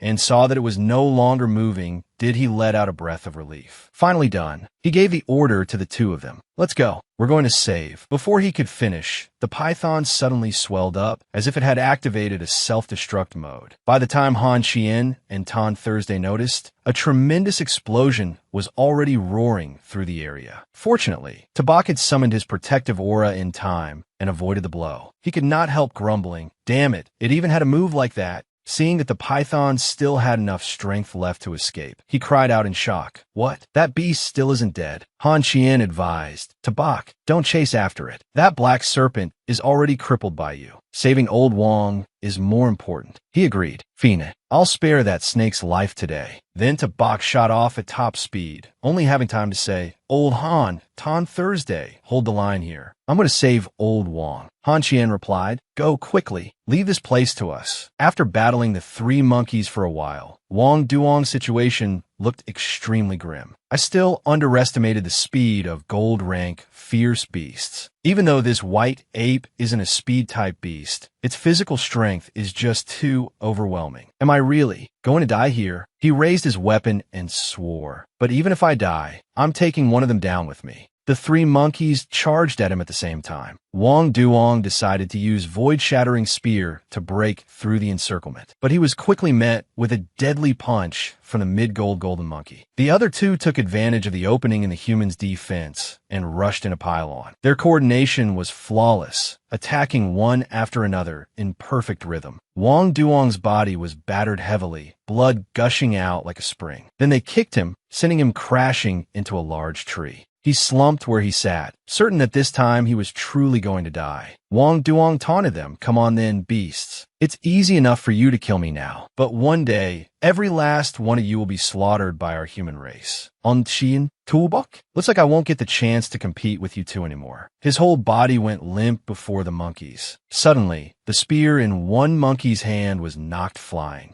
Tabak had arrived in time to save Wang Duong. He encouraged him, "Old Wang, how are you? Hang in there." Wang Duong rasped Tabak, "Did you come to collect my corpse?" Unable to hold on any longer, Wang Duong spoke his last wish. "Tabak, avenge me." Tabak roared, "Old Wang, wake up. Don't you dare fall asleep." Staring at the beasts, Tabak swore, "I'm going to smash you all to pieces." Tabak grabbed his spear and took up a fighting stance. He looked at the mid-gold golden monkey and provoked it. "You've only got one arm left, and you're still that arrogant?" Then he growled, "Die." The spear in a box hand shot out, piercing straight through the monkey's body. The nearby tree shook violently, and the wounded monkey was nailed to the trunk. Little Ba and Little Ba had also finished off the other two monkeys. Tabak hurriedly called out, "Old Wang, I've avenged you. Wake up already." Suddenly, the system appeared. High-quality target detected. Can become a descendant of the white tiger bloodline. Currently in critical condition. Host may choose to use white tiger essence blood to extend his life. Convert him into a bloodline descendant. Tabak anxiously tried to wake Wang Duong. "Old Wang, wake up. I found a way to save you. But the price is that from now on, you'll lose your freedom and be dependent on me forever. Do you agree?" After receiving his consent, Tabak called out, "Lil Bai, give me 3 drops of your essence blood." With the 3 drops of essence blood in hand, he ordered Little Bai, stand guard for me. Seeing Wang Duong's condition worsening, Tabak urged, "Old Wang, hold on a little longer." The essence blood fused together over his chest, and Tabak began reforging his bloodline. A stream of energy spread through Wang Duong's entire body, and the pain made him scream. Only when the scream finally stopped did Wang Duong fall still in a daze. Tabak asked, "Good. How do you feel now?" He stared in shock. "Tabak, how? How did you do this?" This kind of ability. Absolutely no ordinary person could possess something like this. Not even a king rank could do such a thing. Tabak said, "Old Wang, before I saved you, you agreed to it. From now on, you'll be under my command. As for my secrets, you must never reveal them to anyone. You must not disclose any secret regarding Tabak. Any violator shall be destroyed by heaven and earth, body and soul utterly extinguished." Wang Duong nodded blankly. "All right, I understand." Then Tabak started calculating. "Old Wang, I went to a lot of trouble to save you. Your life is worth much more than the 2 swords in Chao Tu Hien's hands, so this cost definitely can't be skipped." Suddenly, the ground began to shake. Wang Duong stepped in front of him. "Careful," Tabak asked curiously. "Something there?" Snakes began bursting up from the ground. Tabak cursed. "Damn it, why are there so many snakes? I shouldn't have let that cursed thing get away earlier." Tabak ordered his beast companions to deal with them. "Little Bai, I'm leaving these disgusting things to you." But when he saw the severed snake bodies, he frowned. "They're not real entities? What the hell is this?" Wave after wave of snakes kept emerging from underground. Tabak was stunned. "Why are there more the more we kill?" Just then, Hutan Thursday's group arrived. "Tabak, we're here." "Old Wang, are you all right?" Tabak scolded them. "What took you so long?" Wang Duong reported, "I'm fine." Hutan Thursday assessed the situation. "Tabak, looks like these snakes can't be killed off completely, but someone must be controlling them from behind the scenes. Hurry and find that person." Tabak said firmly, "It must be that snake we didn't kill earlier." Then he asked, "Old Wang, lend me your spear for a bit." He spotted someone hiding behind a tree and directing everything in secret. Over there, the one behind the tree launched an attack first. "A bunch of mere insects dares oppose my 9-other clan?" Hutan Thursday blocked it with her fan before asking. The man had just been struck back into his original form, but in the blink of an eye, he returned to human shape. How can it be that fast? Tabak also realized it. "Looks like he's no simple opponent." Tian Mang boasted, "That was only my clone. You think you can kill me?" Delusional. Chao Tu Hien noticed what he has in his hand. "That's Lei Xiao. I'm going to kill you." Han Qian, struggling with the rushing snakes, said in astonishment, "Since when did that happen?" His strength had become far greater than before. "Everyone, be careful." With bloodshot eyes full of hatred, Wang Duong ordered Tabak, "Kill him for me. I'll pay you whatever it takes." Tabak assigned roles. "Old Han, Old Chao, you deal with the others. As for skinning this snake, leave it to me." Tian Mang sneered. Lowly insect, you sure talk big. Tabak gathered his power. Watch me kill you and drag you back to make snake soup. He unleashed his moves all at once. Earth Spirit Possession, Earth Rampart, Spirit of Gung Metal, Phantom Edge of Sharp Gold. Two powerful forces clashed, and in an instant the area around them was filled with dust. Standing in the dense cloud of dust, Tian Mang laughed. You do have some skill after all. Unable to see his opponent, he called out, Insect, come out. Tabak answered with his fist. Your grandpa's right here. Just as he was about to charge forward, Tabak suddenly stopped because he realized, looks like you've gotten much stronger than before. To deal with a powerful enemy, Tabak changed tactics. Little Bai, 7 stars, triple kill formation. The 7 stars triple kill formation was an ultimate art of boundless domain that he could unleash through origin convergence, and it could amplify the strengths of Little Ba and Little Bai. The three of them surrounded Tian Mang in the middle and simultaneously fired their abilities toward the center. Facing the assault proudly, Tian Mang said, I have to admit, this move of yours is quite creative. Too bad your strength is still far too weak. A shield enveloped Tabak as 3 giant pythons appeared. From behind, Han Qian warned, Tabak, careful. A lot of snakes are charging at you. The enormous python activated an Earth rank battle skill. Azure Serpent Spear carried a swarm of open-mouthed snakes toward Tabak. The place where he stood exploded in an instant with a violent gale. Wang Duong cried out in shock. What terrifying power. No, impossible. Someone like Tabak can't be defeated. Whether you're dead or not, answer me already. Luckily, he had used his shield to block it and survived. Inwardly, he marveled, so strong. All 3 were already heavily injured, and Tabak narrowed his eyes as he forced himself to endure. He and his 2 beast companions let out a roar as their power erupted. Firepower burst across the whole area. Tian Mang was shocked. It's actually daring to break through right in front of me at a time like this? You're truly courting death. He, too, condensed an enormous mass of power, then opened his mouth and fired it at Tabak. Violent aftershocks continued to erupt from the center after the collision. His teammates cried out in alarm. Damn it, that attack was so strong. Old 2 is in danger. We have to think of a way to save him. But I can't move at all. I simply can't resist it. Wang Duong exclaimed in shock. Look carefully. What is that? Could it be? Standing at a distance, Tian Mang sensed it. This kind of fluctuation. As 3 surging forces suddenly rushed at him, he was startled. Trying to take my life? You think you're worthy? What? The 2 beast companions had already unleashed White Tiger in a blade, Black Tortoise in a spear.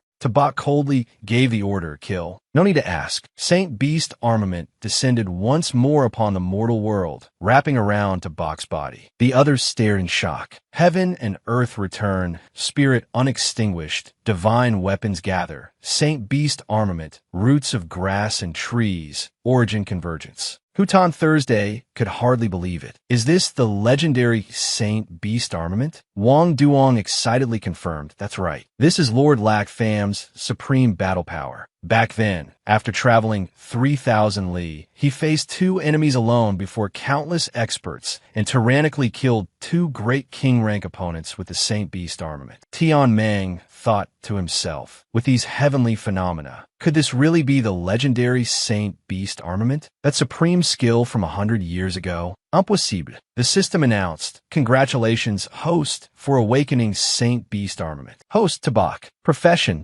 Beastmaster. Rank, Mid-Silver. Currently in Saint Beast armament state. Age, 18. Constitution, 5942, and still rising continuously. Base Constitution, 430. Inherited from Earth Spirit Tortoise, 3,435 points. Gung Metal White Tiger, 2077 points. Agility, 5906, and still rising continuously. Base Agility, 420. Inherited from Earth Spirit Tortoise, 1,800 points. Gung Metal White Tiger, 3,686 points. Spirit, 4,000 and still rising continuously. Base Spirit, 800. Inherited from Earth Spirit Tortoise, 1,600 points. Gung Metal White Tiger, 1,600 points. Talent, Saint Beast Armament. In the Saint Beast armor state, the Saint Beast bloodline power of the Earth Spirit Tortoise and Gung Metal White Tiger is temporarily increased by 80. The attribute values of both Saint Beasts surge dramatically, and the power of all talents is tripled. Notice, Saint Beast armament has awakened 80 of the former Saint Beast bloodline. This power far exceeds the limit the host can currently withstand, and it will accelerate the consumption of the host's and Saint Beast vitality and mental power. Notice, the host's current strength is insufficient to fully wield this power. When the host's vitality and spiritual power are depleted to a certain level, the Saint Beast armament state will be released and the body will enter a weakened phase. Host's estimated remaining time, 3 minutes. Please end the battle within this time limit. Tabak asked his opponent,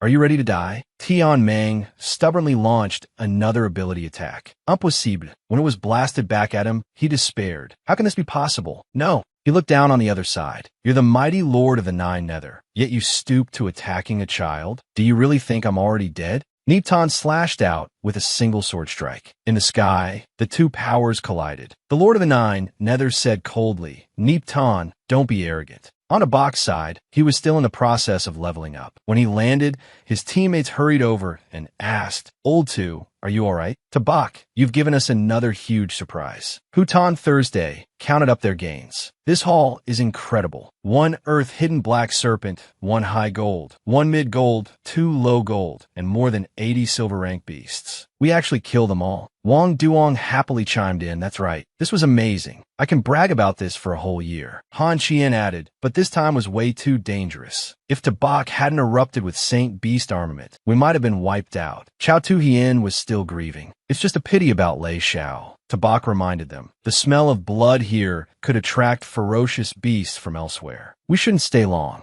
Right then, a shadow appeared. None of you are leaving. Not a single one. Everyone recognized the danger. Careful, everyone. This enemy is Lord Rank. The opponent unleashed a surge of power that took the form of a giant python and lunged at them. Tabak closed his eyes and braced himself as that overwhelming higher rank power came crashing down. But nothing happened, so he cautiously opened his eyes. He saw that Lord Rank Qing Shan had blocked it for them. They all spoke in unison. "Thank you, Lord Qing Shan, for saving us." He dismissed it lightly. "Long Ao, you're a dignified Lord Rank expert, yet you're attacking a bunch of children. Isn't that a bit too much?" Lord Rank Long Ao replied, "Qing Shan, even if you're here, it's useless. That one who awakened Saint Beast armament must be taken away today. Our myriad races will absolutely not allow a second Lakfam to appear." Qing Shan declared firmly, "You can forget it." Long Ao summoned his power. "Then let me see whether you can protect him or not." Once again, the 10,000 serpents' domain spread out, snakes everywhere. They cried out in shock, "What? Why are there so many snakes? And these snakes are at least low gold rank. There are even silver rank ones too." Back at the school, Yanin said goodbye to him before leaving for the holiday. International Workers' Day is almost here. I hope you can shake off your fatigue, relax your mind, and enjoy a good rest. I'm going home. I'll miss you. Tabak replied, "All right." The other friends also left. "We're going out to have fun. Can't be helped, you still have deadlines to meet." Tabak gloomily thought, "Everyone else gets to go out and have fun. So why do I have to sit here drawing? Damn it, I want to rest too." At that moment, over on Long Ao's side, he angrily asked Qing Shan, "Where are you looking?" Long Ao condensed his power and shouted, "Qing Shan, take this."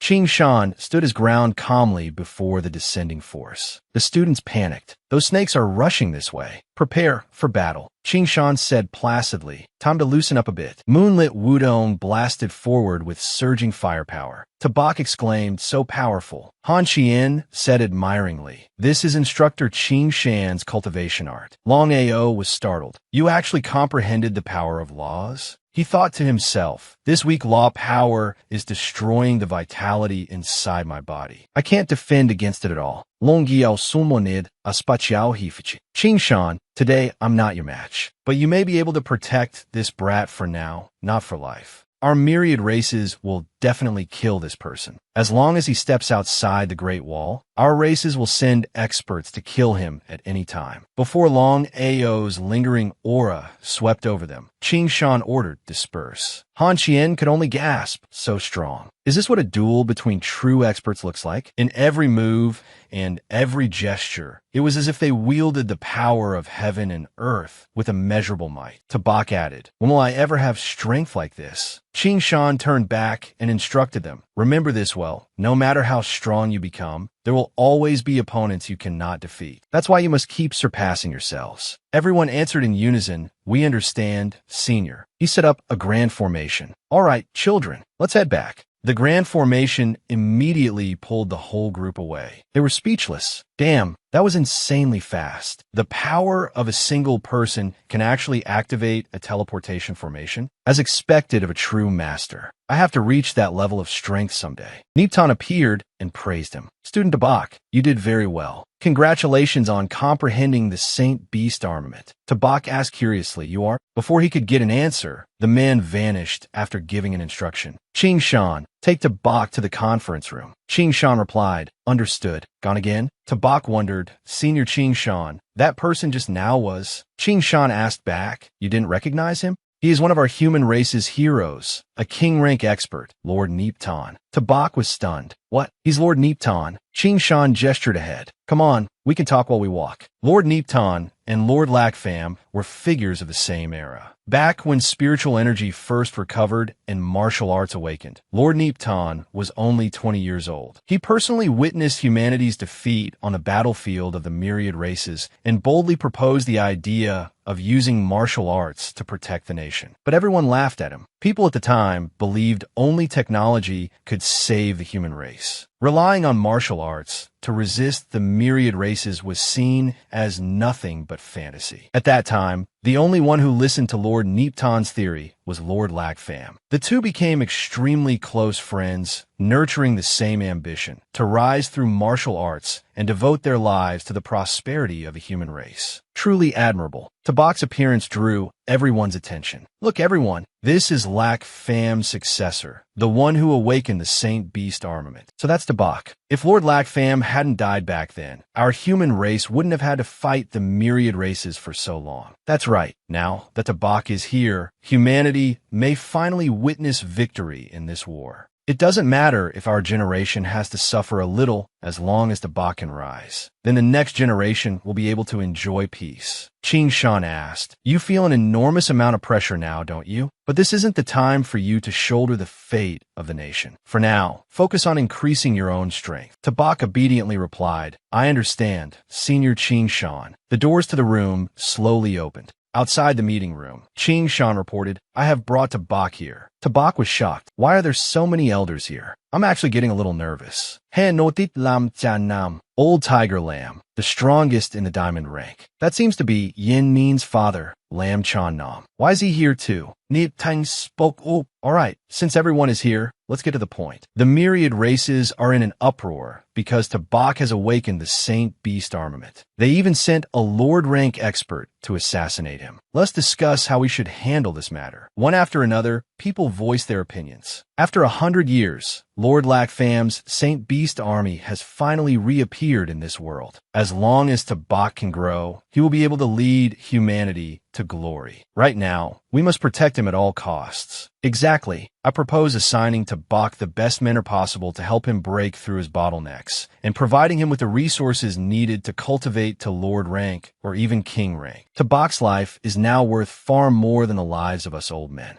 We must protect Tabak. We absolutely cannot give the myriad races even the slightest chance to assassinate him. Tabak was secretly pleased. They're all good people. Nipton asked, any other thoughts? Chanam had a different view. I think Tabak needs to continue gaining experience on the battlefield of the myriad races. A true expert becomes stronger by constantly breaking through and surpassing his own limits in life and death combat. Only by tempering one's essence, energy, and spirit can one become invincible. Besides, a powerhouse cannot be raised in a greenhouse. Someone objected. That may be true, but the myriad races are in a panic over the Saint Beast armament right now. If Tabak continues gaining experience on the battlefield and something happens to him, can you take responsibility? Exactly. He is the only one in 100 years to awaken the Saint Beast armament. He's Lord Lac Fam's successor. Qin Shan agreed with him. I support Chan Nam's view. An eagle does not break its wings because of a storm, and a pack of wolves does not fear the long night. Back then, Lac Fam practically treated the battlefield of the myriad races as his home. He nearly died no fewer than 10 times. If he knew about this in the underworld, I believe he would definitely support Tabak continuing to fight on the battlefield of the myriad races. Tabak forced a smile inwardly. If I were given unlimited resources, I would never want to go fight on the battlefield. I cherish this life very much. Okay. Nipton concluded the matter. Very well, then it's decided. Soldiers must be trained on the battlefield, but necessary precautions must also be taken. Send 3 additional Lord rank experts, 38 Diamond rank warriors, and 1 million troops to the Misty Mountain Range to reinforce the front lines. Tabak let out a breath of relief. With this many people sent to protect me, I can relax now. Then he laid out the plan. This time, we will use Tabak as bait and host a grand slaughter of the myriad races experts. Humanity will prevail. Tabak felt like he was hearing a joke. What? Did I hear that right? Use me as bait. Scene shift to the myriad races, the gloomy, icy city of the Nine Nether King. Inside the palace, DM Min, the ruler of Nine Nether, spoke. The Saint Beast armament has reappeared in the world, and it is even more terrifying than Lac Fam was at the beginning. I'm sure many of you still remember what happened back then. Therefore, we absolutely cannot allow a second Lac Fam to appear among the humans. We must kill this Tabak at any cost. Send 8 more Lord rank warriors and 42 Diamond rank warriors to reinforce the Misty Mountain Range frontline. As for Nipton, I will suppress him together with the elders of the Ancient Phoenix clan and the Nine-Tailed Heavenly Fox clan.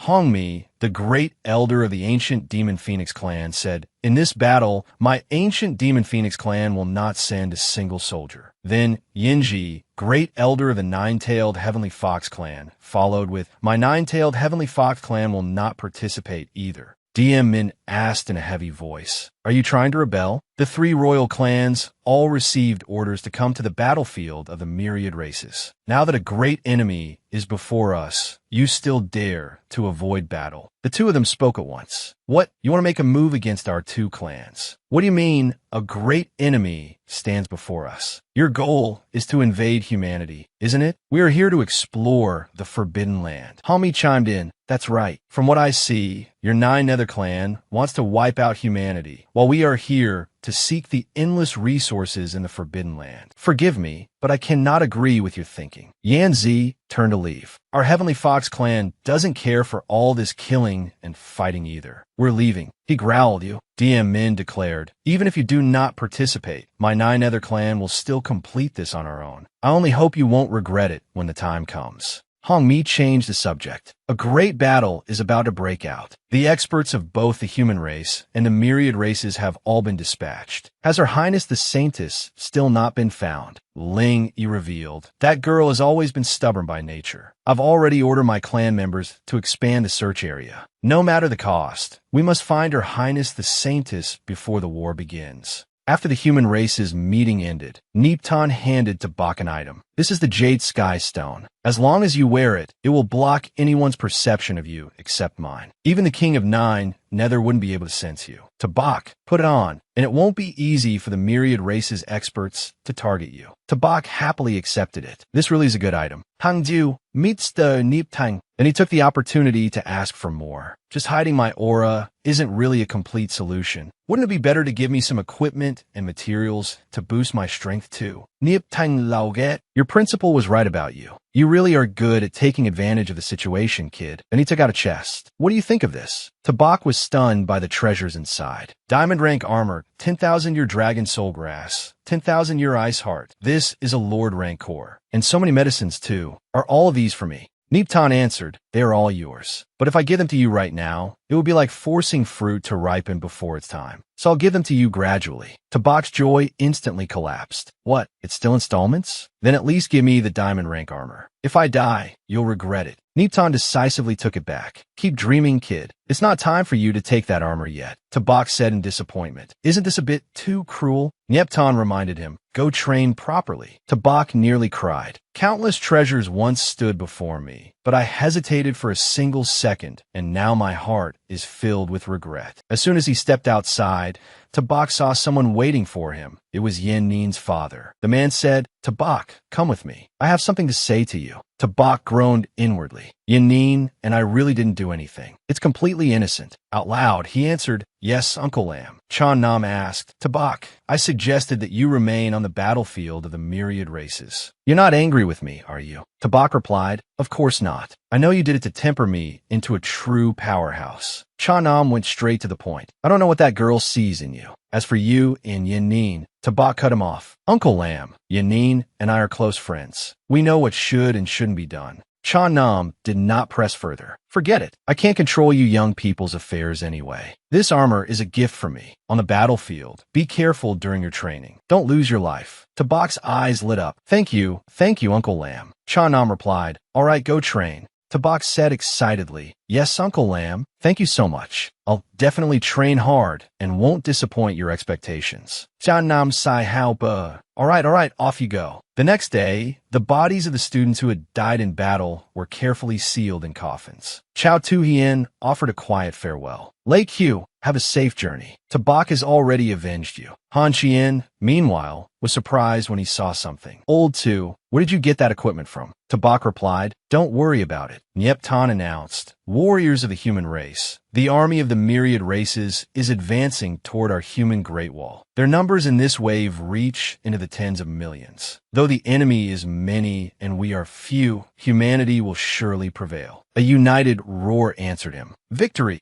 Han Chien understood the situation very clearly. Among king-rank combat power, Lord Nyepton is definitely stronger than the 9 Nether King. So in order to restrain Lord Nyepton, the myriad races will certainly send many Lord-rank experts to join forces with the 9 Nether King. Tabak asked worriedly, Then what do we do? Han Chien gave a cold smile. What do we do? Obviously, we use strategy. We just need to follow orders. Reconnaissance units from the martial universities follow the combat units into the Misty Mountain Range and carry out scouting missions. A fierce battle erupted between the two sides. Hutan Thursday assessed the situation. Looks like the diamond rank experts on both sides have already started clashing. Be careful. The atmosphere around us is chaotic. I'm afraid there are quite a lot of enemies. Looking at the thick clouds of dust in the distance, Tabak said, Sure enough, they're here. Han Chien identified them. Those are turtleback wolves and giant-horned demon deer. Wang Duong did not take them seriously. It's nothing. They're just a bunch of lackeys. Leave those damned wolves to me. Han Chien realized what was happening. They're surrounding us? Looks like they're afraid we'll escape. Full of fighting spirit, Chao Tu-hien said, I've been itching for this for a while now. Kill. Han Chien reminded them. They're only cannon fodder. Tabak, you could just rest. But Tabak refused. Even if they're just cannon fodder, I can't let you guys take all the military merit. Xiao Bai, come out. The moment Xiao Bai charged out, a group of ferocious beasts died on the spot. Xiao Bai was no less impressive than his companion. Chao Tu-hien and Han Chien cried out together. Old Tu, you're way too greedy. You won't even leave us these few military points. Exactly, Tabak. Every time, you hog everything for yourself. The ferocious beasts hesitated before those 2 enormous beast companions. They trembled and did not dare move recklessly. This was pressure from deep within their bloodlines, leaving them with no will to resist at all. The 2 beast companions roared in unison, and waves of supernatural energy swept out like sharp blades. Tabak was puzzled. Why do they all stop? What is it yelling about? The system notified him. Congratulations, host, on unlocking the Legion function. The host may recruit foreign races and turn them into a personal legion to fight on your behalf. Recruitment condition. They must willingly submit to the host's command. Once recruited, the host may control their life and death and command them through spiritual power. The Turtleback Wolf clan wishes to surrender. The Giant Horned Demon Deer clan wishes to surrender. Do you wish to recruit them? Yes/no. Tabak was stunned. What the hell? What is this? The Legion function? I can recruit even the myriad races? When Han Chien saw the beasts bowing their heads, he was shocked. Old Tu, what's going on? Did you tame them? Tabak confirmed. Looks like I really did. Could it be they were won over by my charm? He walked up to them and commanded, since you've submitted to me, then obey my orders. The Turtleback Wolf clan will secure the rear. The Giant Horned Demon Deer clan will protect both flanks. Move out. Han Qian immediately felt relieved. With them guarding the rear and both sides, we can speed up our reconnaissance. Tabak agreed. Exactly. Let's pick up the pace. Chao Tu Hien asked curiously, Old Tu, what trick did you use to lure those wolf turtles over? Suddenly, a streak of light flashed past. Tabak frowned. Xiao Ba. Seeing Xiao Ba switch into defensive mode and stand in front of him, Tabak was confused. What are you doing? Did you find some treasure? Xiao Ba was suddenly rammed into the air by a giant centipede bursting out of the ground. Tabak was dumbfounded. That centipede is huge. Han Qian hurriedly warned, Everyone, be careful. It's a sawtooth centipede. Chao Tu Hien knew of it. This sawtooth centipede is also called the Hell Fiend. Tabak blinked. That's scary. Hutan Thursday revealed some of its notable traits. Body like a centipede, tunnels through the earth unseen. Legs like saws, capable of cutting through anything. The other two added, where the sawtooth centipede passes, not even grass can grow. It's a true calamity. Once it wraps around a target, its 100 razor-sharp legs will slice that target into countless pieces. Tabak's face was full of question marks. Isn't that a bit exaggerated? Why doesn't what I'm seeing match that at all? Because the centipedes were now crowding around Xiao Ba and fawning over him. The system prompted the Sawtooth Centipede clan request to submit. Accept? Yes/no. Tabak gaped in astonishment. That works too. Deep within the Misty Mountain Range, a ferocious beast brought news. Those humans have entered the Misty Mountain Range. They'll probably arrive here tomorrow. A rumbling commotion surged toward them from afar, making them panic. Be careful. All troops on alert. That ape was struck by the sawtooth centipedes in utter disbelief. What the hell is this? Seeing the whole swarm charging over, they were terrified. Sawtooth centipedes. One woman immediately gave the order. Why are there sawtooth centipedes here? Hurry, call for the 9 Nether Kings' support. The remaining ferocious beasts were already being wrapped up by the sawtooth centipedes. She instantly activated the Azure Serpent Domain. Planting one hand on the ground, she set up a great formation.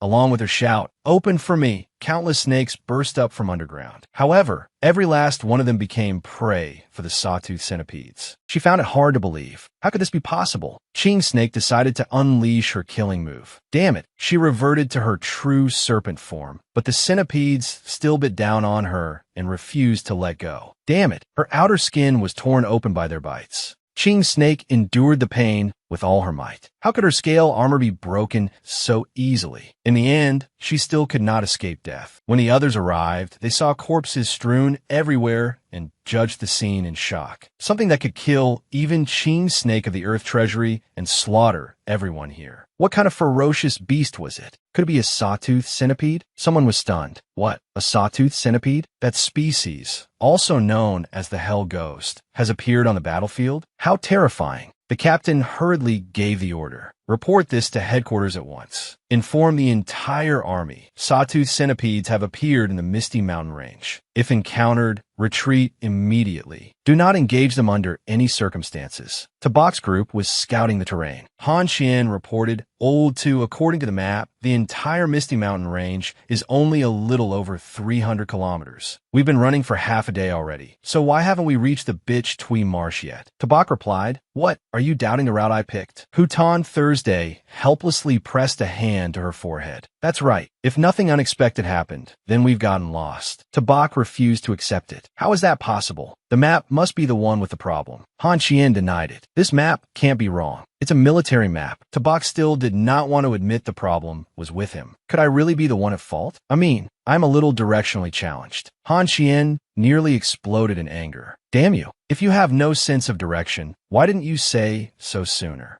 Hutan Thursday asked gloomily, So what do we do now? Who's going to lead us to Bitch Twee Marsh? The other two blurted out in unison. Actually, I'm bad with directions too. Tabak cursed angrily. You two have no sense of direction too, and you still dare to mock me? Han Qian felt utterly hopeless. We're done for. All three of us are directionally challenged. Where are we supposed to go now? Tabak decided. In that case, we'll have to use the ultimate move. He took Little Ba out, then coaxed it. They say an old horse knows the way, so an old turtle should too, right? Little Ba, eat this and lead us to bitch Tweemarsh, okay? After Little Ba finished eating, Tabak urged it on. What a glutton. Hurry up and go. The other two sighed in relief. Good thing we have Little Ba, or we have no idea what to do. I also think this direction seems right. Little Ba is still more reliable. Walking in front, Tabak felt hurt. What? You people are saying I'm not even as good as a turtle? Han Qian sensed something unusual. Do you feel like the fog has become much thinner? Hutan Thursday replied, it really does seem that way. Tabak happily realized, we actually made it out of the misty mountain range. I didn't expect you to really know the way, Little Ba. He then added helplessly, but the three of them stood on a mountain peak, and below them was a river. Hutan Tu was Dun. This doesn't seem to be bitch Tweemarsh. Tabak also grew anxious. Little Ba, where exactly did you bring us?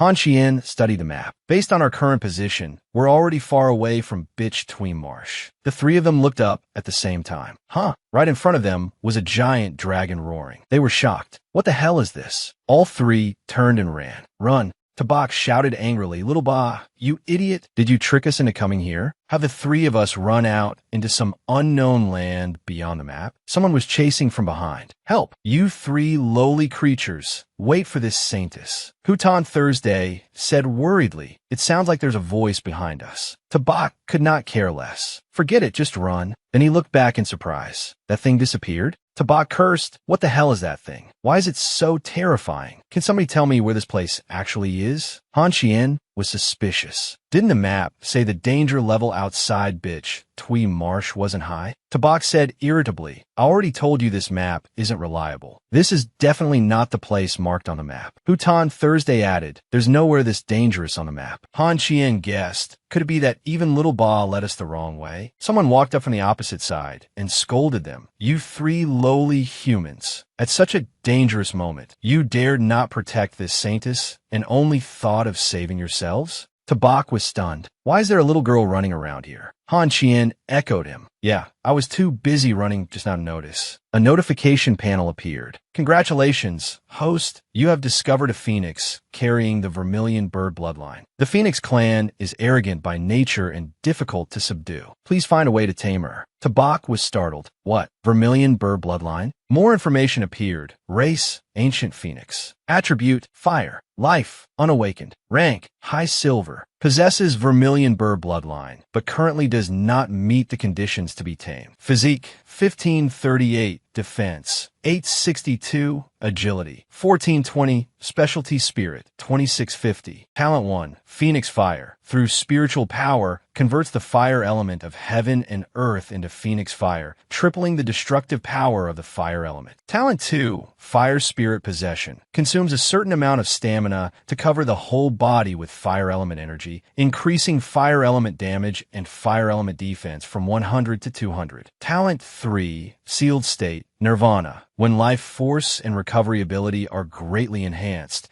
As long as she does not suffer destructive damage, she can use the fire element to transform it into her own source life force. Note, the talent skills are currently sealed. They can only be unsealed after being tamed by the host, or after she herself cultivates a pure vermilion bird bloodline. Tabak looked at the little girl doubtfully. The vermilion bird I've been looking for all this time is actually still just a kid? The little girl, named Xiao Hong, snapped back. Who are you calling a kid? Be careful, or this saintess will roast you and eat you. Tabak felt a little awkward. Subduing Little Ba and Little Ba didn't take much effort before. How am I supposed to tame this one? He put on a frightening face fit for scaring children. Should I beat her up first, so she'll behave? The little girl flew into a rage. What are you doing? How impudent. Don't come over here. You dare show disrespect to this saintess? Today I'll make you pay. Sensing her power, Han Qian advised, this little girl doesn't seem easy to deal with. Tabak understood. Looks like she really does have a fiery temper. Then, without any difficulty, he grabbed Xiao Hong by the back of the neck. But if children don't listen, they need a spanking. The little girl could not believe it. This lowly creature actually dares lay hands on me? Flames burst around her body, and Xiao Hong was furious beyond measure. Lowly race, you're dead today. This saintess will never spare you. Tabak showed no mercy at all. He smacked her until the flames dispersed, then pressed her head to the ground and shouted, "Kneel down, brat." Quite the temper, huh? Did I tell you to scream? Stay still. You still want to breathe fire? Saintess or not, I don't care here. Breathing fire in the forest is very dangerous, you know. Didn't the adults at home teach you that? Let me ask you one thing. Do you submit yet? As long as you say, "I submit," I'll let you go today. His two teammates were dumbfounded. He's disciplining a little lowly? Old to treating a little girl like this. Isn't that a bit much? Hey, that's a beast from the myriad races.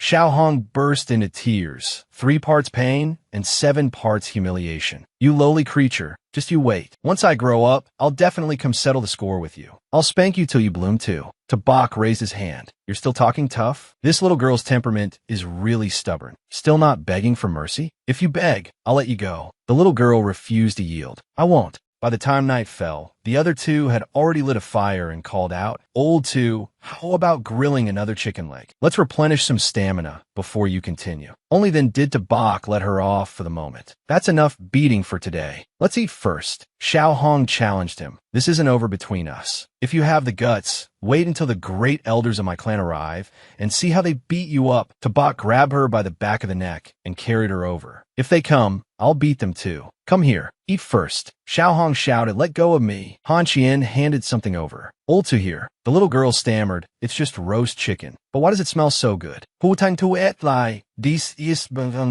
chicken. Tabak came to a realization. No wonder it smells so good. So it isn't ordinary chicken. Even with the drumstick held in front of her, Xiao Hong still acted proud. This saintess has eaten all kinds of heavenly treasures. It's only bronze rank. But the drifting aroma made her reconsider. It really smelled good. Xiao Hong asked curiously, "What did you use to roast the chicken?" "No, wait. Can food really become this fragrant after being roasted over fire?" Tabak was surprised. This young lady has never eaten barbecue before, but out loud he answered, "Of course." "So want a taste?" "Wait, let me add a little seasoning. That'll make it even more fragrant. Here, try it. It's delicious. Take the drumstick." Xiao Hong swallowed. "This really smells amazing." She quickly took a bite. The delicious taste exploded in her mouth, and Xiao Hong felt like she was floating. "Oh my God, this chicken leg is so delicious." She devoured it ravenously. "From now on, I want to eat this chicken leg every day. It's even more fragrant than the spirit ingredients from the great elder." Tabak agreed at once. "That's easy. As long as you agree to follow me and listen to me, you'll have chicken legs every day." Just like that, Xiao Hong was lured in. "Fine, I agree. As long as you give me chicken legs, I'll listen to whatever you say." Tabak sealed the deal. "A promise is a promise, got it?" The little girl replied, "I always keep my word."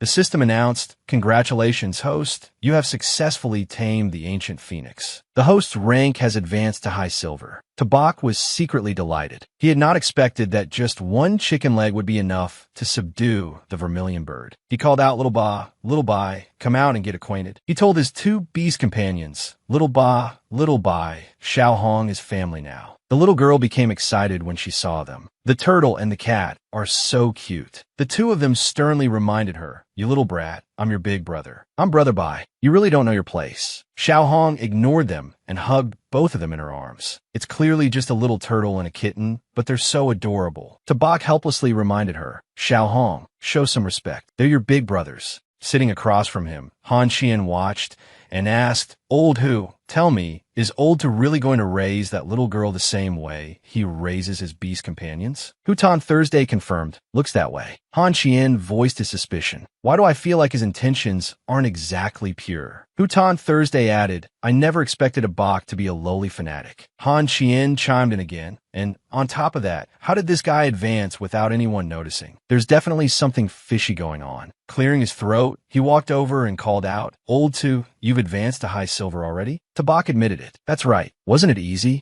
Han Qian was instantly annoyed. "Easy my ass." He probed, Old two, do you have some secret of breaking through? How are you advancing so fast?" There was no way Tabak could tell him he had a system, so he started putting on an act. "Old Han, actually, I really do have a secret. Considering our relationship, it's not like I can't tell you. But our long kingdom has a saying, the Tao cannot be passed on lightly. And this concerns the secret of cultivation all the way to king rank. Old Han, do you understand what I mean? Han Qian immediately took the bait. King rank? He gave an awkward laugh. I understand. Here, this is a gold rank beast core. Hutan Thursday was more clear-headed and patted him on the shoulder as a warning. Han Qian, be careful. You're being conned. Taba continued, that's right, old Han. I think highly of you. What I'm about to say next are the very words spoken by Lord Nipton, so you must remember them well. Martial cultivation. Is it about cultivating one's realm? No. What is truly cultivated is the Tao heart. As long as you have a heart that seeks the Tao and an unwavering faith in becoming stronger, then you can go faster and farther than others. Han Tin Luke confessiert. I still don't really understand.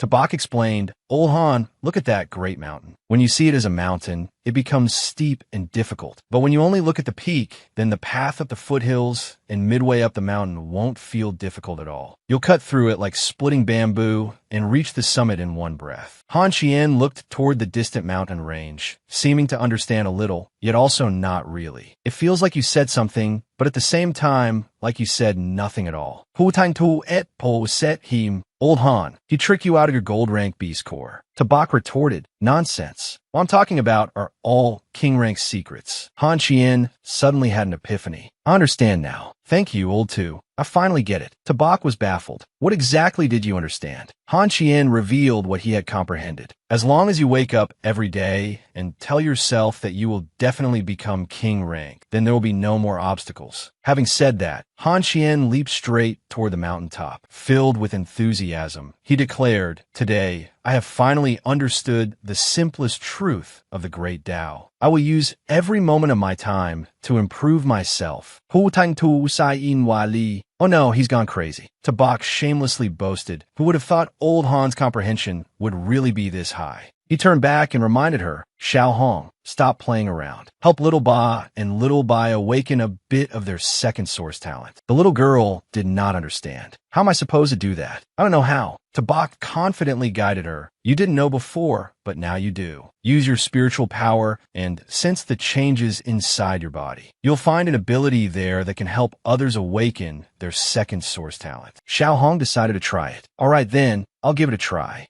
Looking at the stream of power in her palm, the little girl rejoiced. I can really feel it. Xiao Hong sent the power toward Little Ba. Then Brother Ba goes first. It hurts so much that Little Ba rolled its eyes and cried out, it hurts. Stop. When Little Ba's body grew gigantic, the little girl exclaimed, Brother Ba's true form is really huge. Tabak encouraged it. Little Ba, hold on a little longer. Your tail is glowing. Little Ba let out a sky-shaking roar of pain. The system updated. Congratulations, host. The Earth Spirit Turtle has awakened its second elemental talent. Tabak grinned proudly. The Water Origin. Success. More information was added. Beast Companion. Great Earth Black Tortoise. Attributes. Earth Water. Only upon reaching gold rank can it truly release the power of the Water Origin. Rank. Mid-Platinum. With the awakened Water Origin talent, its fourth talent has been strengthened. Physique. 1538. Defense. 2262. Specialty. Agility. 400. Spirit. 400. Talent 1. Earth Shield. Talent 2. Earth Spirit Possession. Talent 3. Gravity of the Earth's core. Talent 4. Earth and Water Origin. Masters the source power of the dual earth and water elements, and can use that dual element source power to absorb and mobilize water and earth from heaven and earth, providing extremely powerful defense and recovery. Tabak nodded in satisfaction. Not bad at all. Now that the water element has awakened, the defensive power of its dual earth-water attributes has become even more terrifying. Little Bai, you're next. Before it could run away, Xiao Hong had already struck it with her power. Tabak yelled from below, Little Bai, if you want to awaken, then endure it for a bit. It let out a pained roar, following in its brother Little Ba's footsteps. Little Bai's massive forepaw slammed into the ground, and a powerful aura spread from its body. The system prompted, "Congratulations, host. The gung-metal white tiger has successfully awakened its second elemental talent, Shadow Origin." Tabak was overjoyed. Little Bai actually awakened the shadow element. With Little Bai's bloodline and the addition of shadow power, it would simply be a feast of terror and slaughter. Now that all three sacred beasts had submitted to him, let's see if I don't wipe out the myriad races this time. The next day, Hutan Thursday laid out the plan. After a night of rest, we absolutely have to reach Bishui Pool today. The question Han Xian cared about was, "Old two, do you know where we are right now?" Tabak tossed the question to the little girl. "Xiaohong, do you know?" The little girl pointed to the side. "We're about 80 kilometers from the center of the Bishui Pool restricted zone." The three of them spoke at the same time. "Then let's hurry and head that way." "All right, I didn't expect us to really be this far from Bishui Pool. We can't delay any longer. Let's move." Tabak suddenly remembered something. "Right, Xiaohong, what was going on with that dragon that kept appearing and disappearing yesterday?" The little girl replied, "That is the Azure Dragon that guards the Bishui Pool restricted zone. That Azure Dragon is unbelievably powerful, so any creature that gets close to the central area will be killed by him." He immediately focused on that. "An Azure Dragon?" Xiaohong confirmed, "That's right. It's terrifying. In the past, even Lord-rank beings entered, but none of them ever came back out." Han Qian and Hutan Thursday were stunned. Even Lord-rank beings got eaten by it? It's that strong. If there's an Azure Dragon here, then why didn't the Nine Nether King come and subdue it? The little girl explained, "Back then, the Nine Nether Kings summoned the Grand Elders of our three great royal clans. But even then, they still couldn't suppress that Azure Dragon." He was completely shocked. "What? Even the Nine Nether King couldn't tame it? Then if our group goes there like this, isn't that way too dangerous?" Tabak urged System scan the nearby Azure Dragon bloodline. "Today, I'm going to tame an Azure Dragon." He was thinking only of one thing. If he really met the Azure Dragon, wouldn't that mean all four divine beasts would finally be gathered? The system warned him. A nearby Azure Dragon bloodline has been detected. Its purity is extremely high. Its strength has already reached the half-king level, and it is currently in a frenzied state. It is extremely dangerous. The host's current strength is too low to tame it. Please return to explore later after improving your strength. Tabak was dumbfounded. "What? I can't tame it," he thought to himself. Even the system is warning that this Azure Dragon is extremely dangerous. "We'd better leave as soon as possible." Tabak said, "Old Han, old who? Maybe we should retreat first." "Xiaohong, do you know the way out of the Misty Mountain Range?" The little girl answered, "This Misty Mountain Range changes with the weather, so I don't know the way either." He frowned and thought for a moment. "Then that's a problem.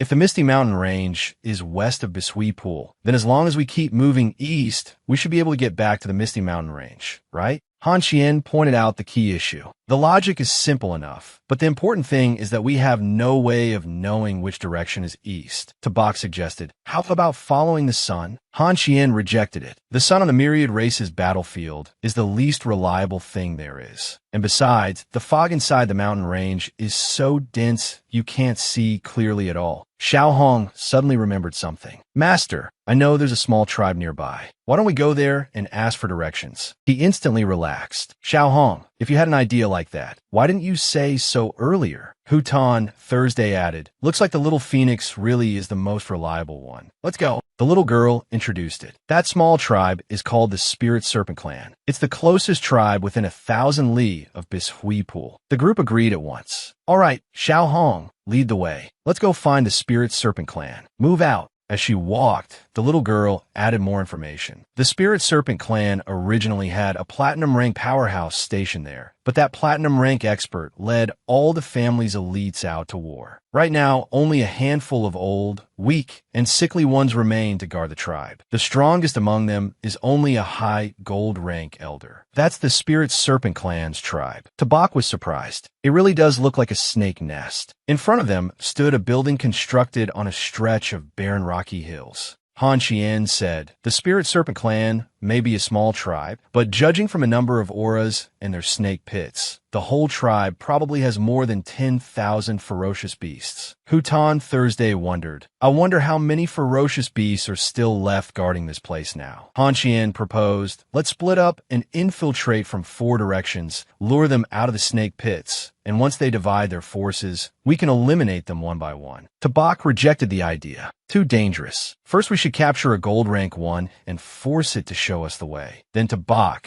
the one with the clearest head, said, the 2 of you only know how to fight and kill. Don't forget, Xiao Hong here is the dignified saintess of a royal clan. Han Qian looked curious. Old 2, then do you have a plan? Tabak answered, of course I do. First, they disguise themselves as envoys from an ancient royal clan. Why aren't you coming out to receive us yet? The saintess of the ancient Phoenix clan has arrived, so why aren't you coming out to greet her? The 3 gate-guarding snakes discussed it among themselves. This really is the bloodline aura of the ancient Phoenix royal clan. But why would such a noble personage come here to visit us? Look, there are also 3 Xidagarba dark pythons. The first snake bowed its head in greeting. The second elder of the Spirit Serpent clan pays his respects to the honored Phoenix Lord and to the 3 honored Xidagarba dark python lords. 4 honored guests have arrived. I failed to welcome you from afar. I deserve punishment. I deserve punishment. Tabak followed up naturally. So, you the second elder of the Spirit Serpent clan? This lord is preparing to head to the front lines to provide support. If your clan has any spirit herbs or spiritual materials, present them to me so I may recover my strength. The 2 behind him whispered, weren't we here to ask for directions? Exactly. Why are we asking for spirit materials? He cleared his throat and reminded them, you 2 just keep your mouths shut. The second elder agreed at once. Since the 4 honored lords have come from afar, my Spirit Serpent clan will naturally entertain you well. Please wait a moment. He had someone present a token gift. These are just a few spirit fruits, nothing worth mentioning. Han Qian and Hutan Thursday recognized them immediately. These are 100 spirit fruits, 4th grade spirit medicine. They contain extremely abundant spiritual power. That's right, just 1 fruit is enough for even a gold rank powerhouse to fully recover their vitality and blood energy in short time. Tabak suppressed his delight and calmly said, not bad. Your performance is satisfactory. It's getting late today, so we'll stay here for the night. We'll take the east room. After that, send me a copy of the nearby terrain map. The second elder was baffled, but it's only midday now. Under such bright sunlight, my lord wishes to sleep.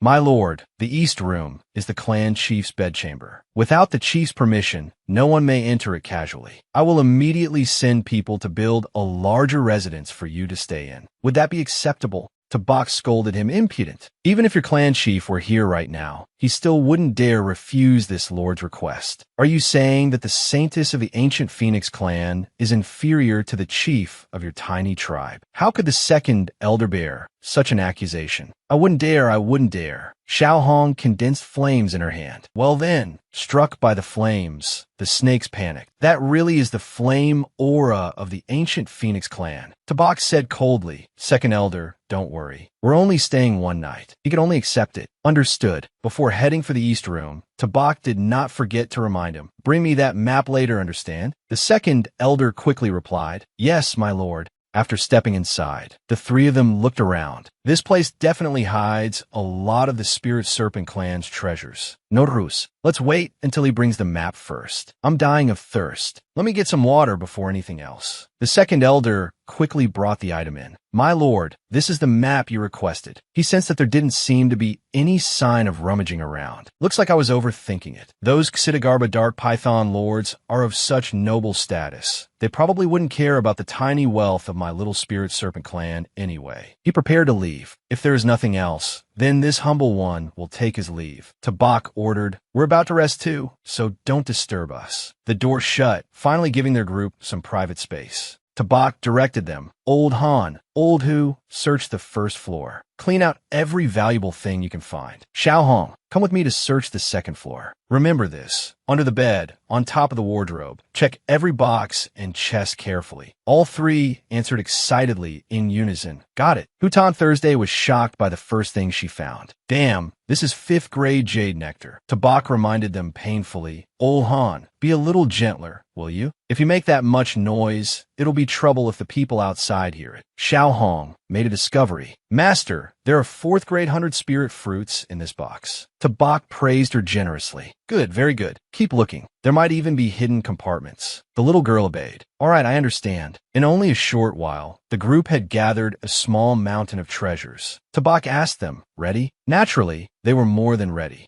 Tabak started gobbling things down. Then what are we waiting for? Eat. The group indulged themselves without restraint in the pile of treasures. Han Qian reported his condition. Old Hu, I feel like my high silver bottleneck is loosening. Hutan Thursday sat down off to one side and replied, I think you've just stuffed yourself so full you've gone crazy. Tabak continued, we've eaten, so now we should study the map. That's right, we need to think of a way out of here. Tabak laid out the plan. When we go out later, gather all the Spirit Serpent clan members together. Xiao Hong, the silver rank Spirit Serpents are yours. The gold rank ones will be handled by Old Han, Old Hu, and me. We move after dark. Han Qian was eager to try. Old Tu, just watch. Right now I feel power surging through me. Hutan Thursday said bluntly, I think it's your stomach that's surging. Outside, the Spirit Serpent clan was deathly quiet until the box shout tore through the night. Second Elder, gather all the ferocious beasts of the Spirit Serpent clan immediately. The snakes slithered over in droves. The second elder nervously asked, Lord Xidagarba Dark Python, what is the meaning of this? Tabak thought, I haven't even gotten close yet, and those 3 gold rank guys have already surrounded me. Then his cold voice rang out. Nothing much. Then he turned hostile, ripped off his outer robe, activated his Gungjin leaf claws, and shouted, I just need to borrow your snake head for a bit. Caught in a sneak attack, the second elder cursed, Despicable humans. Spirit Serpent Clan, hear my order, kill them. Today I'll tear you all to pieces. Han Qian and Hutan Thursday charged forward excitedly. Kill. Little Ba was no less fierce, slaughtering the snakes at his feet. Little Ba used his razor-sharp fangs to tear through his opponents. Xiao Hong gathered flames all around herself and muttered, Burn, roast snake meat. Everywhere the little girl passed, the snakes caught in the inferno could only cry for help. Tabak marveled. Xiao Hong's demon fire is truly terrifying. An entire mountainside sank into a sea of flames, while shrill screams echoed everywhere. Help! Second Elder, save us! Tabak stopped competing for kills. Old Han, I'll leave this one to you. Han Qian answered confidently. Watch me. The dying snake on the ground weakly asked, Who are you people? Han Qian replied, The ones taking your life. A violent surge of power slashed through it. Han Qian sonde de grit food. That wasn't satisfying at all. The opponent was still too weak. Tabak reminded him, Don't underestimate this place. We're in the inner region of the myriad races. Little Ba felt the power surging inside his body. I feel like I'm about to break through to gold rank. Little Ba felt it too. Me too. Hutan Thursday hurried over and asked, So what's our next plan? Are we going to regroup with the main force? Tabak grunted in acknowledgement. I've got another idea now. Han Qian was curious. What idea? Tabak studied the map in his hand and answered, Since we're already deep inside Myriad Race's territory, why don't we directly attack one of the royal clans here? Han Qian was doubtful. With just a few of us? That's too dangerous. Tabak, fearless as ever, replied, Fortune is found in danger. The more dangerous the place, the greater the gains. All right, I'm the captain, so listen to me. We'll rest here for one night today. Tomorrow we march to the Fengyun mountain range. Hutang was show. Isn't it the territory of the Wind Leopard clan? Han Qian commented, Ever since Old Tu became captain, it feels like he's getting more and more inflated. The next day, they continued with their disguises. Someone could not help asking, Why are we using this method again? Tabak answered, Because it works. Then he announced, The honored Xidagarba Dark Python lords have arrived. Why aren't you coming out to receive us? Things initially went just as planned, as the leopard guard shouted, Hurry and report to the elder that the Xidagarba Dark Pythons have arrived. An overbearing elder came over carrying a blade and demanded, Xidagarba Dark Pythons? They've come here to die, haven't they? This reaction left them all dumbfounded. What's going on? No idea. That elder said, Our Wind Leopard clan and your Great Hell Dark Horse clan are sworn enemies. Today is the day for revenge. He immediately charged forward. Streams of power swirled around them. Kill. Han Qian used a spear shaft to block the sword strike and said, "Old two, looks like your method doesn't work here either." Tabak snapped irritably. How was I supposed to know they had a blood feud with the Hell Dark Horses? Worst case, we just wipe them out directly. Little Ba, let's get to work. The appearance of the two beast companions left the leopard elder stunned. Tabak instructed Xiao Hong, "This leopard is very fast. I'll leave it to you." The little girl leaped high into the air, flames slowly gathering around her. Then a torrent of fire came crashing down from the sky, striking the leopard clan. In just a short while, they had wiped out the group. Han Qian said excitedly, "I'm going to level up." Tabak had barely started speaking. "The method I taught you, is it?" Right then, the system notification appeared. "Congratulations, host. Earth Spirit Turtle has advanced to initial gold rank. Dark Water Black Turtle. Host rank has increased accordingly. White Gingjin has advanced to initial gold rank. Dark Gold White Tiger." Tabak was pleased. Not bad. This time the improvement is really significant. Looking at his beast companion's enormous body, Tabak sighed. Little Ba has grown a lot bigger again. The status panel displayed in full. Tamed Beast, Dark Water Black Turtle attributes. Earth Water rank. Initial Gold Black Tortoise bloodline activated. 50 Water and Earth attributes fused into new abilities physique. 4538 defense. 66262 agility. 2000 spirit. 2000. Talent 3. Spirit of Gung Metal. The entire body is enveloped in the power of Gung Metal. Every attack comes with a 200 increase in tearing and armor-breaking effects. Among those of the same rank, there is nothing it cannot break, nothing it cannot pierce. Talent 4. Origin Gung Metal Darkness. Possesses the origin power of both the Gung Metal and Darkness elements, and can absorb and control the origin power of Gung Metal and Darkness in heaven and earth, granting immense destructive power and extreme speed. He was shocked. Shadow Step double speed? This is even faster than the Gung Metal Ghost Step. From now on, you're the ruler of the darkness, Little Bai. Han Qian could hardly believe it. Old two, you leveled up again? I obviously have the heart to seek the Tao and faith too, so why haven't I been able to level up? Tabak answered slyly, Old Han, that only proves one thing. Your faith isn't firm enough. He studied the map. Where are we heading next? Xiao Hong revealed, there's only one place left that we haven't been to yet, and that's the main city of the Dizong Dark Horse. Tabak decided at once. All right, then let's head to the Dizong Dark Horse main city. From behind them, Hutan Thursday thought she had misheard. Tabak, are you seriously for real? Han Qian chimed in. Isn't that a little insane? No matter what, that's a true major city of the myriad races. Even if the myriad races are fighting the human race right now, there are definitely still strong experts guarding the main city. With just a few of us daring to target the main city, isn't that basically asking to die? No.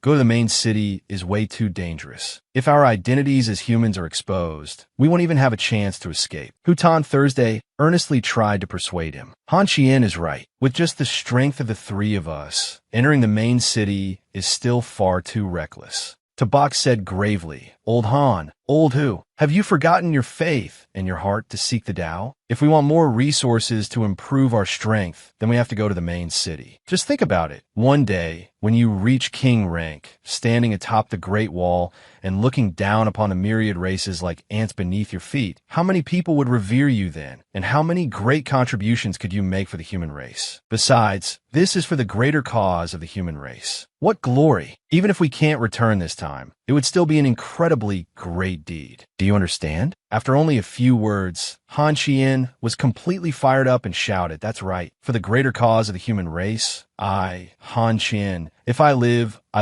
gloriously. If I die gloriously. Tabak grabbed his hand and encouraged him. That's it, Old Han. That's what a true man of our human race should be. Hu Tang Tu was Bijai. Wow, you really got your blood boiling just like that. Tabak ordered Xiao Hong, lead the way. The little girl obeyed. Yes, master. They left with determination. Let's go, for the greater cause of the human race. For the greater cause of the human race. 3 days later, when the whole group was already exhausted, they asked, how much farther? Xiao Hong replied with a bright smile, almost there, almost there. That place is the main city of the Dizong Dark Horse. He was a little daunted. This isn't a main city at all. It's clearly a gigantic towering mountain. Han Qian said nervously, Old two, I'm suddenly starting to regret this a little. Since they had already come this far, Tabak gritted his teeth and said, "What's there to be afraid of? We're proud men of the human race." The little girl revealed, "The main city of the Dizong Dark Horse can be said to be the most magnificent of all the main cities. A few years ago, I came here with the Great Elder for a visit. The 4 city walls each have 13 gates. Normally, when powerful members of the royal clans arrive, they enter through the central main gate. The native Dizong Dark Horse clan enters through the 2 side gates flanking the main gate. Everyone else has to be checked for aura and pay a toll at the gate. As for the other side gates, they are for races with high-level bloodlines to enter through. However, all of them still have to undergo aura checks and pay the gate toll." Tabak was stunned. "What? A gate toll?" Xiao Hong rummaged through her storage bag. "Actually, it's purple crystal stones. Roughly speaking, 1 purple crystal stone can buy 1 ordinary 3rd-grade spirit herb. Purple crystal stones are not only used as currency, they also contain an extremely abundant source of energy that can be used for cultivation. As for platinum rank and above, they use even higher grade spirit stones for cultivation. Those high-grade spirit stones don't just contain ordinary energy, but the elemental power of heaven and earth, such as metal element, earth element, space element, and many others." He began trying to coax her. "Xiao Hong, you're the dignified saintess. Surely your bag doesn't have only 1 purple crystal stone, right?" The little girl innocently reported, "Mine is a spatial bag. It has about 100 square meters of space inside." Then she dumped out the contents of the spatial bag in a casual, offhand manner. "Actually, I'm fairly rich." Looking at that little mountain of crystal stones, all 3 of them gaped in shock. "No wonder you were so leisurely when eating spirit materials before. So you cultivate with purple crystal stones. That's really not a small amount. She's a bona fide little rich girl." Tabak hesitated. Xiaoong,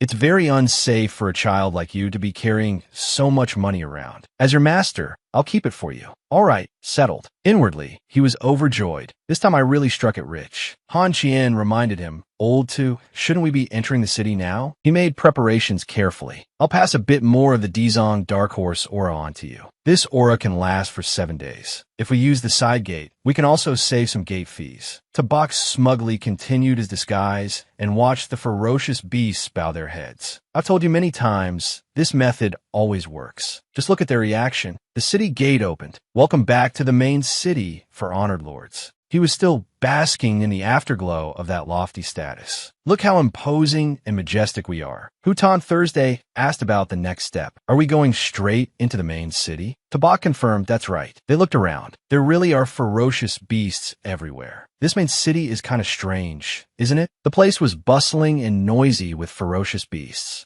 Hutan Tu was statan. "Old two, I didn't expect there to be so many ferocious beasts in the main city. And their strength isn't weak either. The foundations of the myriad races are far deeper than we imagined." Han Qian shared the same feeling. "That's right. If the 3 great royal clans and some of the elites in the main city gather together, our human warriors are no match for them." Xiao Hong revealed a piece of information. Actually, the 3 great royal clans have very strong control over those with high-level bloodlines. This time, the 9 Nether King brought along an army of tens of millions. I'm afraid 9 million of them are just cannon fodder. The real elites are probably only the members of the 9 Nether Royal clan and the Dizong Dark Horse clan. They understood at once. So that's how it is. No wonder Lord Qing Shan didn't even spare a glance for that army in the tens of millions. So that was the reason. I didn't expect the myriad race's main city to be this lively. How about we wander around a bit? Right then, the system reminded him, "Master, I have detected something good about 10 kilometers to the southwest." Tabak immediately came up with a plan to pocket it alone. "Old Han, old Hu, look how huge this royal city is. If the 3 of us keep moving around together, our efficiency is really too low. How about we split up?" Han Qian agreed without the slightest suspicion. "All right, I want to see if there's somewhere I can look up ancient records of the myriad races." He handed things over to them. "Don't say I call you brothers without any loyalty. Each of you take 1 purple crystal stone and act according to the situation. Once you're done, we'll meet again at the city gate." The 2 of them protested, "Only giving us 1 each? You're way too stingy." "Exactly." In Xiao Hong's bag,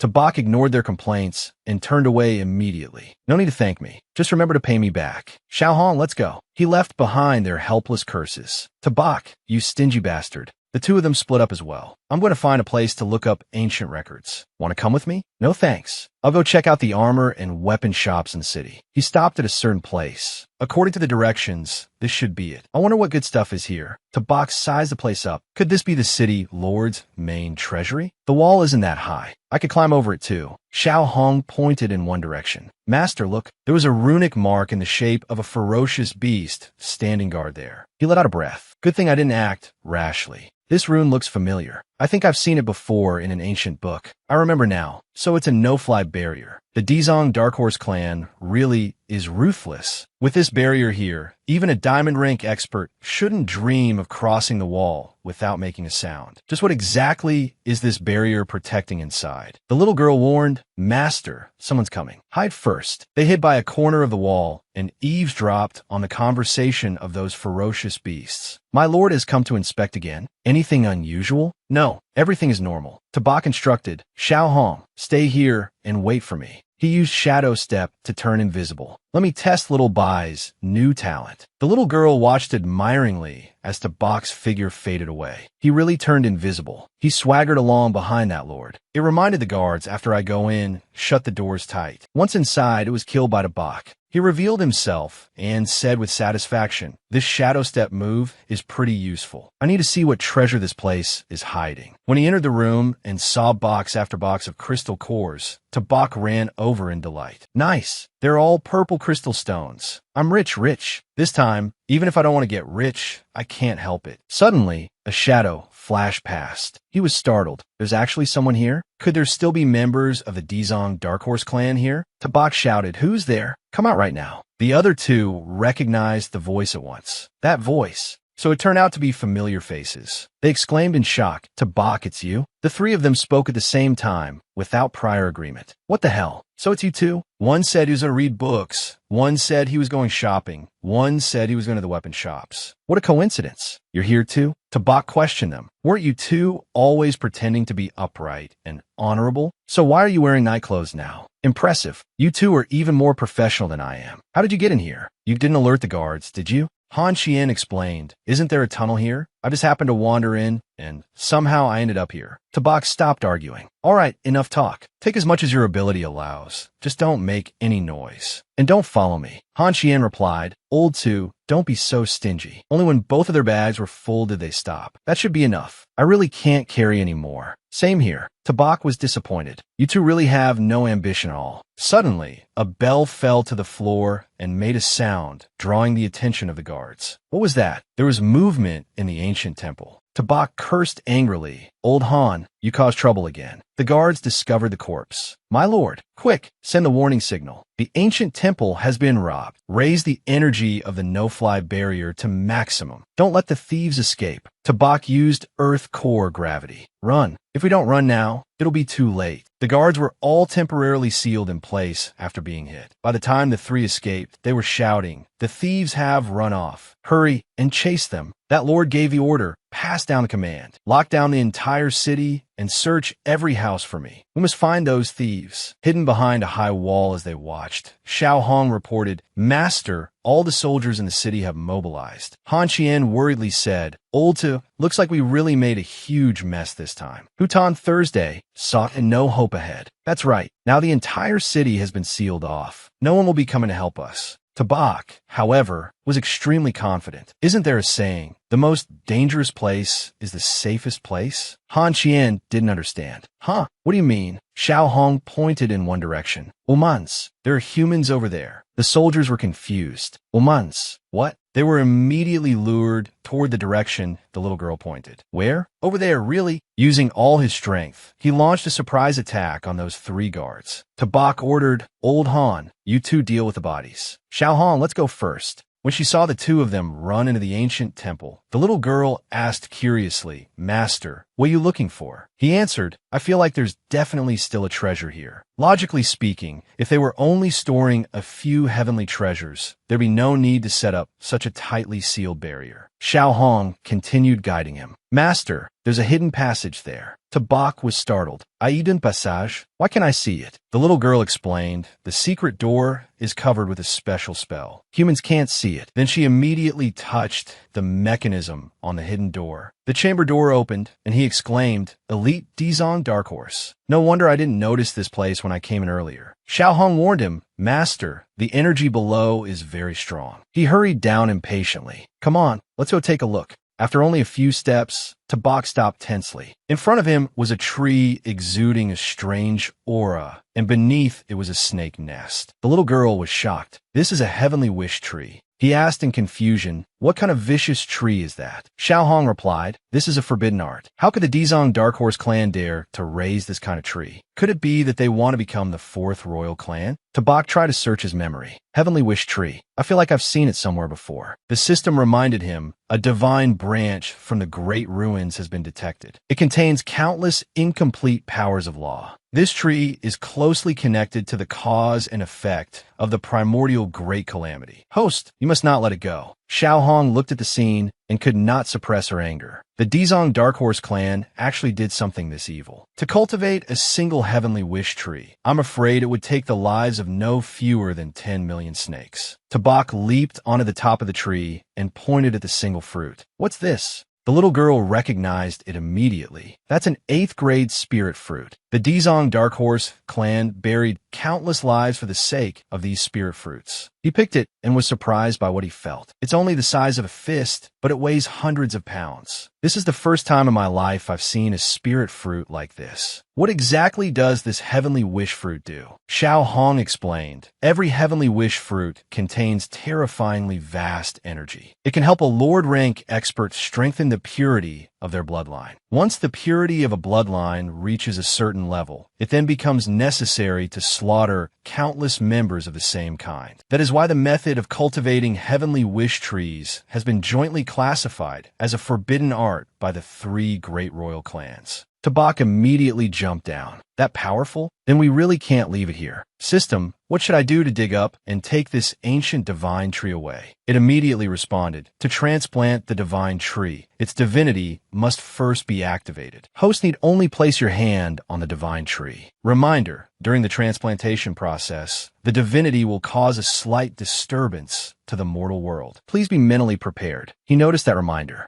A slight disturbance? Forget it. No matter what, I can't leave this tree here. "I'm ready. Start." The system immediately announced, beginning activation of the divine tree's divinity. In an instant, the entire tree radiated dazzling light. Tabak cried out in alarm. "Spatial cracks? This is what the system calls a slight disturbance?" Xiao Hong shouted in fright, "Master, what did you do? This entire space is about to collapse. We have to get out of here right now, or we'll be trapped in the spatial rift. Master, hurry. There's no time left." Tabak summoned a shield to protect both of them. Gritting his teeth, he endured it. "This place is about to cave in." Looking at the still active spatial bag, Tabak said, "Xiao Hong, hide first." A moment later, the two of them had entered the spatial bag. He braced himself with one hand and let out a breath of relief. For the moment, this place was safe. The little girl cried out excitedly, "Master, it worked. You really moved the heavenly wish tree." Before them were all the spiritual medicine resources Tabak had gathered. He frowned suspiciously. "Looks like it really did work,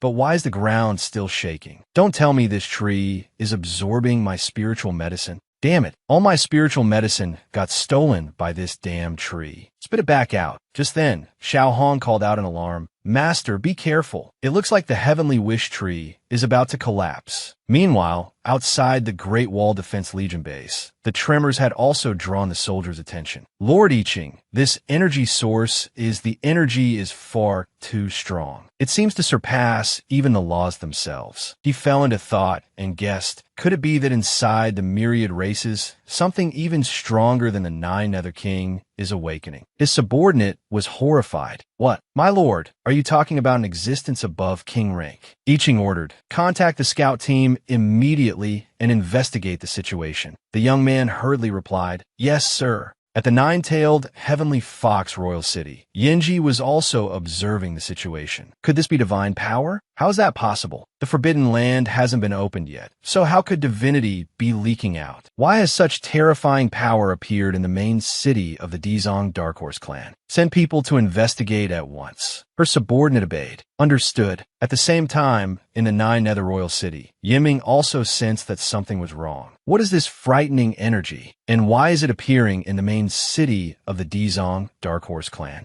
What in the world is happening? A demonic subordinate stammered nervously. I truly don't know, my lord. I'll go to the main city and find out. At the same time, strange disturbances appeared in the depths of Bishui Pool's Forbidden Land. Even the Sword Seed Forbidden Land was struck by heavenly thunder. Abnormal changes also appeared in the Luotian River Forbidden Land, the 100,000 Great Mountains Forbidden Land, and the Undersea Elephant Tusk Mountain Forbidden Land. When that happened, the living beings on a small planet began to stir. The God Clan is immortal and indestructible. Soon, we shall return to the human world. The spectacle also affected the battlefield of the myriad races. What's going on? An earthquake. I broke out in cold sweat and panic. It's coming from the direction of the main city. We're finished. The heavenly wish tree. If the 3 royal clans find out I used a forbidden technique to raise the tree, I'm dead for sure. BBB immediately rushed off while giving the order, Dizong Dark Horse territory, the whole army retreat. The vassal race soldiers stared in shock. Retreat. The human side seized the chance and charged forward. Kill. Wipe out the myriad races. A commander of the vassal race hurriedly shouted, Damn it, how are we supposed to keep fighting like this? The Dizong Dark Horse clan has already run off. Retreat now. We need to retreat too. Retreat. Fall back. The human side grew even more excited. The myriad races are in chaos. Kill them all. Even the Furious Bear clan had no choice but to flee. Damn those Dizong Dark Horses. They just ran the moment they felt like it. What are you still standing there for? Run. On the other side, Tabak had just come out of the spatial bag and looked at the chaotic scene in shock. What's going on here? Don't tell me I caused all this. He gaped in disbelief. This is a total disaster. Right at that moment, the Dark Horse clan had returned. Which bastard dared touch our clan's sacred tree? Tabak froze. Oh no, I'm done for. The platinum rank 9th elder led the group and ordered, Seize him. The soldiers charged up menacingly. If you don't run now, you'll lose your life. Also raised his sword. Try to run. The 9th elder struck out. Go to hell. In the blink of an eye, the attack was already right in front of him. Tabak hurriedly formed a shield to block it. He staggered back and steadied himself. So this is platinum rank. The 9th elder roared. You destroyed our clan's sacred tree. Even if I tear you into 10,000 pieces, it still won't be enough to make up for it. Just then, Han Xian and Hu Tan Thursday, who had just crawled out of the rubble, also saw the scene. Why did such a huge energy disturbance suddenly happen? Don't tell me this is another one of the box tricks. He looked at his friends in surprise. You two actually broke through to gold already? Han Xian rushed forward first. Old to you go first. I'll stay behind and hold it off. The 9th elder furiously struck him flying. Looking for death? You think your armor can block me? Tabak broke out in a cold sweat. Old Han, can you really handle this? Hutan Thursday also urged. If you can't, then don't force it. Let's run together. Han Qian resigned himself. Go. You all go. I'll stay behind and cover the rear. Hearing that, the 2 teammates ran first. Old Hu, let's pull out first. All right. Han Qian stayed behind, firmly taking his stance. Watch my blade technique. Sundering Sky, first slash, second slash, third slash. I easily dodged them. Child's play. Attacks like this, and you think you can injure me. But in truth, it was only a feint to cover his escape. See you later. Han Qian quickly caught up with his companions. You guys really just ran? Wait for me. Tabak toss something over. Quick, eat these spirit fruits and recover your spiritual power. After being tricked, the 9th elder flew into a rage. Damn you. Don't even think about escaping today. The 3 of them each used a move, Knight of the Shadow Dragon, Windblade Sneak Attack, Wudong Beneath the Moon, and fled at top speed. 3 streaks of light shot away like wind and lightning. She stared in shock. That's the speed of gold ranks. In the end, 3 hours later, the 9th elder lost their trail. Those little beasts, they actually got away. No matter what, we can't let those 3 humans escape, or all our lives will be in danger. Are you sure you saw those 3 heading that way? Seeing her subordinate nod, she looked a little alarmed. But that place is the Luotian River, Forbidden Land. If we go any farther, it'll be Bishui Pool. The 9th elder still insisted on pursuing them. Forget it, no more hesitating. We must capture those 3 human brats.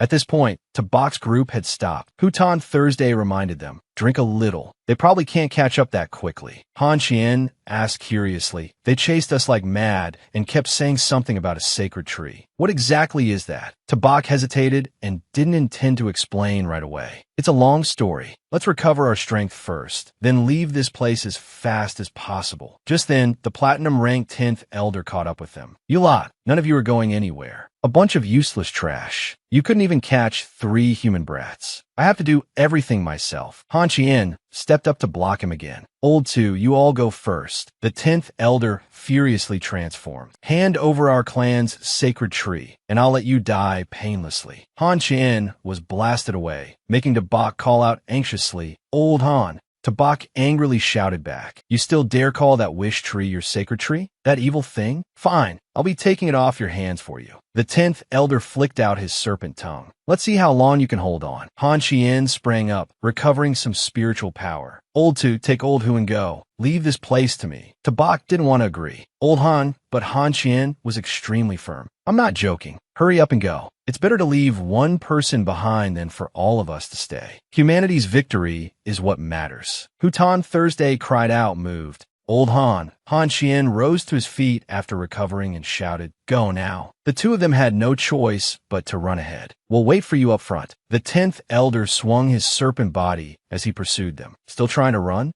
But Han Qian thrust out his spear. Your opponent is me. A moment later, Han Qian was sent flying again. The 10th elder looked down on him and prepared to leave. Shameless human, overestimating yourself. Your life isn't worth even an ant's. Unexpectedly, Han Qian forced himself back up. It's not over yet. I told you, your opponent is me. He clung tightly to the tail, making the 10th elder furious. You foolhardy human wretch. The serpent whipped its tail up into the air, then smashed it down, making Han Qian cough blood in agony. The 10th elder snarled, I don't want to waste my strength on you. Myriad serpents. At once, countless spirit snakes burst up from the ground. They surrounded him and bit into him. Back on a box side, he stared in shock at the clear blue lake. This place is Bishui Pool. Hutan Thursday confirmed, it should be. Tabak was extremely confused. Why is it so peaceful here? Could it be that Azure Dragon isn't home? She was also puzzled, and they didn't chase after us either. What should we do now? Outside the Forbidden Land, the 9th elder paced around and investigated. Strange. In the past, any living thing that entered the restricted area of Bishui Pool would be attacked. So why is it quiet this time? The 10th elder weighed the situation and asked for her opinion. Our clan's sacred tree is still in their hands. We absolutely cannot let them escape. How about we test it? She agreed. All right, if there's danger, we can still retreat in time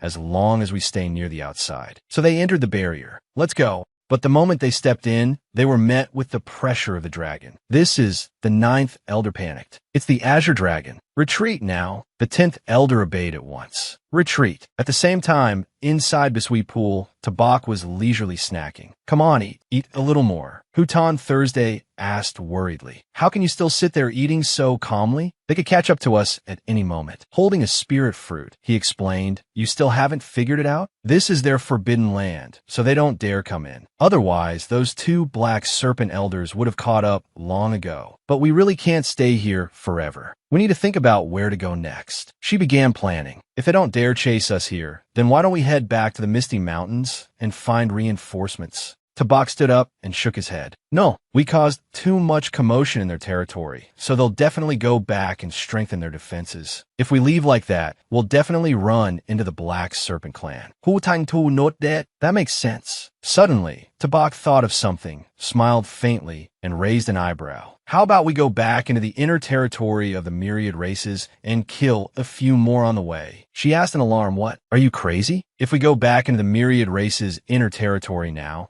it probably won't be just 2 platinum ranks hunting us anymore. Tabak pointed as he explained, of course we can't go back the same way as before. So this time, we can take a detour. Hu Tang Tu was speech. Are you sure you even know the way? He patted his chest confidently. Of course, we can even use the chance to find old Han too. Don't worry, a tree lives by moving, a person lives by moving. Following me is definitely the right choice. Come on, stop eating, you two. As they ran, Tabak explained, after all the battles we fought before, I discovered one thing. What thing? He said, when facing experts above platinum rank, we don't need to think about fighting at all. We just need to pour all our energy into increasing our own speed and lowering the opponent's speed. That way, we'll have a chance to escape. Hutan Thursday considered it and said, that's true. After all, the gap in strength between gold and platinum is just too great. Suddenly, Tabak stopped. Careful, there's movement over there. A beast race is escorting someone. Hurry. She was stunned when she recognized him. It's Ol Han. Tabak stopped the agitated Hutan Thursday. We can't just charge over like that. Over there, a beast race member was threatening him. No matter how much you drag things out, nobody is coming to save you. Tabak quickly assessed the situation. If we rush in directly, Old Han will be in danger. We need a foolproof plan. Hutan Thursday asked in a low voice, what are you planning to do? Tabak curled his lips into a smug smile. A perfect move. Over there, Han Qian cursed furiously. You pack of beasts. The beast race guard cracked his whip. Still talking tough, huh? Let's see if I don't whip you to death. Before he could strike a second time, a voice shouted stop. Tabak and Hutan Thursday walked over in disguise, wearing robes. What are you doing? The beast race man immediately put on a fawning smile. To honored envoys, I received the 10th Elder's orders to escort this human back to our clan's territory first. Han Qian recognized the two of them at once. Old. Tabak quickly shut him up with a hit. Behave yourself, you damned human prisoner. Then he turned back and said, so you're the ones escorting him. We were ordered by the 10th Elder to supervise the transport of the human prisoner, and while we're at it, to requisition military supplies from the Nethercat clan's territory. The beast race man gaped in confusion. Requisition military supplies? But those were already delivered. Tabak casually explained, the front line has now suffered defeat, so naturally the military supplies need to be requisitioned again.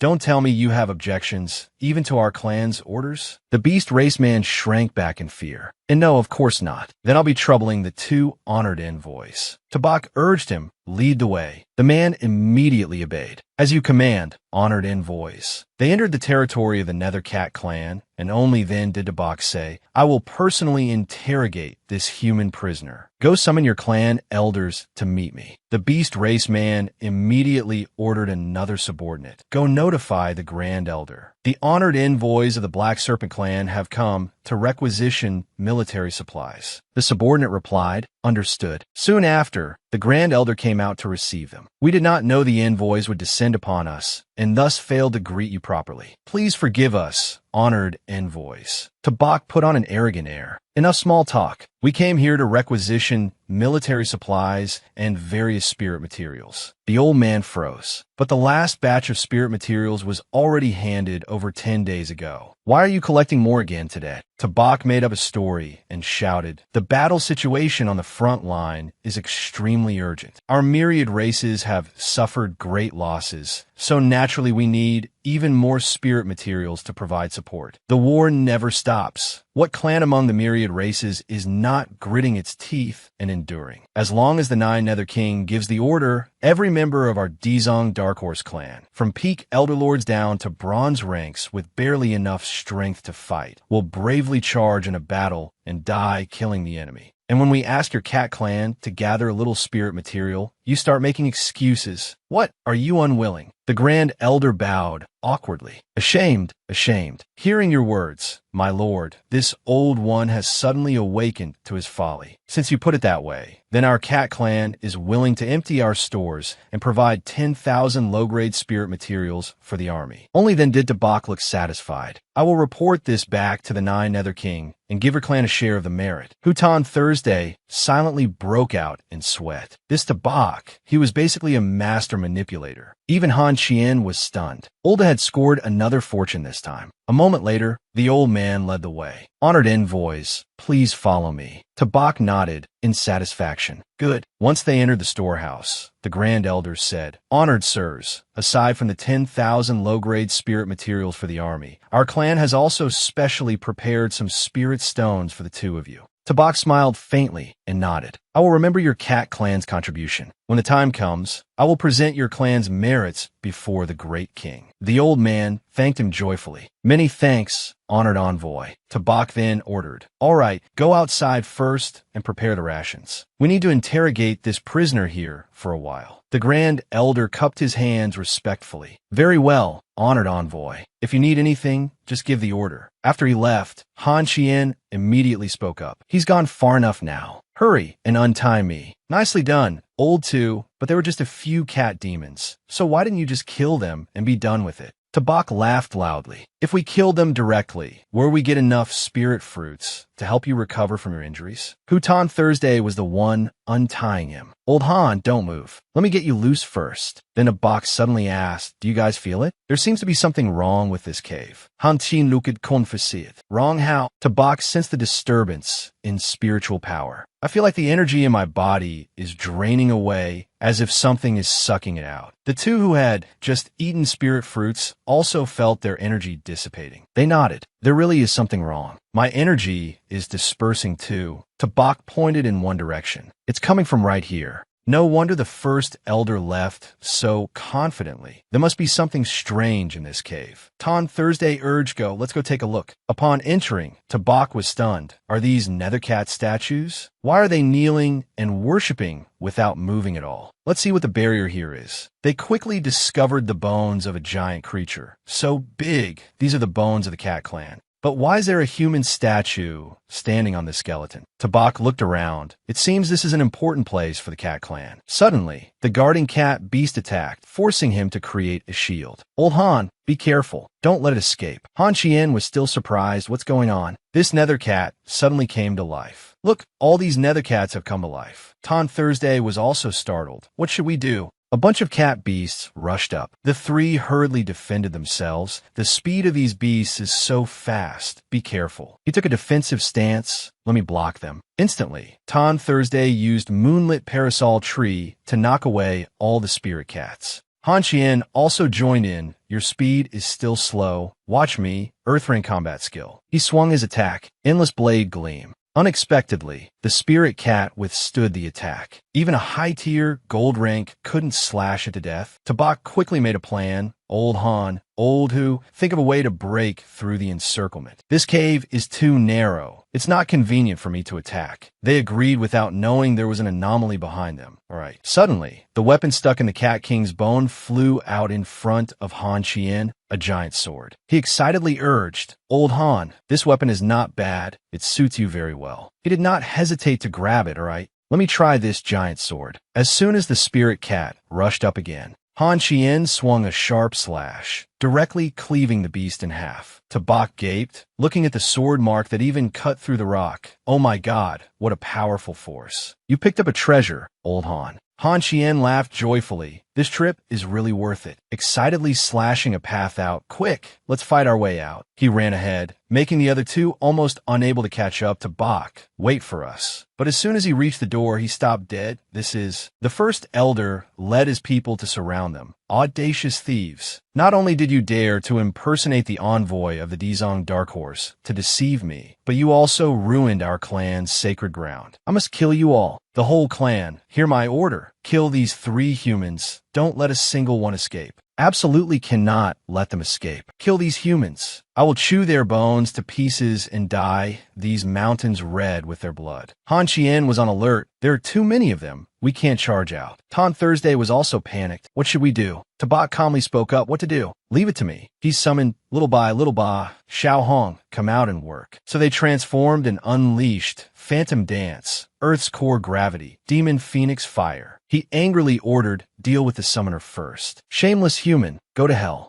Tabak was not weak either. Don't hold back, just kill them for me. Right at that moment, Tan Thursday jumped out to block an attack for him. Be careful. Tabak panicked. Old who? How are you? He coughed. Not dead yet. He breathed a sigh of relief and took out items. That's good. Eat this recovery spirit fruit first. Old Who, hang in there. Leave the rest to me. We all escaped from the city lord of the Dizong Dark Horse. There's no reason we can't escape from this insignificant Nethercat clan. Xiao Hong, keep an eye on Old Who. Little Ba, cover me. Little Bai, flank them. They replied in unison, understood, master. Tabak stepped forward. I'll deal with the big one first. The first elder angrily shouted, just a gold rank, yet daring to speak so arrogantly. I want to see how you deal with me. He raised his fist and rushed to attack. Old man, your time of death has come. Sacred beast armament. Instantly, a burst of light piercing the sky radiated from a Bokdai. He covered his eyes in horror. This is the sacred beast armament. Impossible. But finally, he easily sent the first elder flying. Turning back, he hurriedly shouted, Old Han, take care of Old Who. Let's escape quickly. Little Ba, Xiao Hong, you guys cover the rear. So the two immediately used Earth's core gravity and vermilion bird burning the heavens, opening a path for Han Qian to carry his companion and flee. The two were extremely thrilled and shouted, first causing havoc in the Dark Horse City, then wiping out the Cat Clan. Brothers, this trip is enough. I am willing to use the blood of the three of us today to light up the future of humanity. Tabak interrupted, you guys talk less. Escaping is what's important. At the same time, not far from the Cat Demon Clan settlement, the 10th Elder also noticed the commotion. What is that light? It's from the direction of the Cat Clan. Quick, follow me. The subordinate quickly replied, yes. On the other side, Yi Ming was frowning while reading a report. He suddenly sensed the anomaly. That is the sacred beast armament. Could it be a human scheme? Pass down my order. Immediately dispatch 2 diamond rank experts to the Demon Cat Mountain Range to kill Dabak. His subordinates shouted yes. On the military side, they were having a meeting. Mr. Nieching, when the scouts advanced, they discovered 2 diamond rank experts moving rapidly towards the Nethercat clan. He frowned and ordered, it's the 3 brats to Duong. Pass down the order to send 2 diamond ranks quickly to the Demon Cat Mountain Range to reinforce to Duong. The subordinate replied, yes. Then Nieching called back, wait, tell the gold rank fire cavalry to quickly go there and reinforce too. We must save to Duong. I can feel they are surrounded by an army of millions. The secretary seriously shouted, yes. Back to the 3. Han Qian felt lucky, finally made it out. These demon cats are really fast. Tabak reminded him, Old Han, don't rest. We can't stay here long.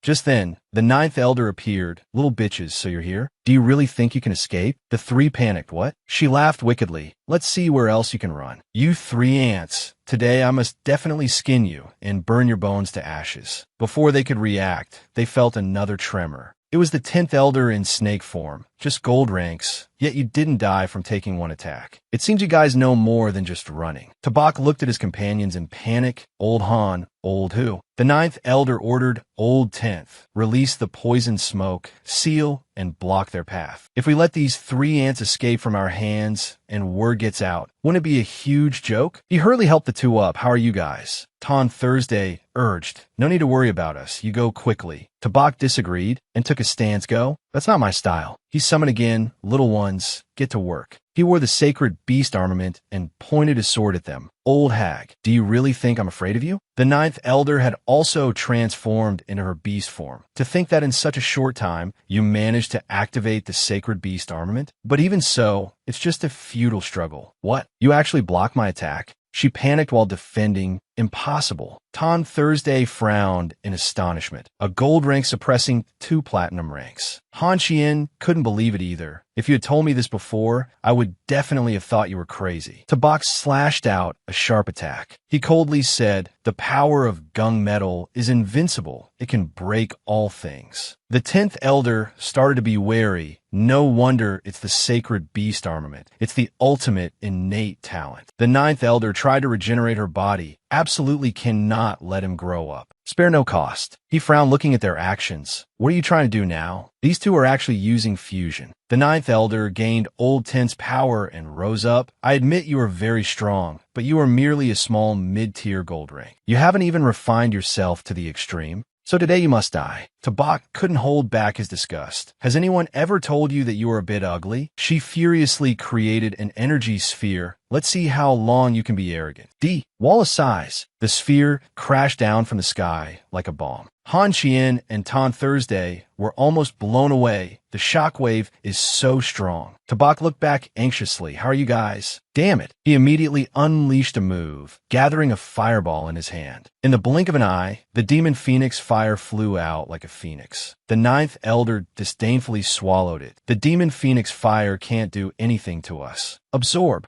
Having just gained the energy, she created an even larger sphere, making Tabak frustrated.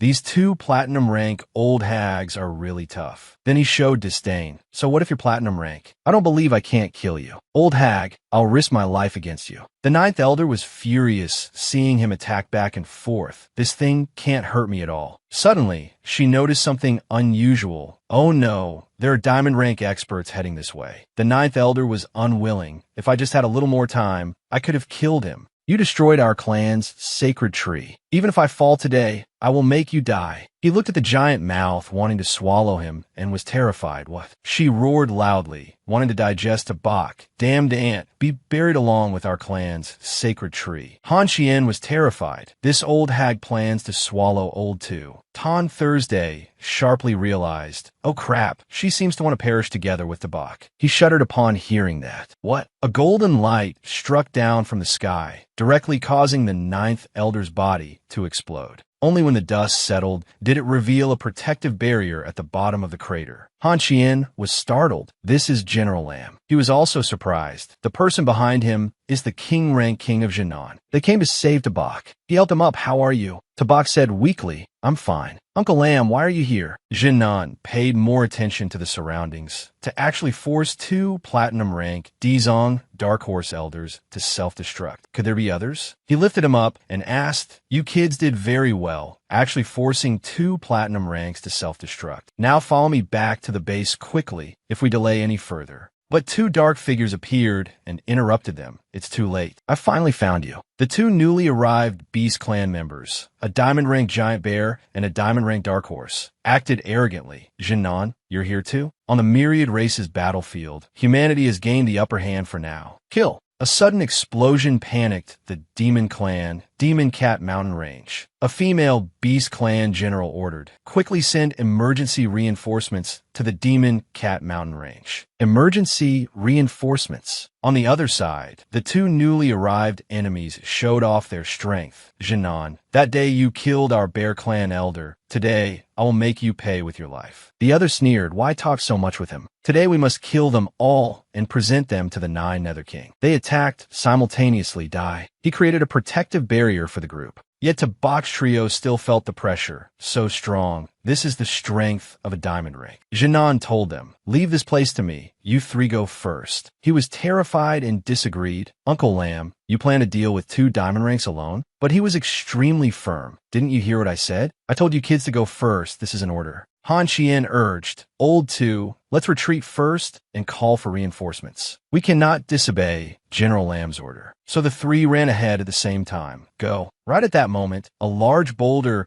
crashed down to block their path. Go. The Bear Clan member appeared out of nowhere. Let me see where you brats are going. He gritted his teeth and told his companions, Old Han, Old Who, let's risk our lives against them. The Python clan member was dealing with Jinan. Right now you can hardly protect yourself, yet you still want to save people? He panicked and shouted, you three can't fight against a diamond rank. Retreat quickly. Tabak had no choice but to summon his beasts. Little Bai, flank from left and right. Xiao Hong, blow him up directly. We'll risk our lives against him. He laughed loudly with disdain. No one could save you three, Dai. Indeed, the whole group was blown away by dirt and rocks so painful. Han Qian, who was sent flying, was also terrified. Diamond ranks are truly terrifying. They can already control the power of nature. We are absolutely no match for them. The Bear Clan member roared, Tremble, you three ants. Unexpectedly, right at that moment, a sword gleam struck him. The gold-rank fire cavalry has arrived. The human army charged forward. Under Mr. Nieching's orders, we are here to reinforce. Protect Tabak. Fight the myriad races. The three of them were overjoyed. It's the gold-rank fire cavalry. We're saved this time. Reinforcements have arrived. Now it's our turn to counterattack. The Bear Clan member was also stunned. The human race actually deployed the fire cavalry. He summoned his beasts again.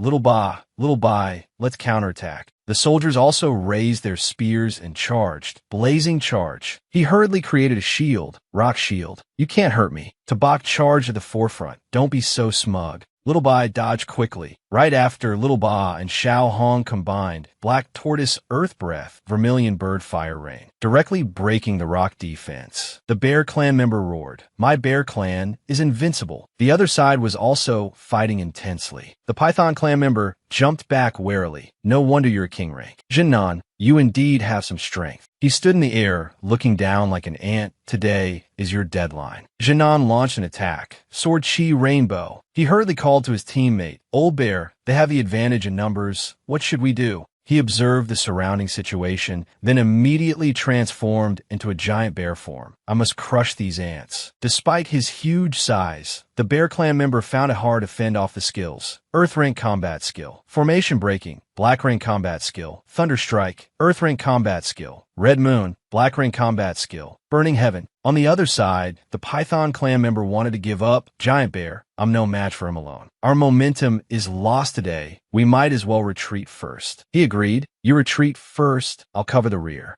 Tabak gritted his teeth. "Just a moment ago, you were so arrogant. Why are you leaving just like that?" Little Ba, teach them a lesson. Hearing the order, it prepared to launch an attack. The Python Clan member turned pale looking at it. "Impossible. This beast can actually control two types of elements." Little Ba directly used Tao Ye's power, Black Tortoise Impact, blowing away the Bear Clan member. At the same time, countless spears flew over, blazing flames. He looked at his teammate in pain, Old Bear, then hurriedly fled. "I'll take my leave first." But a black shadow flew up and kicked the Python Clan member down. He trembled looking at the black shadow covering him. "This is Shadow." The Python Clan member panicked. "White Tiger Beast." His eyes widened. "Impossible." On the main battlefield, the human race was gaining the upper hand. "Kill them all, you myriad races beasts." Yi Ming walked out from a spatial portal. At the same time, Nie Qing also arrived. "Nine Nether, if you act, then I won't hold back either. Surrender." He frowned in annoyance. "Don't be smug. If the Demon Phoenix and Sky Fox clans hadn't left before the battle, you humans would definitely have lost today. Even if you're slightly stronger than me, don't even think about gaining an advantage when our three great royal clans join forces." He argued back without weakness. "Our human race has accumulated strength for 100 years to be able to counterattack like today. You are a dignified king rank. Yet if you insist on going against heaven, you will surely be destroyed." Deep Min tilted his head in disdain. "Nie Qing, I'm afraid you won't live for more than 20 years. So what right do you have to discuss the heavenly Tao with me? You are nothing but a dying man. What is the use of talking so much? All troops, hear my command. Immediately retreat towards the Lac Tien River. Retreat towards the Lac Tien River." Returning near the Nethercat mountain range, Tabak's group was on their way back. "Little Bai, speed up. We must quickly return and assemble at the main camp." Han Chien, riding Little Ba, turned his head and asked, "Old who? Do you feel our speed is a bit slow?" Tan Thursday, sitting cross-legged, laughed. "Stop complaining. Having a mount is already good enough." Up high,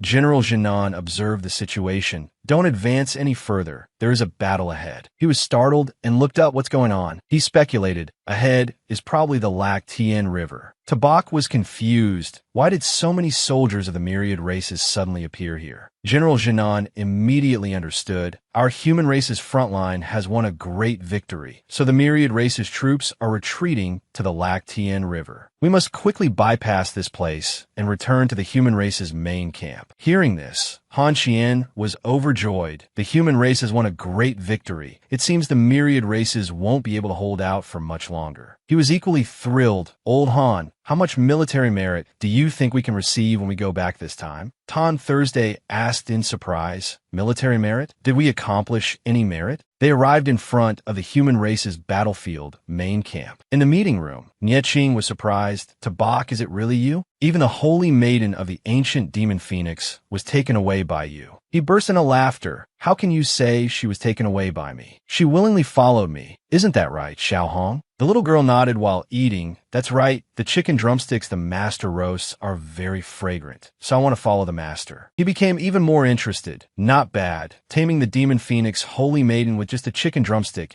No wonder you are the successor of Lac Fam. You boys did very well this time. Go back and rest first. There will be a victory banquet prepared tonight. Tabak stuttered. Well, there's no rush for the victory banquet. But it's just that. Mr. Nya, what do you think about our military merit this time? Nye Ching immediately agreed. Don't worry, nothing will be missing. Only then did he obediently stand up. Thank you, Mr. Nya. Han Qian and the others also smiled and said, then we will go back to rest first. He shooed them away. Rest and recover. Then go fight the myriad races again. After the kids left, he praised the person next to him, Old Lamb. Your rescue effort this time is very meritorious. To think you even killed 2 diamond rank experts of the myriad races. He declined, saying no. Those 2 diamond rank experts were both killed by Tabak. Nye Qing stared in disbelief. What? He can actually kill diamond rank experts? General Jinan explained. The situation was very chaotic at the time, but it was indeed his tame beast that killed the 2 diamond rank experts. Hearing this, he became worried. This kid is getting stronger and stronger, but the stronger he gets, the more dangerous it is. The 9 Nether might come looking for him at any time. You must protect that kid well. He agreed. Don't worry. I will do my utmost to protect him secretly. After returning in the evening, Nye Qing hosted a banquet. Today, the students of the Martial Arts University have made great contributions. Let's celebrate the human race's victory this time. Cheers. Everyone also celebrated. Cheers. The human race will definitely win. Xiao Hong, obsessed with food, said, this chicken drumstick looks so delicious. Han Qian happily started a conversation. Old too, this trip was truly exceptionally dangerous. I almost lost my little life. Thankfully, you and Old who saved me. With this glass, I thank the 2 of you. He teased. Old Han, is your life only worth a glass of wine? I've already written an order form. When you get back, just send the equipment and materials directly to Zhangchao Martial Arts University. Tan Thursday also laughed out loud. Old Han, you suffered a big loss this time. Tabak is truly a master of taking advantage of things. He ungrudgingly accepted. I have already experienced Old 2's skills, but thanking you is something I must do. I'll drink it all. He was satisfied. At least you have a conscience, Old Han. You also got a blessing in disguise and obtained a divine weapon, didn't you? Han Qian put down his beer glass. That's true, but I have never been able to unleash the true power of this divine weapon. The other 2 also gathered around to look.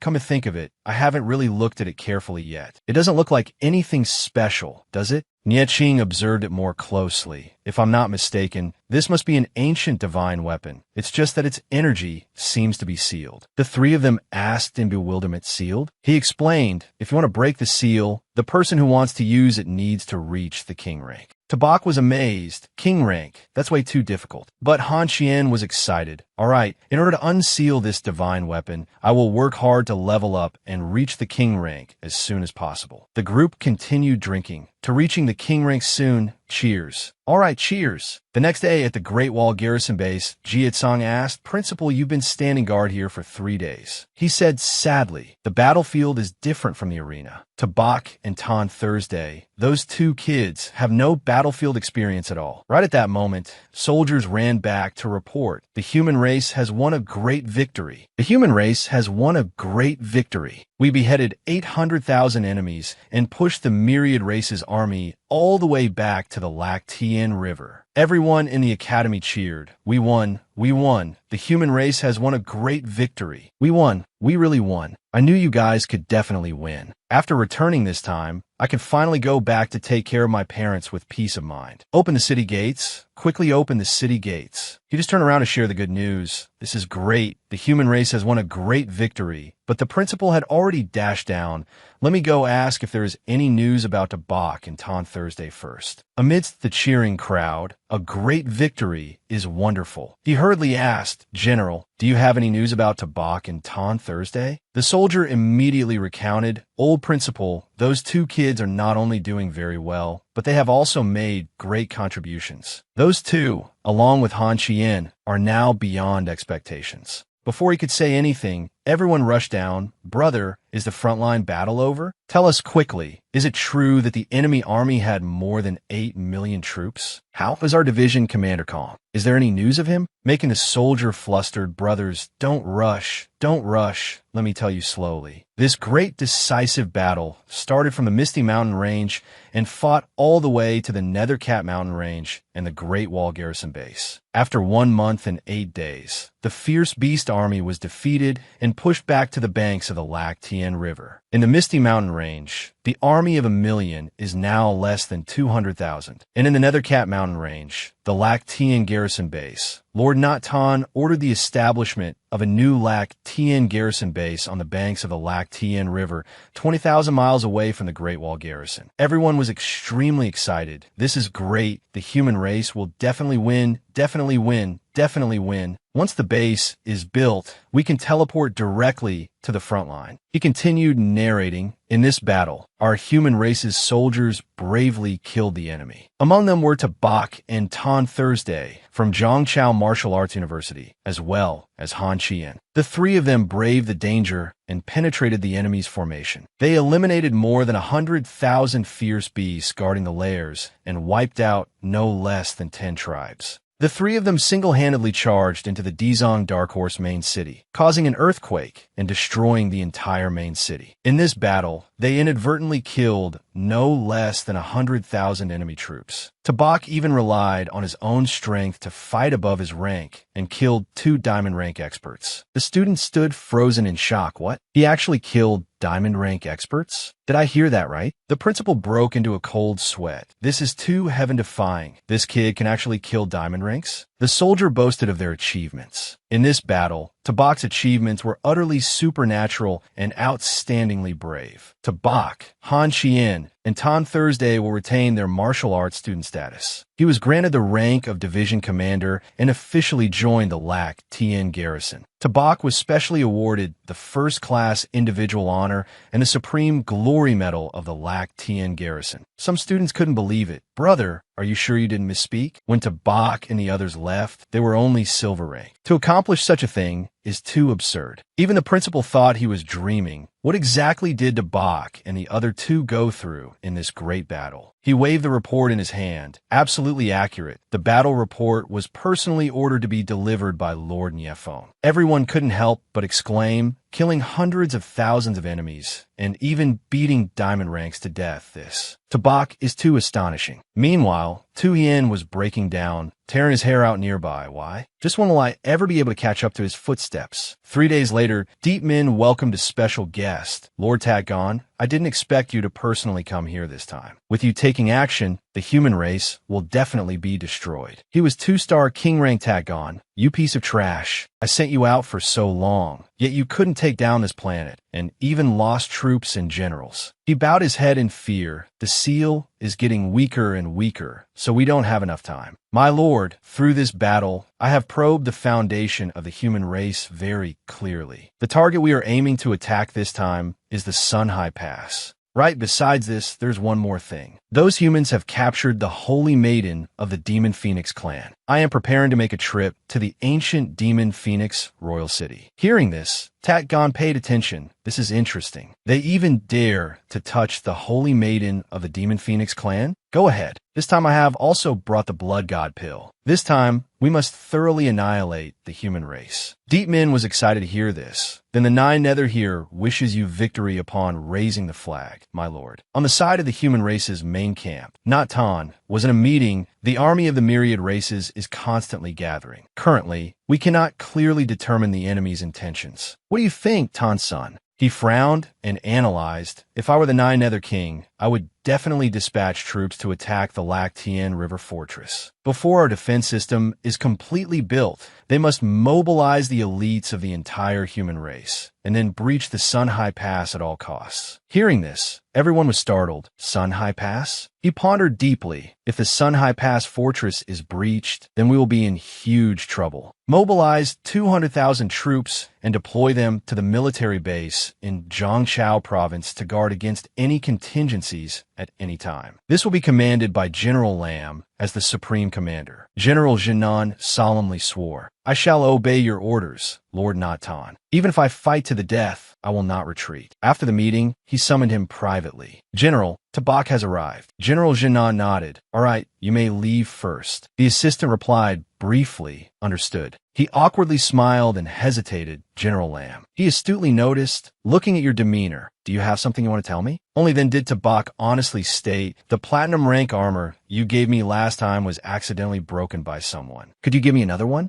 General Jinnan brushed this issue aside. We can talk about that later. Do you like Yin? He was startled and stepped back. Why are you suddenly asking this? What do you mean? He explained, although Yin initially intended to go to the Great Wall garrison to temper her skills, her mother suddenly fell seriously ill, so she could only stay behind to take care of her. I'm not a good husband, nor am I a good father. Tabak immediately patted his chest and said, Uncle Lamb, rest assured, I will definitely take good care of Yin. General Jinnan patted his shoulder in satisfaction. Good. Good boy. I did not misjudge you. Next, I will go to the Sunhai Pass to station troops, and a great battle might occur. He frowned and asked, there will be a great battle at the Sunhai Pass? He confirmed, that's right. Before the battle, Mr. Natan has made special arrangements for you. Go find him yourself. Tabak followed the arrangement, understood. After that, he went to find him. Mr. Natan, Tabak has arrived. He nodded in satisfaction. Very well. Natan threw him a card. Old Lamb has contributed a lot to the human race, so stop taking advantage of him. Your armor is broken, so take this item to the logistics department to exchange for a Lord rank armor. Tabak's eyes lit up. All right, thank you, Bosnia. You changed the subject, just in time. I came here because I also have another matter to find you for. He stood with his hands on his hips and confidently replied, What is it? Please tell me. Natan got straight to the point. I will go with you on a trip to the Bisui pool. This time, Tabak panicked. What? Bisui pool? That place is very dangerous. The Azure Dragon there is extremely terrifying. He frowned and asked decisively, You don't dare? He was out of excuses. Who says I don't dare? I'm just. Natan immediately decided, then come with me for a trip. This teleportation rift can only exist for 1 minute. Tabak despaired, so it's true. But then he cheered up. If we have to go, let's go. At worst, I'll risk it. As soon as he came out, he was confused again. Why is it so quiet around here? He just saw him standing in front of the lake, calling out loudly, Natan has brought the descendant of Lakfam to visit. I request the Azure Dragon to appear. In response, only a flock of birds flew out, making Tabak feel awkward. Maybe it's not home. How about? Unexpectedly, right at this moment, thick clouds gathered in the sky, and a thunderbolt struck heavily on the water surface. He muttered in panic, We're doomed. We're done for. It is at home, and what's more, it's angry. The enormous dragon charged up, ignoring him, introducing himself. Azure Dragon, Natan, I have brought. Tabak exclaimed in panic, It's charging over here. What do we do now? Hurry and hide. He grabbed his shirt and leaped up. Quickly activate the origin resonance. Tabak hurriedly followed. All right, origin resonance. Immediately, the Azure Dragon noticed him.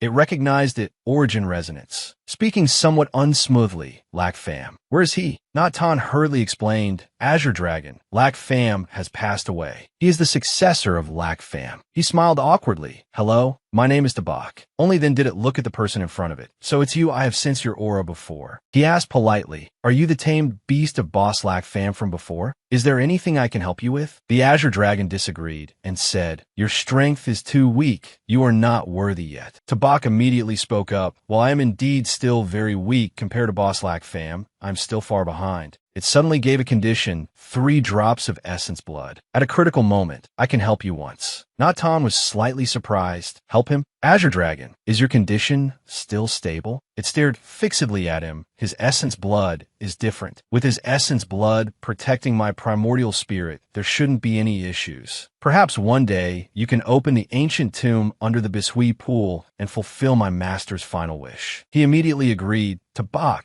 give it to him. He instantly complied. All right. 3 drops of blood then fell into the Azure Dragon's mouth. Right when it swallowed and felled it, it suddenly opened its mouth and exclaimed as if it just drank an energy drink, this essence blood. Why is it like this? The Azure Dragon felt it in astonishment, not expecting that 3 drops of essence blood could actually help it recover its sentience. It asked, Kid, who exactly are you? He stuttered, Who am I? My name is Tabak. I am currently studying martial arts. The Azure Dragon found it meaningless and flew up. Never mind. I have received 3 drops of your essence blood, so I will repay you. You guys may leave. Just at that moment, the system popped up, detected a powerful tamed beast appearing around you. Do you want to subdue it? Tabak was overjoyed. Could it be possible to subdue the Azure Dragon? Unexpectedly, it replied, The tamed beast is too powerful and cannot be tamed. He was speechless. If it can't be tamed, Why did you pop up? Natan opened the space gate. Let's go, we are heading back. Tabak nodded. Okay, alright, I still have to go to the logistics department to exchange for an armor. Returning to the Great Wall garrison base, everyone was watching the ranking board. Damn, even if Tabak's military merits were put on the general board, they would be in the top 10. Terrifying. Although the generals have killed many high-tier fierce beasts, they have never taken action against ordinary fierce beasts. On the Martial Arts University Military Merit Board, number 1, Jiangwu Tabak, 8.5 billion. Military Merit number 2, Jiangwu Tan Thursday, August 4th billion. Military Merit number 3, Changwu Han Qian, 7.9 billion, etc. Everyone marveled. So Tabak has that much military merit.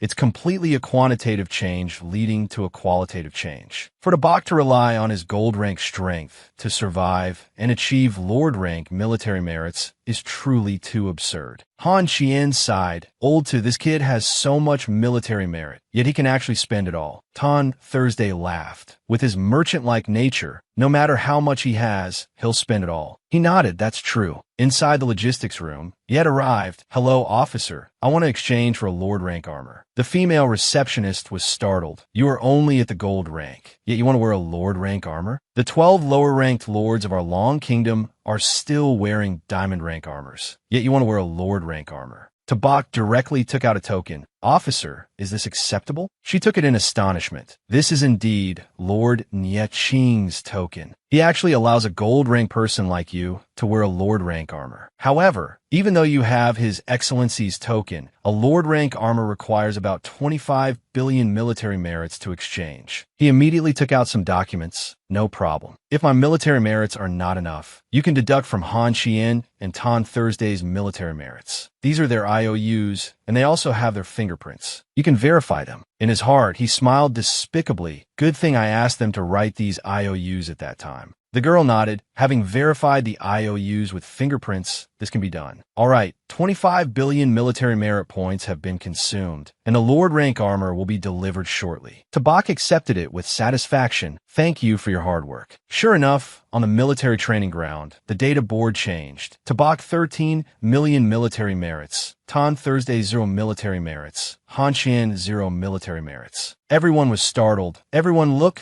the Martial Arts University student ranking has changed. Holy crap, what did Tabak exchange for? In just a blink of an eye, how much military merit did he spend? That's not right. Why did Tan Thursday and Han Qian's military merits suddenly drop to 0? The two main figures were also turning pale. Old who, quickly look, both of our military merits are completely gone. What happened? What's going on? Were our military merits stolen? A soldier denied it. Impossible. I've been a soldier all my life and have never encountered anything this absurd. So Han Qian suggested, let's go to the logistics department and ask for an explanation. Tangtuavet Anzai. How bold. They even dare to hack military merits. Later, the receptionist showed them. See for yourselves what happened. The two immediately recognized it. What? IOUs? She affirmed, black and white, with your fingerprints too. Your military merit points have all been used up by Tabak. Tan Thursday clenched the paper. I told you. When we were being chased by the myriad races experts, why would he be so kind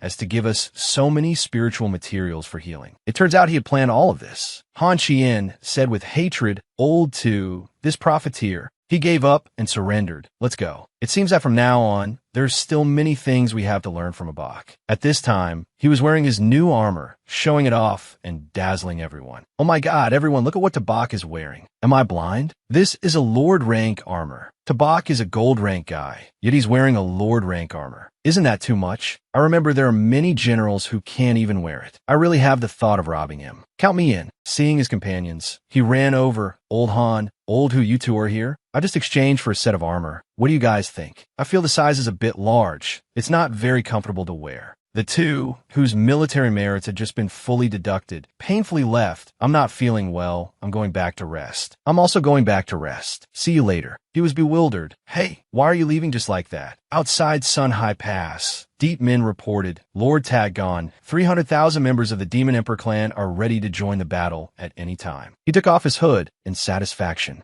Not bad. 1 million allied troops, plus 300,000 members of the Demon Emperor clan. It is indeed not a small number. However, there's only one chance to launch a surprise attack on Sunhai Pass. To prevent failure, I will send another 100,000 wild bull warriors to assist you in battle. He was unexpectedly overjoyed. Really? Then this trip is a guaranteed victory. Tatgon took out something crimson. He waved his hand directly in the air. Accept my summoning order. This beam of blood-red light seemed to tear the sky apart. A group of minotaur-like creatures emerged. They were the Wild Bull clan, crazy and bloodthirsty. Deep men bowed in satisfaction. Thank you, Lord Tatgon. With such formidable Wild Bull battle generals and fierce beasts assisting us, our myriad races will surely achieve total victory. He raised his hand to boost morale. Clansmen, soldiers, follow me to attack Sun High Pass, eat the flesh of the human race, and destroy their legacy. The myriad races shouted in praise. By the king's command, we swear to follow Lord Tatgon to the death. Conquer the human race. Kill. They charged forward like bulls seeing red. Deep men also shouted to his subordinates. All troops heed my order. Attack Sun High Pass. The myriad races immediately roared and attacked. At the same time, Hongmi also arrived. Our Demon Emperor clan has not engaged in combat with the human race for 100 years since the Great King fell. She closed her eyes, looking full of indignation. However, the human race kidnapped our holy maiden. This enmity, this hatred, if we don't annihilate the human race, we will absolutely not stop. The clansmen roared, reclaim the holy maiden, annihilate the human race. Thus, the myriad races attacked, once again, attack Sun High Pass, annihilate the human race. In a private room, Tabak blushed and exclaimed, "What? Marriage?" Tran Nam affirmed, "That's right, you two are at the age of marriage. The 16th of this month is an auspicious day." Yanin was shy, liking it but still acting coy. "Dad, I'm not ready to marry him yet." He also pretended to be embarrassed. "That's right. Isn't the father-in-law being too abrupt?" He got straight to the point. "Tabak, could it be that you don't want to marry my Yanin?" He quickly replied, "No, it's not that. Of course I want to." Tranam immediately decided, "Good, then it's settled. On the 16th of this month, you two will hold a grand wedding." Right at this moment, someone ran in. "This is bad. There's a military report." Everyone was startled and asked, "What happened? Why so panicked?" The secretary hurriedly reported, "General Lamb, it's bad. The Myriad Race's army is attacking Sun High Pass." Tabak was shocked. "What?" He calmly stood up. "As expected, it's Sun High Pass." In the large meeting room, the secretary also requested, "Lord Nieqing, please give the order." He nodded. "Pass on my order. All station legions are to immediately reinforce Sun High Pass." She replied, "Understood." Tran Nam led the human race and rushed out. "Come here, you Myriad Races scums. The people of my Lamb family will not let you achieve your goal." The Myriad Races, with new reinforcements, charged forward. He yelled without flinching, "Soldiers, you are the most elite warriors of the human race. Pick up your weapons and absolutely do not let the Myriad Races advance a single step." The martial artists of the Lamb family all responded and picked up their weapons. Tranam ordered, "Source energy cannons, attack." Above, countless cannonballs were fired, attack. In another place, Tabak was meditating with countless treasures. He gritted his teeth and thought, "I need to level up quickly." Instantly, terrifying energy erupted from his body, causing heavenly lightning to strike the entire building from outside. What's going on? Is some mighty figure breaking through their realm? Tabak stood up in satisfaction. "Platinum rank, I've reached it." Outside, Han Chien was also startled. "It seems to be Old Two's room." Tan Thursday speculated, could Tabak have reached the platinum rank? At the same time, the secretary reporting to Mr. Nieqing, "Tabak has broken through to the platinum rank." He smiled in satisfaction. This child, perhaps he has even greater potential than Luo Fan. But the battlefield is the best place to accumulate experience. It's time for him to go out. "Pass on my order. Assemble all the martial arts university students." The secretary replied, "Understood." Now, in the forbidden area of the Endless Sea, Hongmi turned to ask Tatgon, "Why did your excellency bring our main force to this Endless Sea? Could it be?" He affirmed her thought. "After crossing this Endless Sea, we can bypass Sun High Pass and launch a surprise attack on the human race." She spoke up to negotiate. "My lord, our Demon Emperor clan is willing to march into the Great Wall garrison town and confront the human race head-on." Deepman also advised against it. "My lord, rumor has it that a Grim Reaper exists in this sea. He was seen taking out a piece of blood jade. Rest assured, with this, we can safely cross this sea." Homie was stunned. "This is..."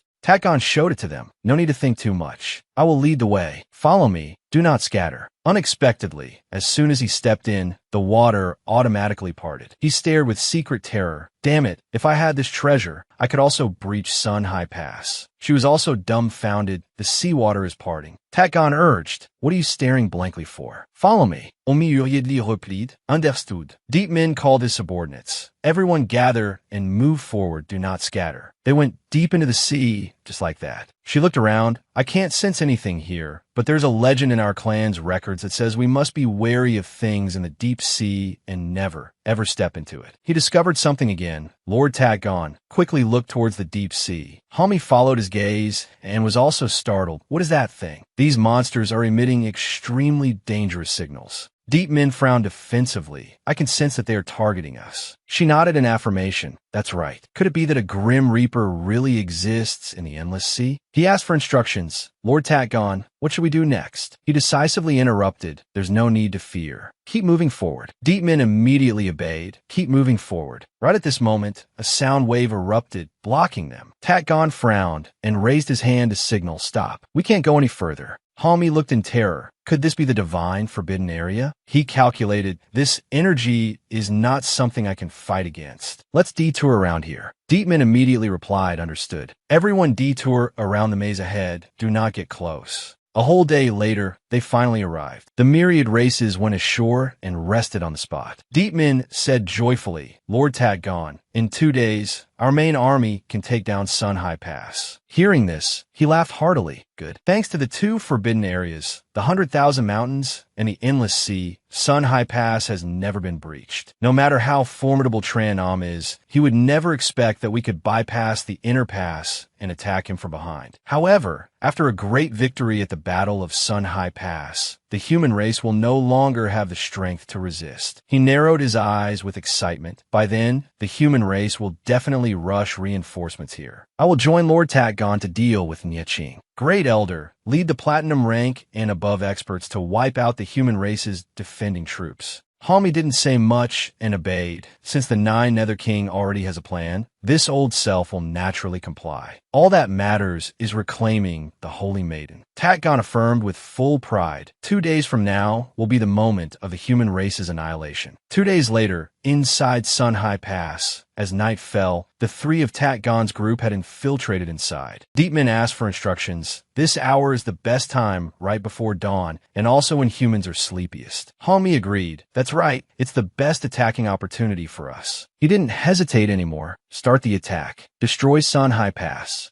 He jumped up to lead the charge, understood. All troops heed my order. The myriad races immediately attacked. Kill. Trample Sun High Pass for me. The myriad races immediately attacked. Kill. Trample Sun High Pass for me. Some guards were startled. Aren't those our troops? Am I seeing things? A teammate was puzzled. Instead of keeping watch, what are you looking at? The person was dumbfounded. These are the myriad races. The teammate stammered, impossible. But the myriad races soldiers had rushed over and attacked them. Only then did everyone panic. Enemy attack. Enemy attack. Go report to General Lamb quickly. The myriad races army is attacking inside the pass. Don't panic. Nobody panic. Gunners, adjust the positions of the mana cannons. Someone noticed the demon clan. Watch out above. He looked up in astonishment. In the sky, that is. Hong Mi furiously struck down. Shameless humans. Hand over our clan's holy maiden at once. Instantly, an energy sphere blew up a corner of the camp. Someone shouted, hurry and report to General Lamb. Deepman witnessed it with extreme excitement. My groping around under the sea wasn't in vain. This battle result truly makes one feel refreshed. Lord Tatgon, taking advantage of the fact that their reinforcements haven't arrived yet, we should kill a group of experts defending Sun High Pass. What do you think? He calmly calculated, don't rush. There's still many big fish that haven't been hooked. The trap I set is not solely for this fish of Sun High Pass. The big fish I want to catch is Nieching.